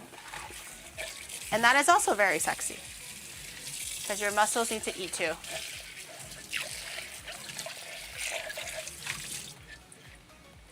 Is it cooking off a little bit? Slowly. Can I change the camera like this? No. Okay. Just have it as like the embedded camera. Okay. It's getting a little bit more caramelized on the edges where it's a little bit drier. I think while it's still a little bit moist, I'll do some MSG. Yeah. Thank you. Oh, my congee is done. It's okay. You can just let it simmer there and let it like do its thing. As it keeps warm, it'll kind of like reabsorb the extra liquid, so the congee will just become softer, silkier, shinier. Congee is not a race against time. It's more so the more time you have, the better and like silkier it is. If you're making congee on a stove and you're like, oh, I think it's ready, it's nice and shiny, the rice is nice and like pulverized, it's not really in its original kernels, it looks very opaque and the colors are very like even, no translucency or whatever. You can turn the heat off down to low to kind of like maintain the heat without actively having it be on a rolling boil anymore, because then you don't have to anymore. You don't want the water to evaporate too much either. If at any point you feel like it's a little bit dry or it's like really, really thick, maybe you accidentally add in too little water or whatever the case may be, just add more water as you're cooking it. It's totally fine. It'll just slowly emulsify back together into like a nice pot once again. So if it does feel like it's drier, add more water. But when you're done, just let it put it on a low heat and just put the lid on and let it just kind of sit together until you're ready to serve it. Okay, I'm gonna let that cook down just a little bit more, see if we can get a little bit more of a sear. Looking at my rice cooker. I think it should be okay. Can I use deer meat instead? Like I said, chicken, beef, deer, squirrel, alligator, whatever you want. Whatever you want, Schnookums. Okay. Now that it's kind of getting a little bit better, I'm gonna open a hole in the middle where it's supposed to be like hottest in the pan. And I'm gonna put in some doubanjiang. Squeeze that in there so it can saute a little bit. This one's done now. Let that saute. I'm gonna add in a little bit of soy sauce. Remember, I didn't add too much salt earlier. I only want just a little bit of like layered seasoning because most of the savoriness is gonna come from this now. And like this, oh god damn it, a slightest dash of dark soy sauce to give it a bit of color. Let that stir fry and then mix it in. If the color is not strong enough, I can always just add more. But in terms of saltiness, I think this should be pretty good.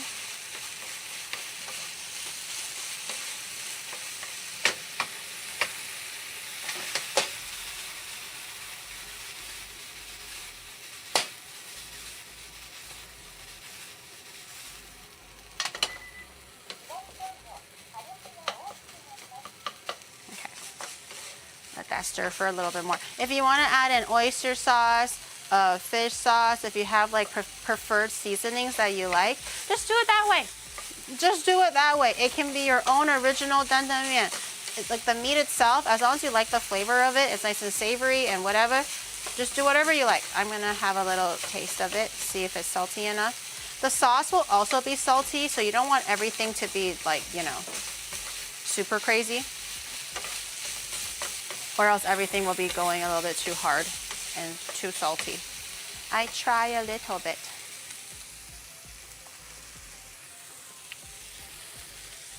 No. No. I can just eat that by the spoon. That's really good. I'm running out of little bowls, so I'm just gonna put this in a cup. That is very, very tasty. That by the spoonful will be delicious. It's just literally minced chicken at this point. Okay, we're gonna do the sauce. Oh no, sauce we can actually do on the spot. The sauce you don't have to prepare ahead of time actually. Oh, it's leaking out.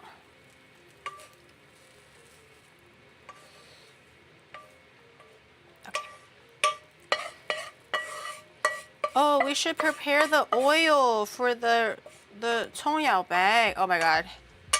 Did I bite off more than I can chew as usual? Maybe. What if we just had noodles? Guys, what if we just had noodles for breakfast? Would that be so bad? Would that be so bad to just have noodles for breakfast?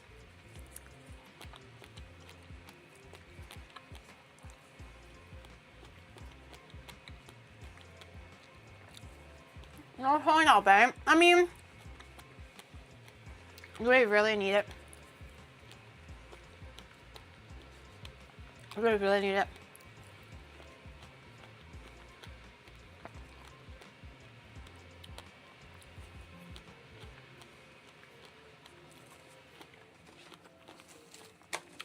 I needed a strawberry pick-me-up. Okay. We can definitely do the filling. We can do the filling for the tongyao bang first, just so that, you know, the sauce is ready, the meat is ready, the filling for the tongyao bang is ready. Then we work up the dough, everything will happen pretty smoothly after that. Okay, so for the oil filling, so for a toyabang, it doesn't stick and it has layers because we have a dough layer, which is the layer that we made earlier with the actual dough itself, and an oil layer. So the oil and the dough will not mix together and it'll form nice, flaky, thin, well, layers. So the oil layer is not just oil, it typically has like flavor in it. So what it is 1.5 tablespoons of flour, a little bit of flour. But don't worry, it will not turn into dough because oil, once it touches flour, actually prevents the gluten from forming. So it just turns into a nice paste. I bought that. 1.5, something like that, of flour. We're gonna do about a teaspoon of salt. And basically the toyabang, like saltiness and flavor, is going to mostly come from this oil seasoning. It's not gonna come from the dough itself because the dough was only very, very, very slightly Imagine waiting seasoned. for 4 hours for breakfast. By the time you are ready to eat this, it's already lunch and it's time to eat different foods per meal. No, this is perfect for brunch actually. This is like kind of timeless. Timeless as in you can eat this for any time of day. Congee you can have for breakfast, lunch, or dinner. It's actually very normal. Toyabang, dandan mian, that's actually whenever. Half a teaspoon of white pepper powder. I like it, so I just do more white pepper powder. I'm gonna add in a little bit of. Do I have 5 spice? I don't remember if I have 5 spice. I hope I do. Oh man, dropping everything. Let me get into my little spice cabinet here. I knew I had 5 spice. Ordered breakfast at 9 a.m. Didn't get it until 1:30. 5 spice was like what, half a teaspoon or something. The 5 spice is optional, but it does give it a little bit more of that like a little je ne sais quoi oomph to it. 5 spice tastes fucking amazing. It's like the MSG of spices.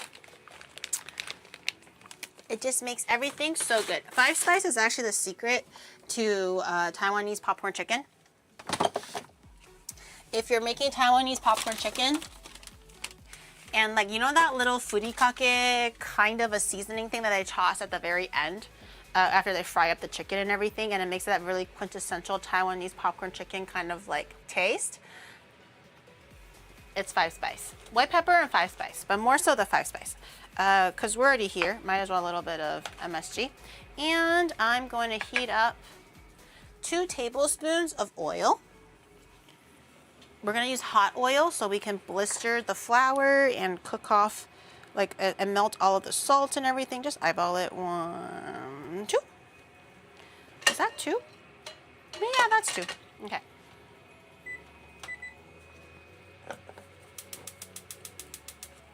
Heat that bad boy up until it's nice and shiny, has the consistency or fluidity, viscosity of water, and it's also smoking a little bit, which will not take very long at all. It'll be very, very quick.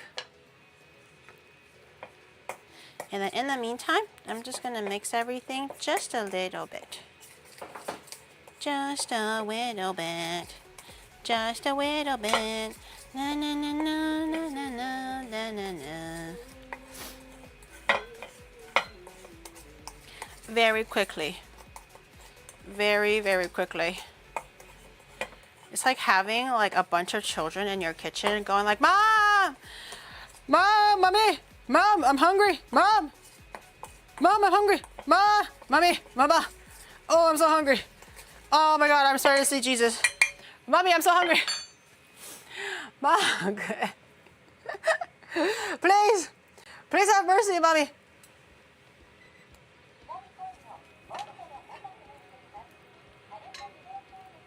It's already frying the meat that's in there, so I'm gonna let that go a little bit longer. In the meantime, I'm gonna grab my dough that's been resting for the last 4 hours or 3 hours or however long since I last made it. It didn't drip to the bottom, did it? I hope not, or else I just made my guest table very dirty. Is it hot enough? Maybe. I don't know. We're gonna pour it in. Ooh, yes. A little bit of a sizzle. We like that. Not as crazy of a sizzle because we don't have like you know, vegetables or anything that's like wet in there. But give that a bit of a mix. What? Why doesn't it? Anyways, give that a bit of a mix, just so that the flour is nice and evenly mixed in. The salt and everything is nice and melted together.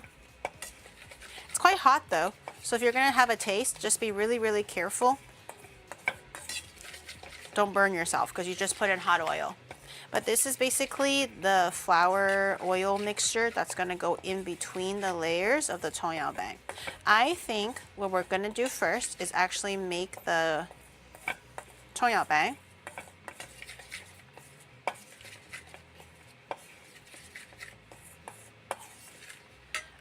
Because we can do that all together at the same time, and then we can do noodles and congee and just finish everything off at the very end. So I'm gonna clear off all this because we're gonna need this nice big area. Okay, time for some toyaobang, yay! Okay, I'll wash it a little bit. Because the dough is quite oily already, you don't really have to do any flour and whatnot because there's just so much oil like stuck on it. But just in case, you can either keep oiling up the surface that you're working on. Let me put that away.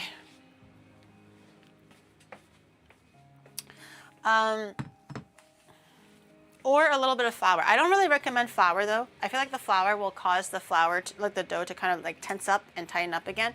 So I would say probably just keep oiling the surface if you have the capability of doing so. So I'm gonna open up these. This one is for enough servings for both noodles and for scallion pancake.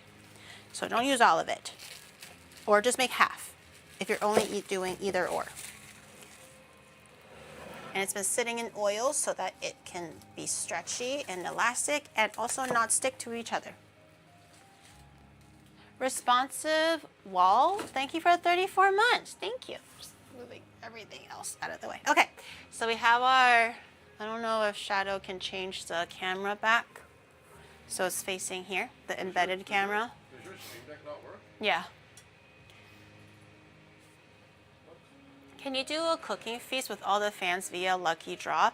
I was gonna do like a collab cafe where I cook and you guys come and eat and hang out. But that might be more December time, I think. No, it's not working. It does that little triangle with the exclamation. Okay, so we have our this. We're gonna grab one. It should be very soft and very stretchy. Have the embedded camera be the cutting board now. I'm just gonna oil my cutting board just a little bit, or like my working surface just a little bit. Okay, and also just kind of oil up my baton just a little bit.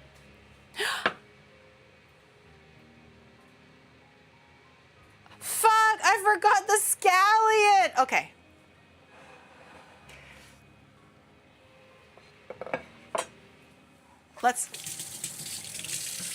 I was like, wait a minute. Chinese Brekkie. Something doesn't This feel right. stream has been going almost 4.5 hours.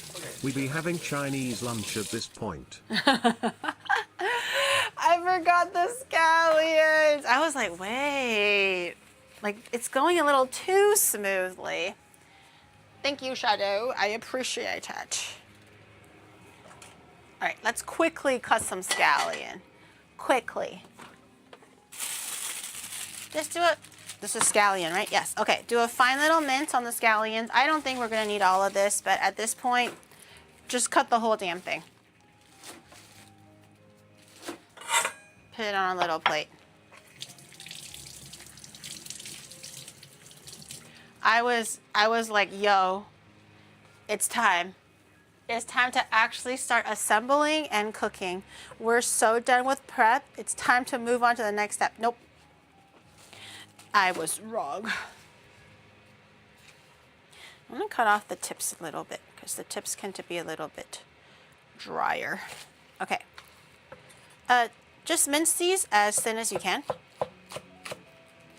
or as like small as you can, or just buy the pre-minced ones. I was like, you know what? What's a cooking stream if I don't do a little bit of prep work? I'm not gonna buy the pre-cut ones. Boy, do I regret it now. That's what I get for trying to be clever. So the scallions, you don't actually need to mix it in with the oil, the flour oil or anything. It should just be by itself, like another separate thing that we're gonna layer in and sprinkle in. So don't worry about having it in the actual oil, but you do actually have to have somewhere else. It's not gonna be scallion pancakes. And then it's just gonna be 5-spice pancakes, you know, which is fine too, but it's not scallion pancakes.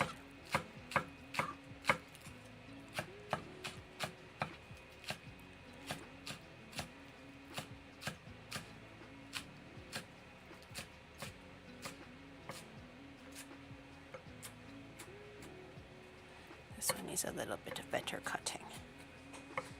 Okay. All right, that looks pretty good. Put it over here.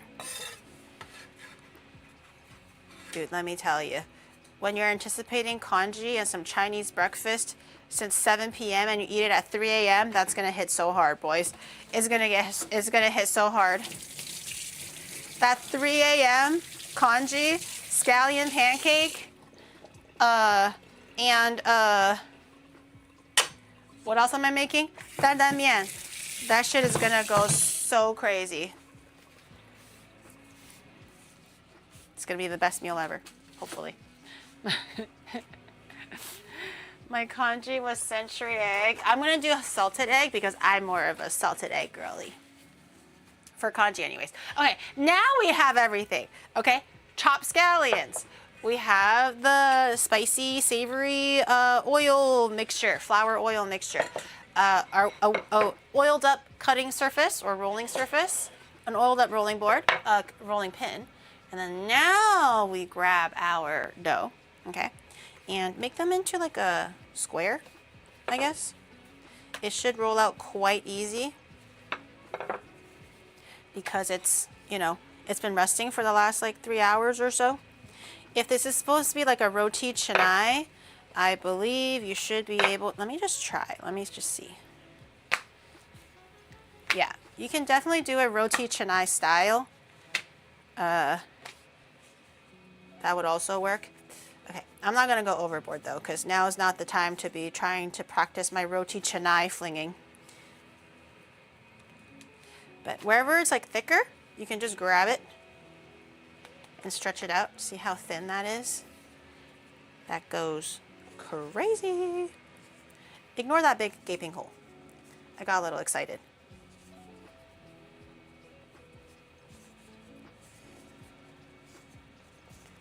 Okay, now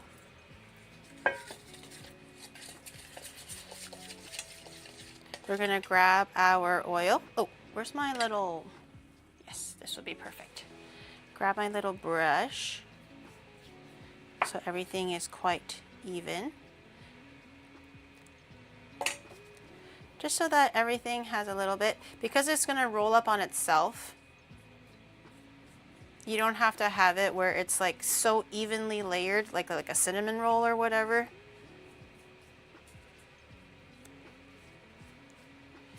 It just has to have enough so when you're rolling it on each other, it'll form those nice layers. I don't know, I'm not sure if this one will be good enough. Hopefully the next one will be a little bit more perfected. Okay. Okay, all right, and then a little bit of green onion. You don't want it to be too dense though. You just sparsely, because you're gonna be rolling it up together. If you have everything so dense and evenly layered, it's gonna be too wet and too full. Okay, I'm gonna roll it this way because I have a big gaping hole on this side. So just to cover it up and make sure it ends up like in a nice tight dough, this side is the cleaner side. So I'm just going to roll it up like this. Like a log. Yeah, I don't think you should be going roti canai style. It's a little bit too thin, I think. It can't support the green onion as well. Just use a rolling pin. Don't be fancy. The dough is really stretchy though, so when you're rolling it, it helps to kind of like pick up and tug it on it just a little bit, or else when you're rolling it, it's gonna have a lot of like air in it. A little pick up and a little tug, just to make sure everything is nice and taut.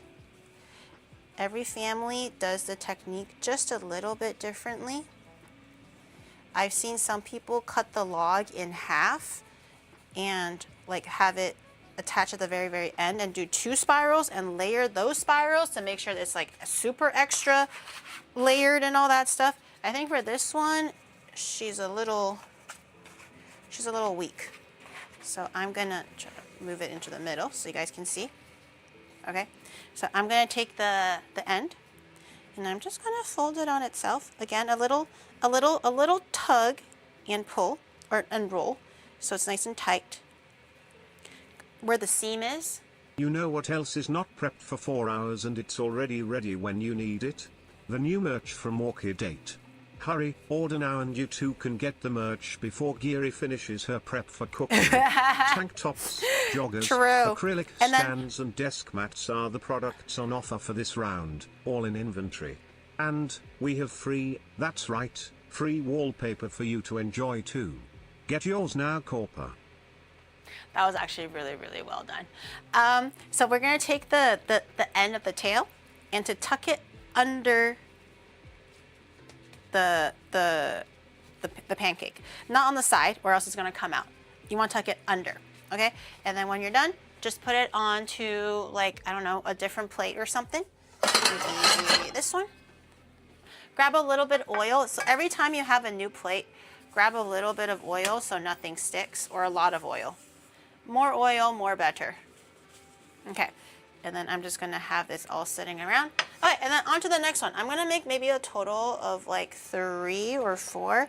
This time I'm going to try to not be greedy and start flinging it like crazy. But I want to though. I want to, oh, actually, this is pretty good. Once it has a bit of an anchor on the cutting board, you can just kind of stretch it out like this yourself. Anywhere that's thicker, especially the edges, just grab it a little bit. Shaking it out a little helps it not stick and also gets that nice window pane. You don't have to aim for super, super thin like earlier. Just thin enough where you can kind of like see across the cutting board. Is already pretty good. You don't have to get it like roti canai thin. Okay. Very stretchy. Very sexy. Yes. Okay. We're gonna do another one.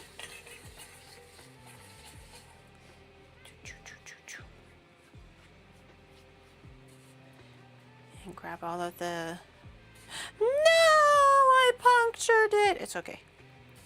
If you punctured it, just start from the puncture side and roll towards the side that you didn't puncture. So everything is nice and even.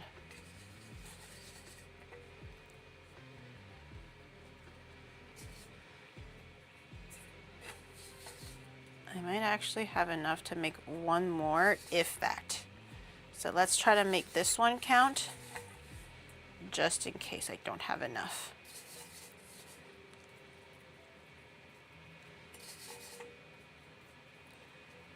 Okay, yeah, I don't think I have enough. We'll make this one count. Wherever it has a bit of bald spots, we'll try to cover it up, especially the thicker areas, so there's like, you know, some equal amounts of flavor. Okay, that looks very handsome to me. And again, a little delicate sprinkling of green onion. Don't go too crazy or else it's going to be very, very hard to wrap. And then your spring onions will also be more like wet and limp rather than crispy. Okay, that looks pretty good. This side was the side that I had a big gaping hole on. So I'm going to roll this way so it ends on a nice, like even, tight seal.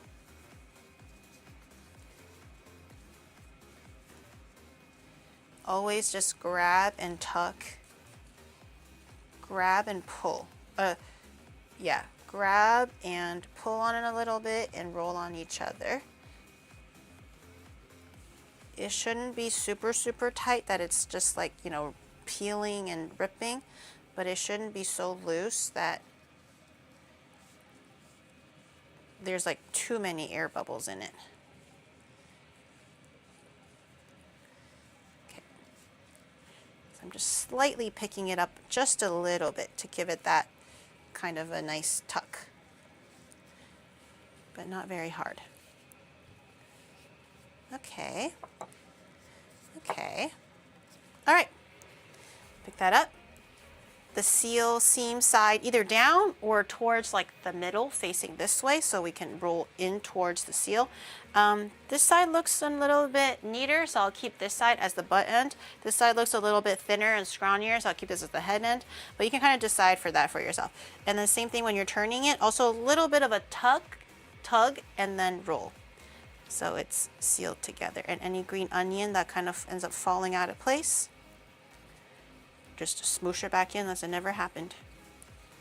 And then at the very end, I'm just gonna stretch out the tail a little bit so it's not a big, thick chunk of it.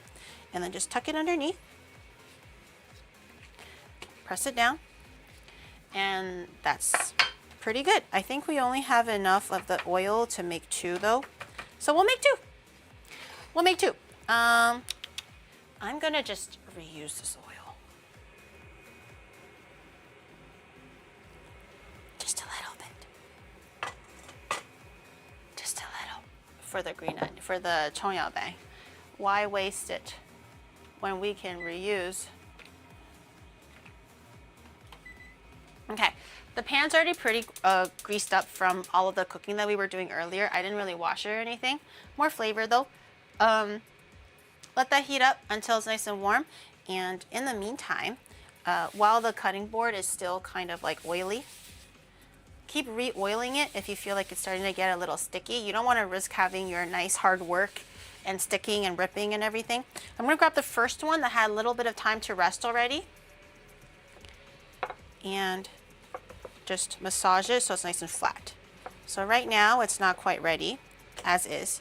You want to roll it nice and flat so it has that chongyabang pancake flatness. So you're kind of massaging all the layers out. Okay, nice and thin. Like that. I'll leave it as is. I won't move it too much because then it's going to risk like peeling and ripping.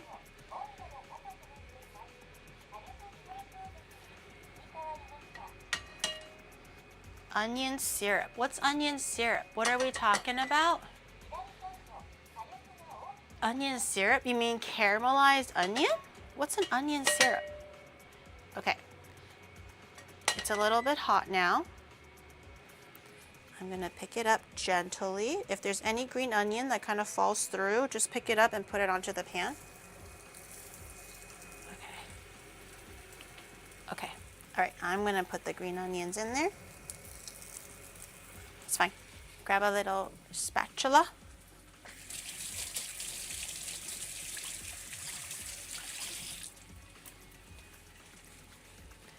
Don't put it in wet though, or else you're accidentally killing yourself.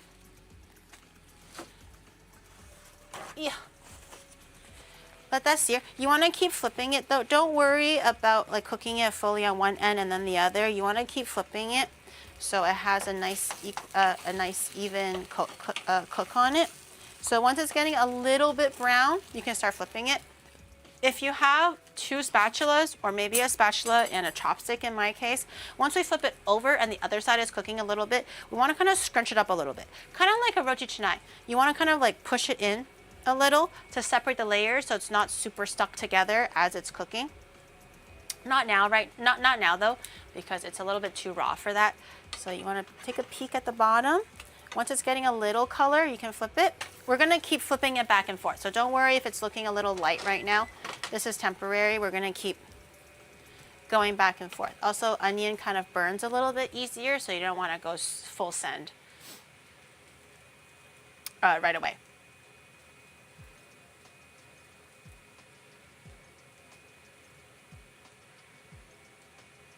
It smells really good though. Ooh, it's very soft. Very soft and very delicate. I'm gonna, dare I raise the heat a little bit? I feel like whenever I do that, I regret it. Dare I raise the heat up just a teeny weeny window bit?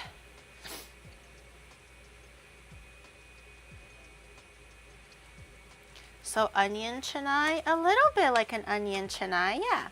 Actually, no, it is just like an onion chennai. Bang is like an onion chennai.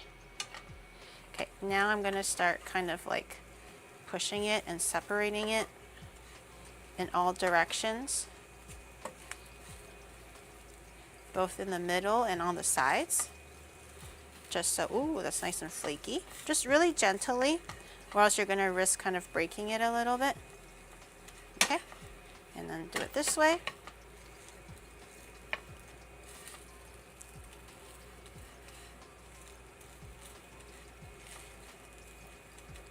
Okay, I'm gonna let that keep going for a little. I'm gonna grab another plate so we can serve it up.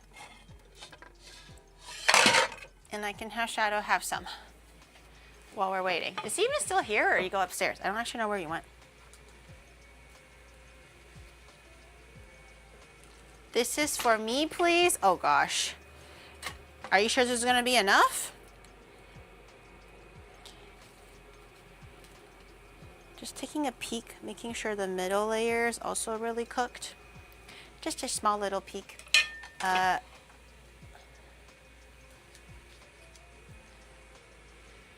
He's in the west wing of the Oni mansion. I have a west wing? No one told me that. Okay, I think that looks quite good. I'll plate that up. It looks very like soft and tender. I like it. Okay, another little drizzle of oil. Just a little bit. Don't have to go so crazy. Let that heat up again. And then we'll do our second batch. And same thing as last time. While that's heating up, I'm gonna grab this one. It's got, 20 minutes or 10 minutes or so to have it rest. Just make sure the surface is nice and oiled up. I probably don't need this anymore. Just slowly rotate it in every direction. Once it gets a little bit thinner, it's gonna be a little bit harder to start picking it up. You don't wanna risk having your pancake rip. So I'm gonna just stop now, and I'm gonna just roll it in place until it's quite thin. This one looks pretty good too. I don't know if you can see that.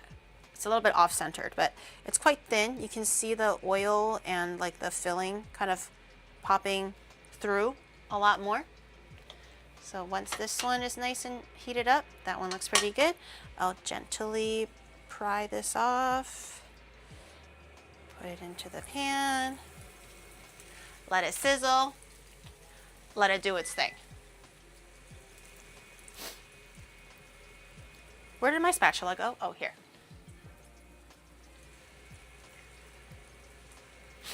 Just letting you know, I did the chive beef patty thing as you did some streams ago. They were really nice. You tried it! Oh my goodness! I'm glad that it went well for you. Yippee! It is really good. Is it easy on the on the gut and the calories? Not really, but does it taste really delicious and really homey? It really does. I'm glad that you tried it and you enjoyed it. Yay! Try bang next. Takes a little bit more time, and a little bit more careful work of the doughs and stuff, but I think it's quite worth it. Ooh, it's browning a lot quicker now. Okay, before it burns, I'm gonna flip it on this side. Ooh, that looks so good. Ooh, should I try the other one that I did? Would it be naughty of me? I think it's pretty crunchy. Wait, listen. Mmm.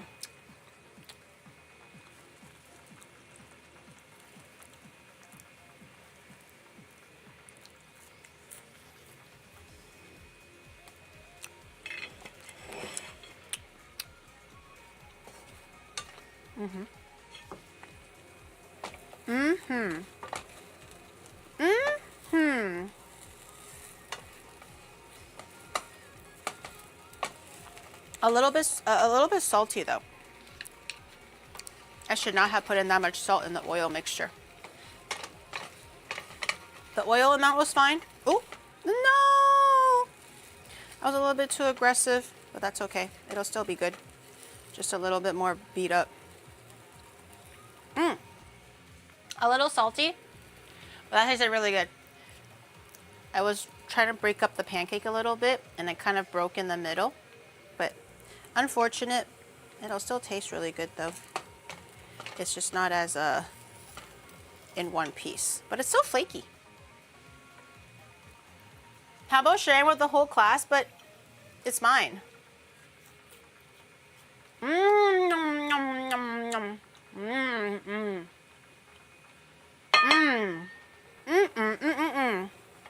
That is delicious. D-double-E-I-C, however you spell ishous, licious.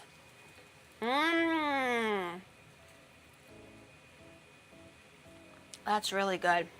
God damn.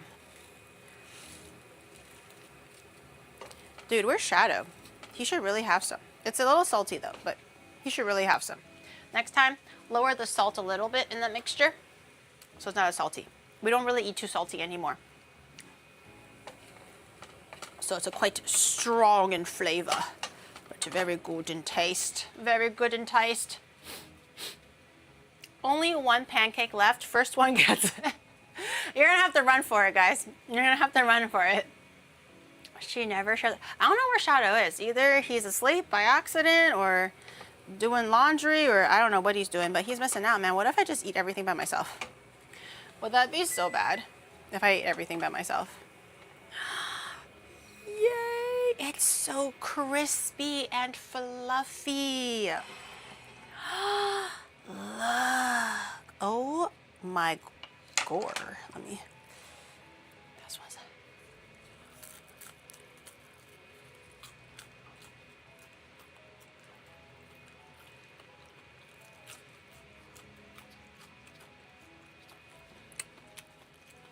Bam! Bam! Bam! Oh, that flavor. Delectable. My only regret is that it's a little bit salty. But other than that, D-double-E-lectable. Let me just scrape off a little bit of this extra stuff off the pan. Because I do believe it's time for... Oh, fuck, I still have congee, don't I? Fuck my chunkus life, bro. Okay. Congee. This is my trick for congee.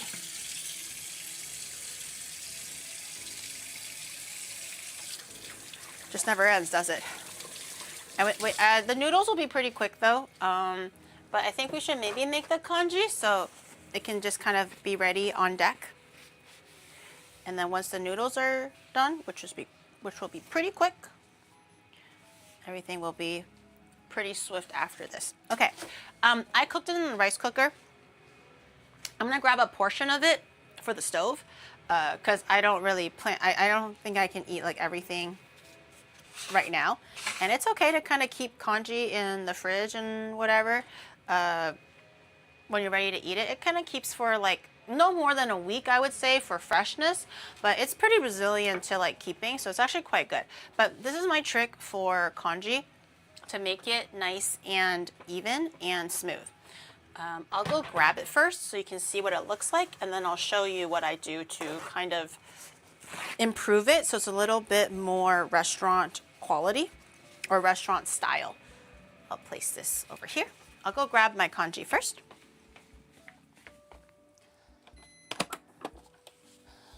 Very good. This is the congee that I made with the rice cooker, so it's not like, it's convenient, but it's not the best quality. If you want to get the best quality of congee, I definitely recommend the pot, the stove method. But anyways, I'll show you what it looks like. So this is the congee that I made using a rice cooker. Kind of looks like this. So it's good. It's kind of pulverized, but it's still not the most like homogeneous. I don't know if you can tell here. Also, you can kind of see that even though the rice is more like soft and you don't really have full kernels anymore, it's very like frayed at the edges. It's still it's still kind of clustered together. It's not like the restaurant congee where it's like completely all like melted together. If you cook it on a stove, the agitation of having the congee be continuously boiling will break it down so it's more even. But because you're in a rice cooker, there's a lot less agitation going on because it's just kind of sitting there in the pot. Other than the initial boil. So what I like to do to kind of make it more restaurant quality and silkiness is I take a blender and I grab about half of it. You don't need all that much. And what this does is basically you're grinding down half of the congee, so it's more of a finer congee, more milky, more starchy. And the remainder of it, where it's kind of like individual pieces slightly, still gives it that nice little mouthfeel. So at a restaurant, if you look closely at the congee, it's kind of half-half. Partially, some rice kernels are there. Some are all completely disintegrated. It's not all completely disintegrated and not all completely there. This is just a nice little hack to kind of expedite the process so you don't have to cook it as long. I think that's why also restaurants do it that way. It saves a little bit of time. Also improves the quality. So we're gonna blitz this in a food processor. Just a little. You don't want this to be like completely like looking like milk. You just want this to be blitzed a little bit so it still has a bit of that grittiness. I don't know if you can see that, but it's a lot smaller. Can you see that? There you go. So it's definitely a lot smaller, but it's not completely turned into like milk or something. And then we're gonna return that back in. I like my congee just a little bit looser. If you like it a little bit thicker, you can definitely decrease the water a bit. So now if you look at it, it's a little bit more of both. And I think that's quite nice. So we already have our chicken velveting. I'm gonna grab a small portion of it. So this one I'll just save as plain so I can, you know, add century egg later, more beef or nothing, and I just want to prefer it plain. That's also fine. I'm gonna grab a little bit just for tonight. And the rest of it, I can still have it available as like whatever kind of a congee that I want. Oh, okay. So I have a little bit here. I'm gonna put it on the stove. I'm gonna let it come back to a bit of a boil again. I'm gonna let this can just chill. This can chill and cool down so I can pack it later. I'm gonna let this come back to a bit of a boil. I'm gonna add in maybe a little bit more so there's a bit more volume. It'll be easier to poach the chicken that way. Okay, as that is cooking, I'm gonna put this back in the rice cooker. With the power off, it'll just continue to cool down basically. It'll also get thicker as it cools down. So if you do leave it as like a leftover, you might want to add a little bit of water when you reheat it in a microwave or on a stove, because it needs a little bit more hydration to kind of like cook it again. The starch will really start to like thicken everything if you leave it overnight. I think I cooked too hard. As in what? I don't know if chat can handle the photo. Handle the photo? Oh, the Twitter photo, the go live photo for tomorrow? No. Wait, what did you do to it? No, I just like edit it. It's like, I don't know, man. It's kind of spicy. It's kind of spicy? I mean, wait, how did you edit it? Like some photos were like, okay, a little bit, but it's not like untasteful or something. Here, try the tomato. It's really good. It's a little bit salty though, because I think the ratio for the oil part, they told me to add too much salt. So it's a little bit saltier for our preference, but I think the flavor is really good. Also, the texture is really good. Just don't mind the saltiness. Just have a taste. Oh, my congee. Okay, she boiling. She boiling. I'm gonna turn it down just a little bit so I don't burn it. A nice little gentle, now we kind of want to have a nice rolling simmer for poaching. Wow.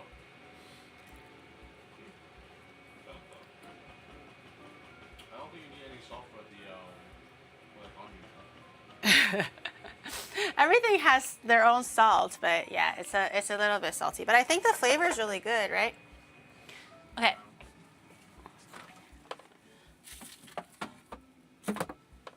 I'm gonna grab the chicken that I was velveting, which is over here. This was my velveted chicken. It doesn't look like much, but it has cornstarch in there, so it can tenderize and everything. So while it's kind of in a slow rolling boil, I'm gonna drop in the raw chicken. I know it looks weird, but this is how restaurants do it to maximize efficiency, and they don't have to have like 10 different congees on deck. They just make one plain one, and then when the order comes in, they're like, oh, chicken and salted egg. They're like, okay.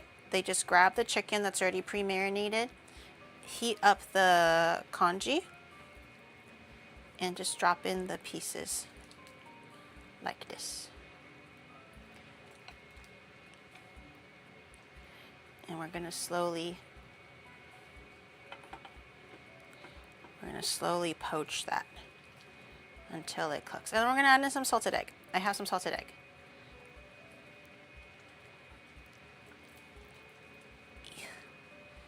Trying to take the pieces apart without breaking the pieces. Do you have any yoksong? No, it's actually really hard to find yoksong in Japan. Even if I go to the Chinese grocery stores, it's very hard to find yoksong. The chicken that we ended up velveting is very, very thin, so it should cook quite evenly and also quite quickly. Just because we're like, you know, kind of cooking it in like a hot congee, we're not really like actively boiling it or sauteing it with a direct heat. You want to make sure the chicken is thin enough, or else it'll be raw.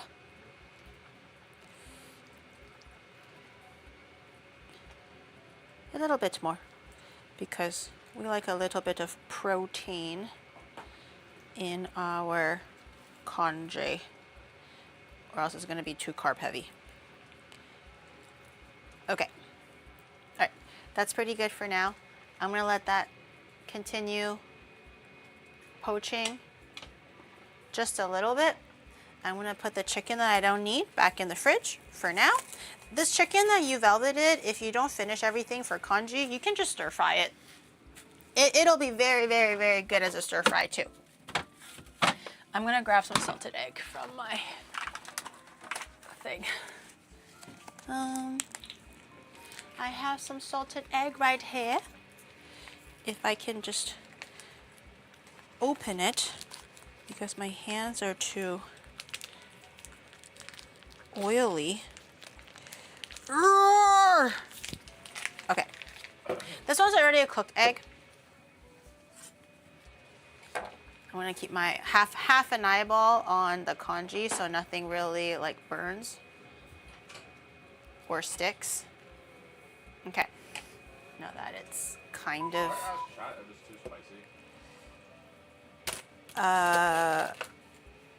so you're gonna edit something else? No, I posted. I really want to post this. I mean, I think it's okay. All right, so what I'm gonna do is you can like, you know, take it out and cut it into like nice little chunks or whatever. No one got the time for that. So I'm just gonna use a little spoon and just wedge out the pieces. Obviously, make sure your salted egg is a cooked salted egg before you do this, or else it'll be really awkward if you're doing this on a raw salted egg. Everything's going to spill over. So make sure it's cooked first. And I'm just going to do some big wedge pieces. This is a good salted egg. Costco has a really good salted egg for whatever reason. It's like nice and oily. It's nice and red as well. It's a really good quality egg. I am impressed.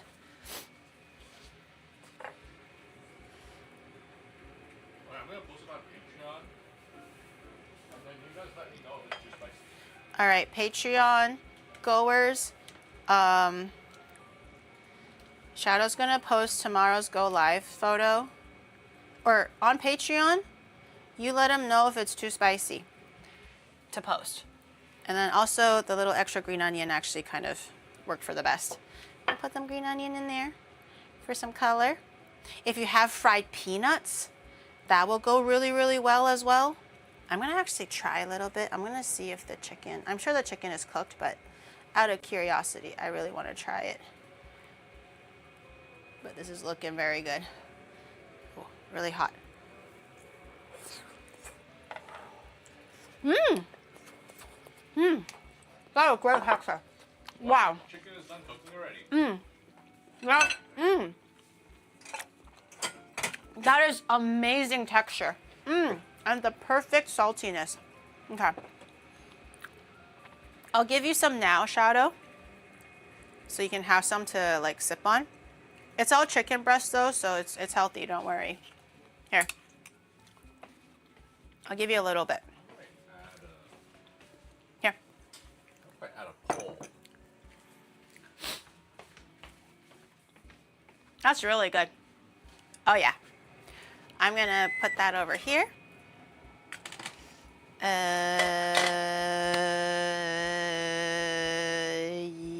Yeah, okay, hold on. I was brain farting for a second. I was like, the last thing we need to do is the noodles, but for the sauce, okay. Noodles, I'm gonna boil some water. Since that pot is now covered for, reserved for the congee, we'll just use this flat pot to boil the noodles. Just a nice, a little rinse or whatever. It's just boiling noodles. It doesn't really matter if the pot is that clean or not. Okay. Put that over there. Okay, I won't boil it just yet. We're gonna do the sauce first. And get that ready. So we're gonna need peanut, oh, should wash my hands a little bit. We'll need peanut butter. I'm gonna do an easier version of it. If you wanna do the scorched oil over, you know, the garlic, the aromatics, the sesame and everything, you can definitely do that. I'm gonna do a simplified, more simple version, just so it's a little bit easier to apply when you're home alone if you don't wanna do all of the fancy steps. Where is my butter toast? I've ordered for hours of butter toast. Wrong country. Okay, I have peanut butter. I also have sesame sauce, like a tahini. That'll also work. You want a little bit of oyster sauce. A little bit of oyster sauce. A little bit of peanut butter and or tahini. My peanut butter is like a roasted peanut butter. That's why it's a little bit like darker. I just handmade that at home. Definitely some sesame oil. Some soy sauce. Things like MSG and all that stuff.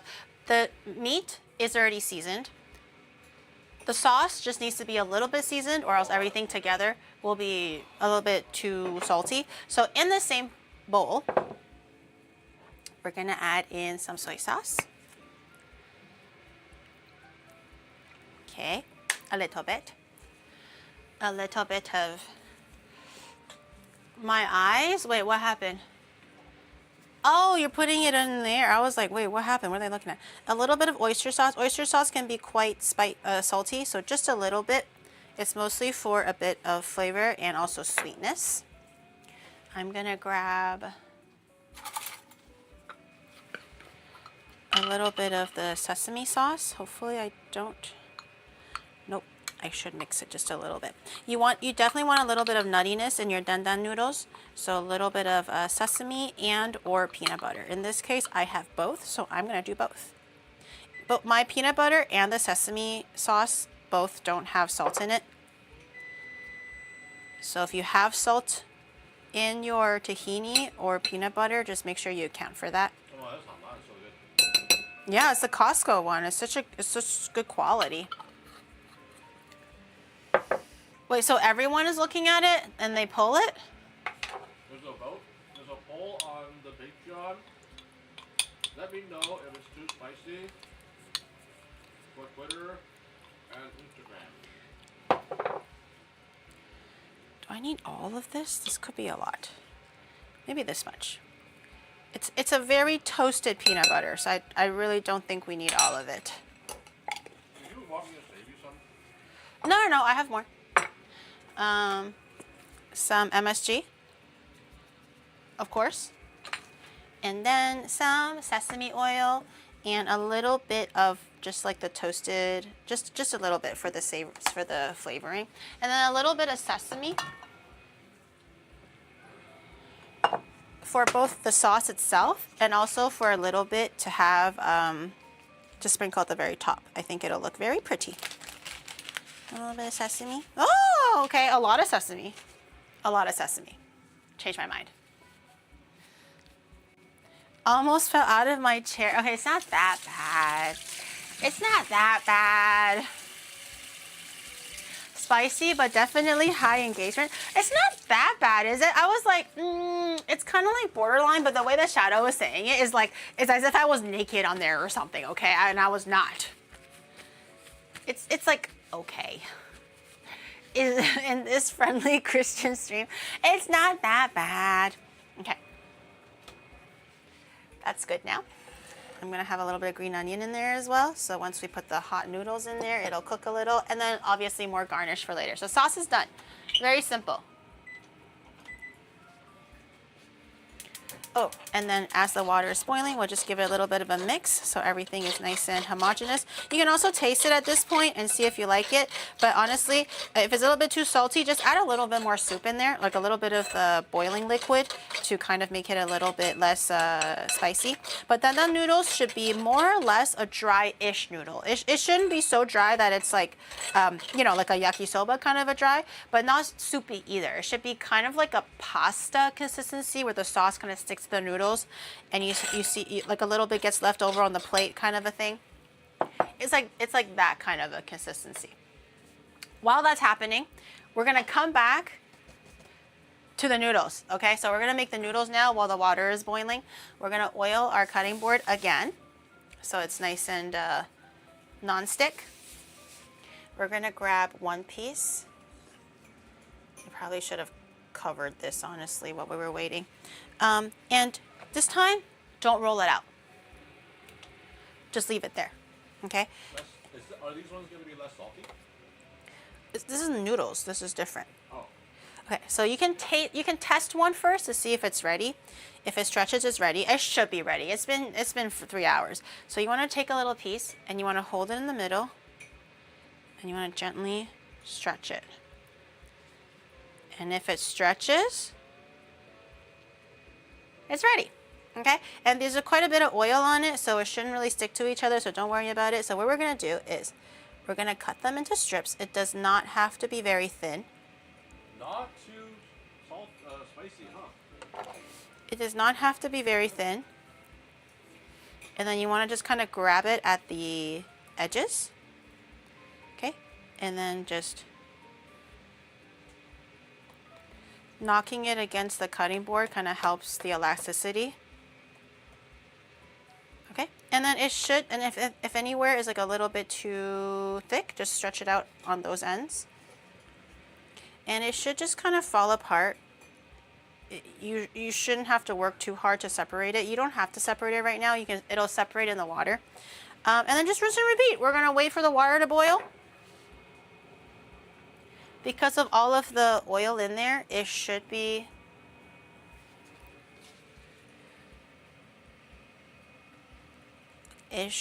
pretty non-stick. You don't need any flour or anything. I'm gonna do 3 at a time. This time I'm doing a little bit like more wider strips. I'm gonna grab them in the middle-ish, shake it out, stretch it out. Yay! And then noodles. I'm running out of space. These noodles are quite long.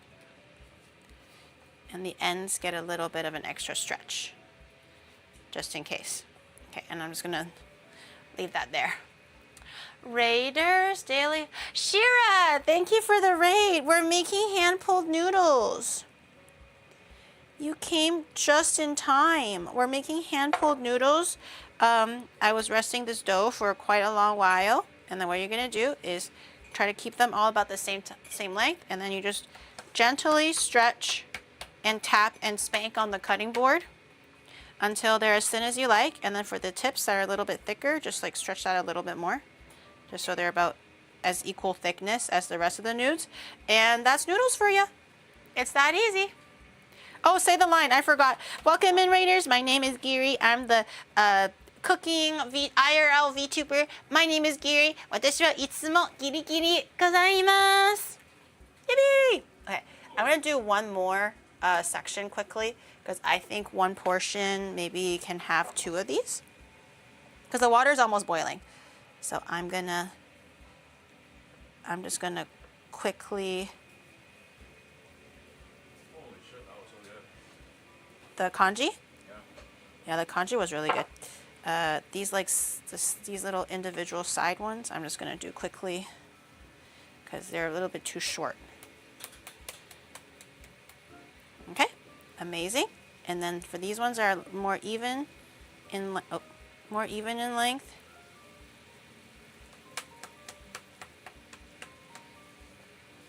Very simple. If you let the dough rest long enough, it should not fight back at all. Okay, I'm gonna do four at a time. Uh-oh.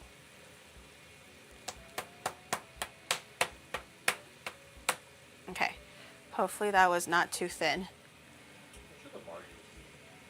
But we'll see. Okay, I'm gonna start putting the nudes in now and see how that goes. Hopefully it'll separate kind of evenly, or else we're gonna get really big chunks of udon. And that'll be, ow, really sad. I'm just gonna put all of it in there. It's all going in. It's all going in. Okay, a bit of a boil. And as it's boiling, just kind of separate it a little bit.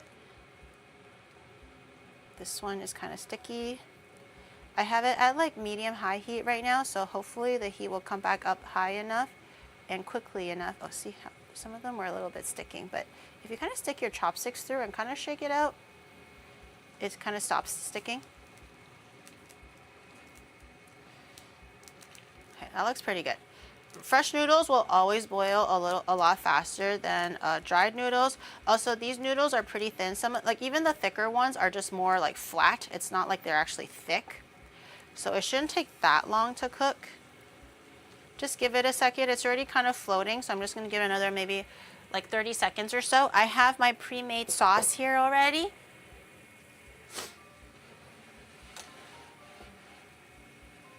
So it's not that spicy, right? It's not that spicy. I think it's like okay-ish. Okay-ish. Okay, the noodles are done. I'm gonna grab them out. You don't have to drain them too crazily because you want a little bit of that liquid to emulsify the sauce a little bit as well. So just pour it over, just grab it really quickly. If anything, you might want to use a little teaspoon and grab a little bit of water from the cooking liquid. But I'm gonna see how it is first before I go too crazy on it. I'm just gonna grab maybe like 2 or 3 spoons of this. Okay, give it a little old mixy mix. Yeah, maybe just a tiny. Oh! Okay. That went more on the cutting board than anywhere else, but it's chill, it's chill. Okay, we have our meat. The meat is not super crazy seasoned, so I'm just gonna put in a bunch. At a restaurant, you don't have to put in this much. This is a lot more like frivolous and greedy, but we can do whatever we want when we're at home. Okay, I'm gonna add a little bit more water. It's a little bit too thick still.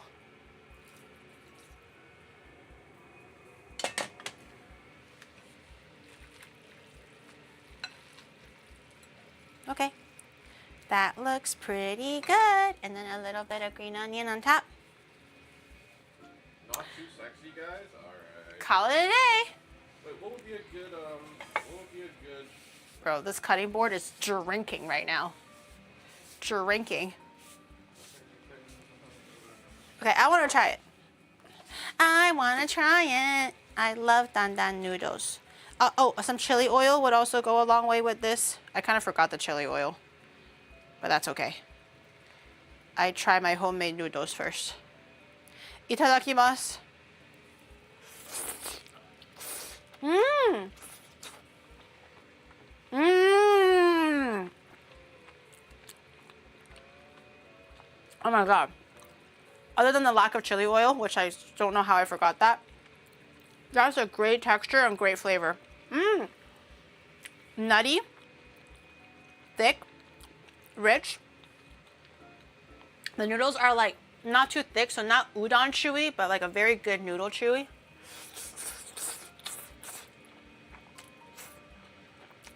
Mmm. I'm gonna give Shadow some.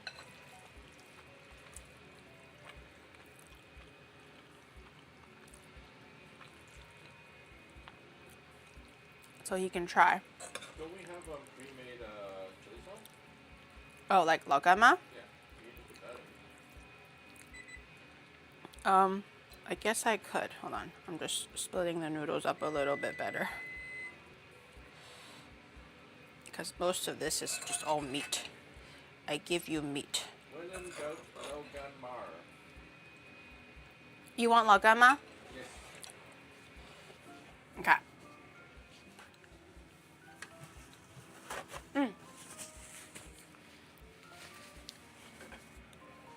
I grab lagama.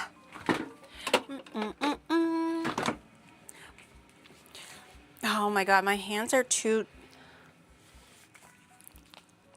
No. Bro, it's not happening. Just eat it with the lagama.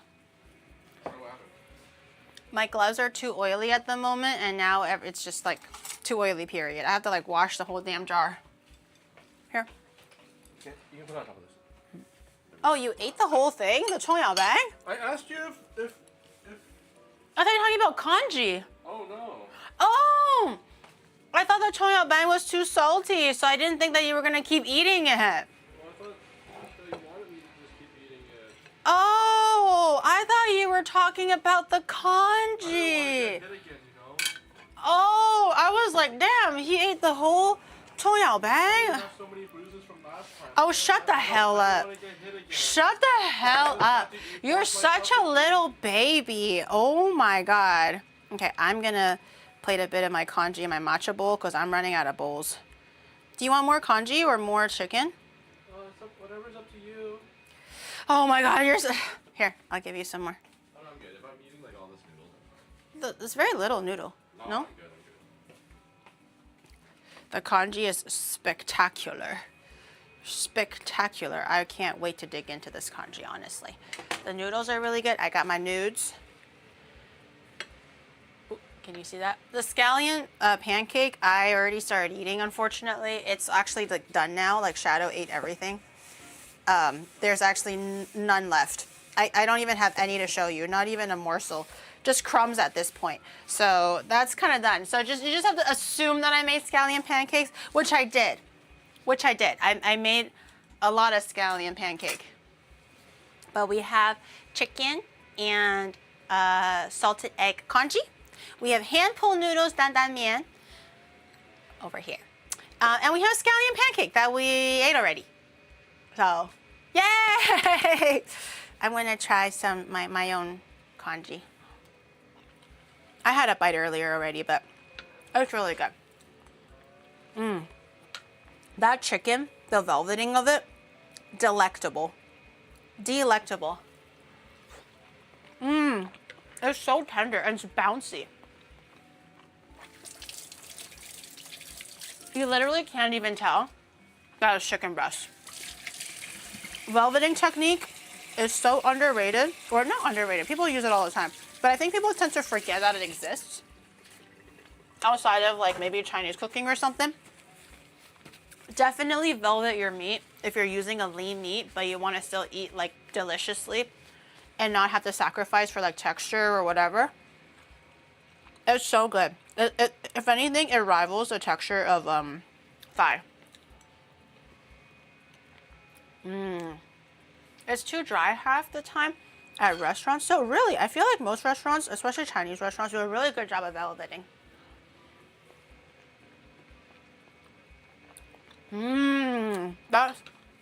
That's delicious. The noodles, delicious.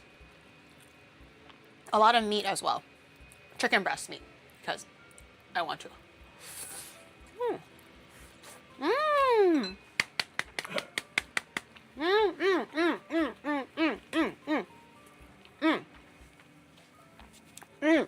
Bam. And there's more meat.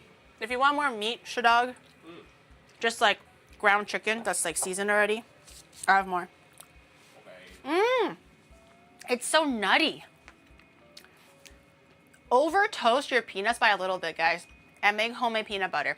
That shit is so rich. I think having like a over toasted, like a slightly more toasted peanut butter makes a really big difference. It's a very like semi-prominent taste, but it really makes it more well-rounded, I guess.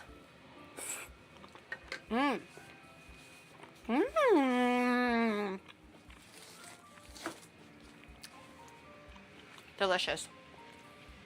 I did add a splash of sesame oil. Where's Chad's portion? You want some ground chicken? Okay. All right, chat. That was delectable. I'm so excited to eat this dinner. Tomorrow, 12 p.m. JST, noontime. We are going to be going to... I booked a reservation to the Ghibli Cafe. It's very famous here in Tokyo, especially amongst the locals. So we're going to go to a Ghibli Cafe for lunch. We're going to go look at some more sakura, because right now it's sakura season. Just do as much as we can now before it's all gone, and it's going to be gone very soon. I hope tomorrow doesn't rain too much, but it will be a little bit of a rainy walkies. So bring your running shoes. Sorry, bring your boot shoes. Bring your galoshes. Bring your rubber ducky. Bring your rain jacket. It might be a wet one tomorrow. Wetter than your mom last night. Just plan ahead. But if anything, we'll have some really cute, you know, water splashy, rain, ASMR walkies. I think it'll be very cute.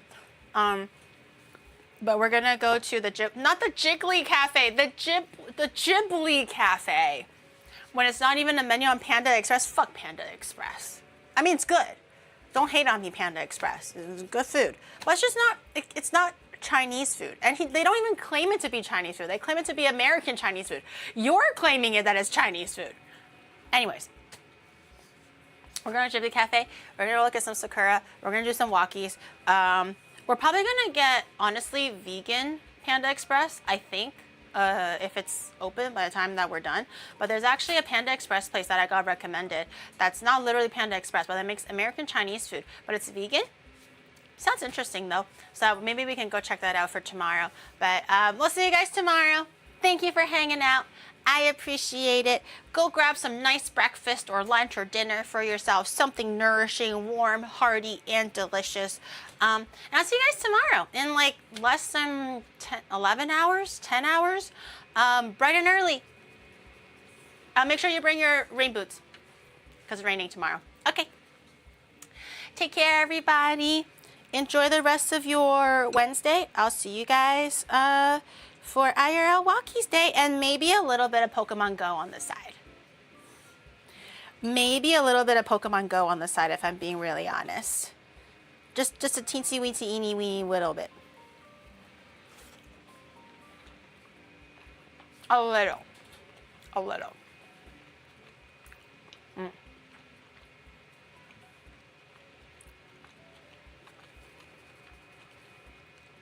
Reading.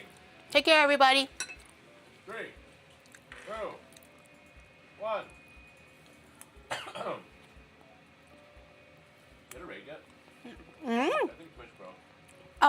Are they just looking at me now? Did it rain? Did I raid, chat? Is just everyone staring at me? I don't think I raided. We're still here. Messy eater? Well, I wouldn't be if I'm not eating 6 feet off the ground. It's hard to aim for my mouth when it's like so high up, you know?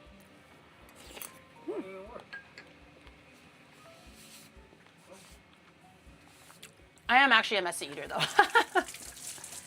By the end of dinner, only my table has a little bit of something on the table. Everyone else is like more or less pretty clean, maybe like a little bit of sauce here and there. I'm the only one that's got just like something going on. I got my white shirt dirty. There's always something. I'm not even trying to be messy. It just kind of happens that way. I'll finish the congee. Oh.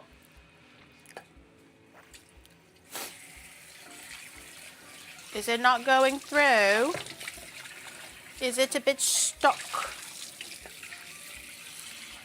Stuck like your mama in the washing machine yesterday. Oh. Ooh, my little bit of congee just became a whole lot of congee. Free congee.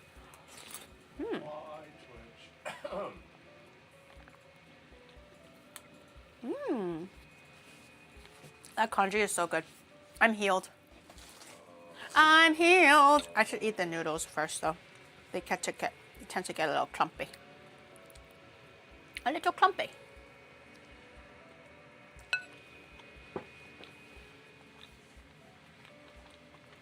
I'll try raiding rock. Thank you. Laser's gonna try raiding rock. Open chili oil. Can I still? Open chili oil. Can I still? It's too oil. Moody. Never ending. God. All right. How about we raid? Let me sit down. Raid, I mean, is the raid not working or? not working. Oh, then maybe just don't raid then. If it's not working. Oh, is it working now?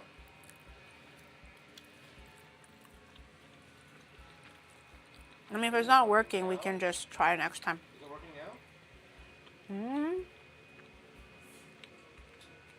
Okay. It's just long. Okay. Well, I'll see you guys tomorrow, everyone. Thank you for hanging out. Thank you for doing all the cool stuff.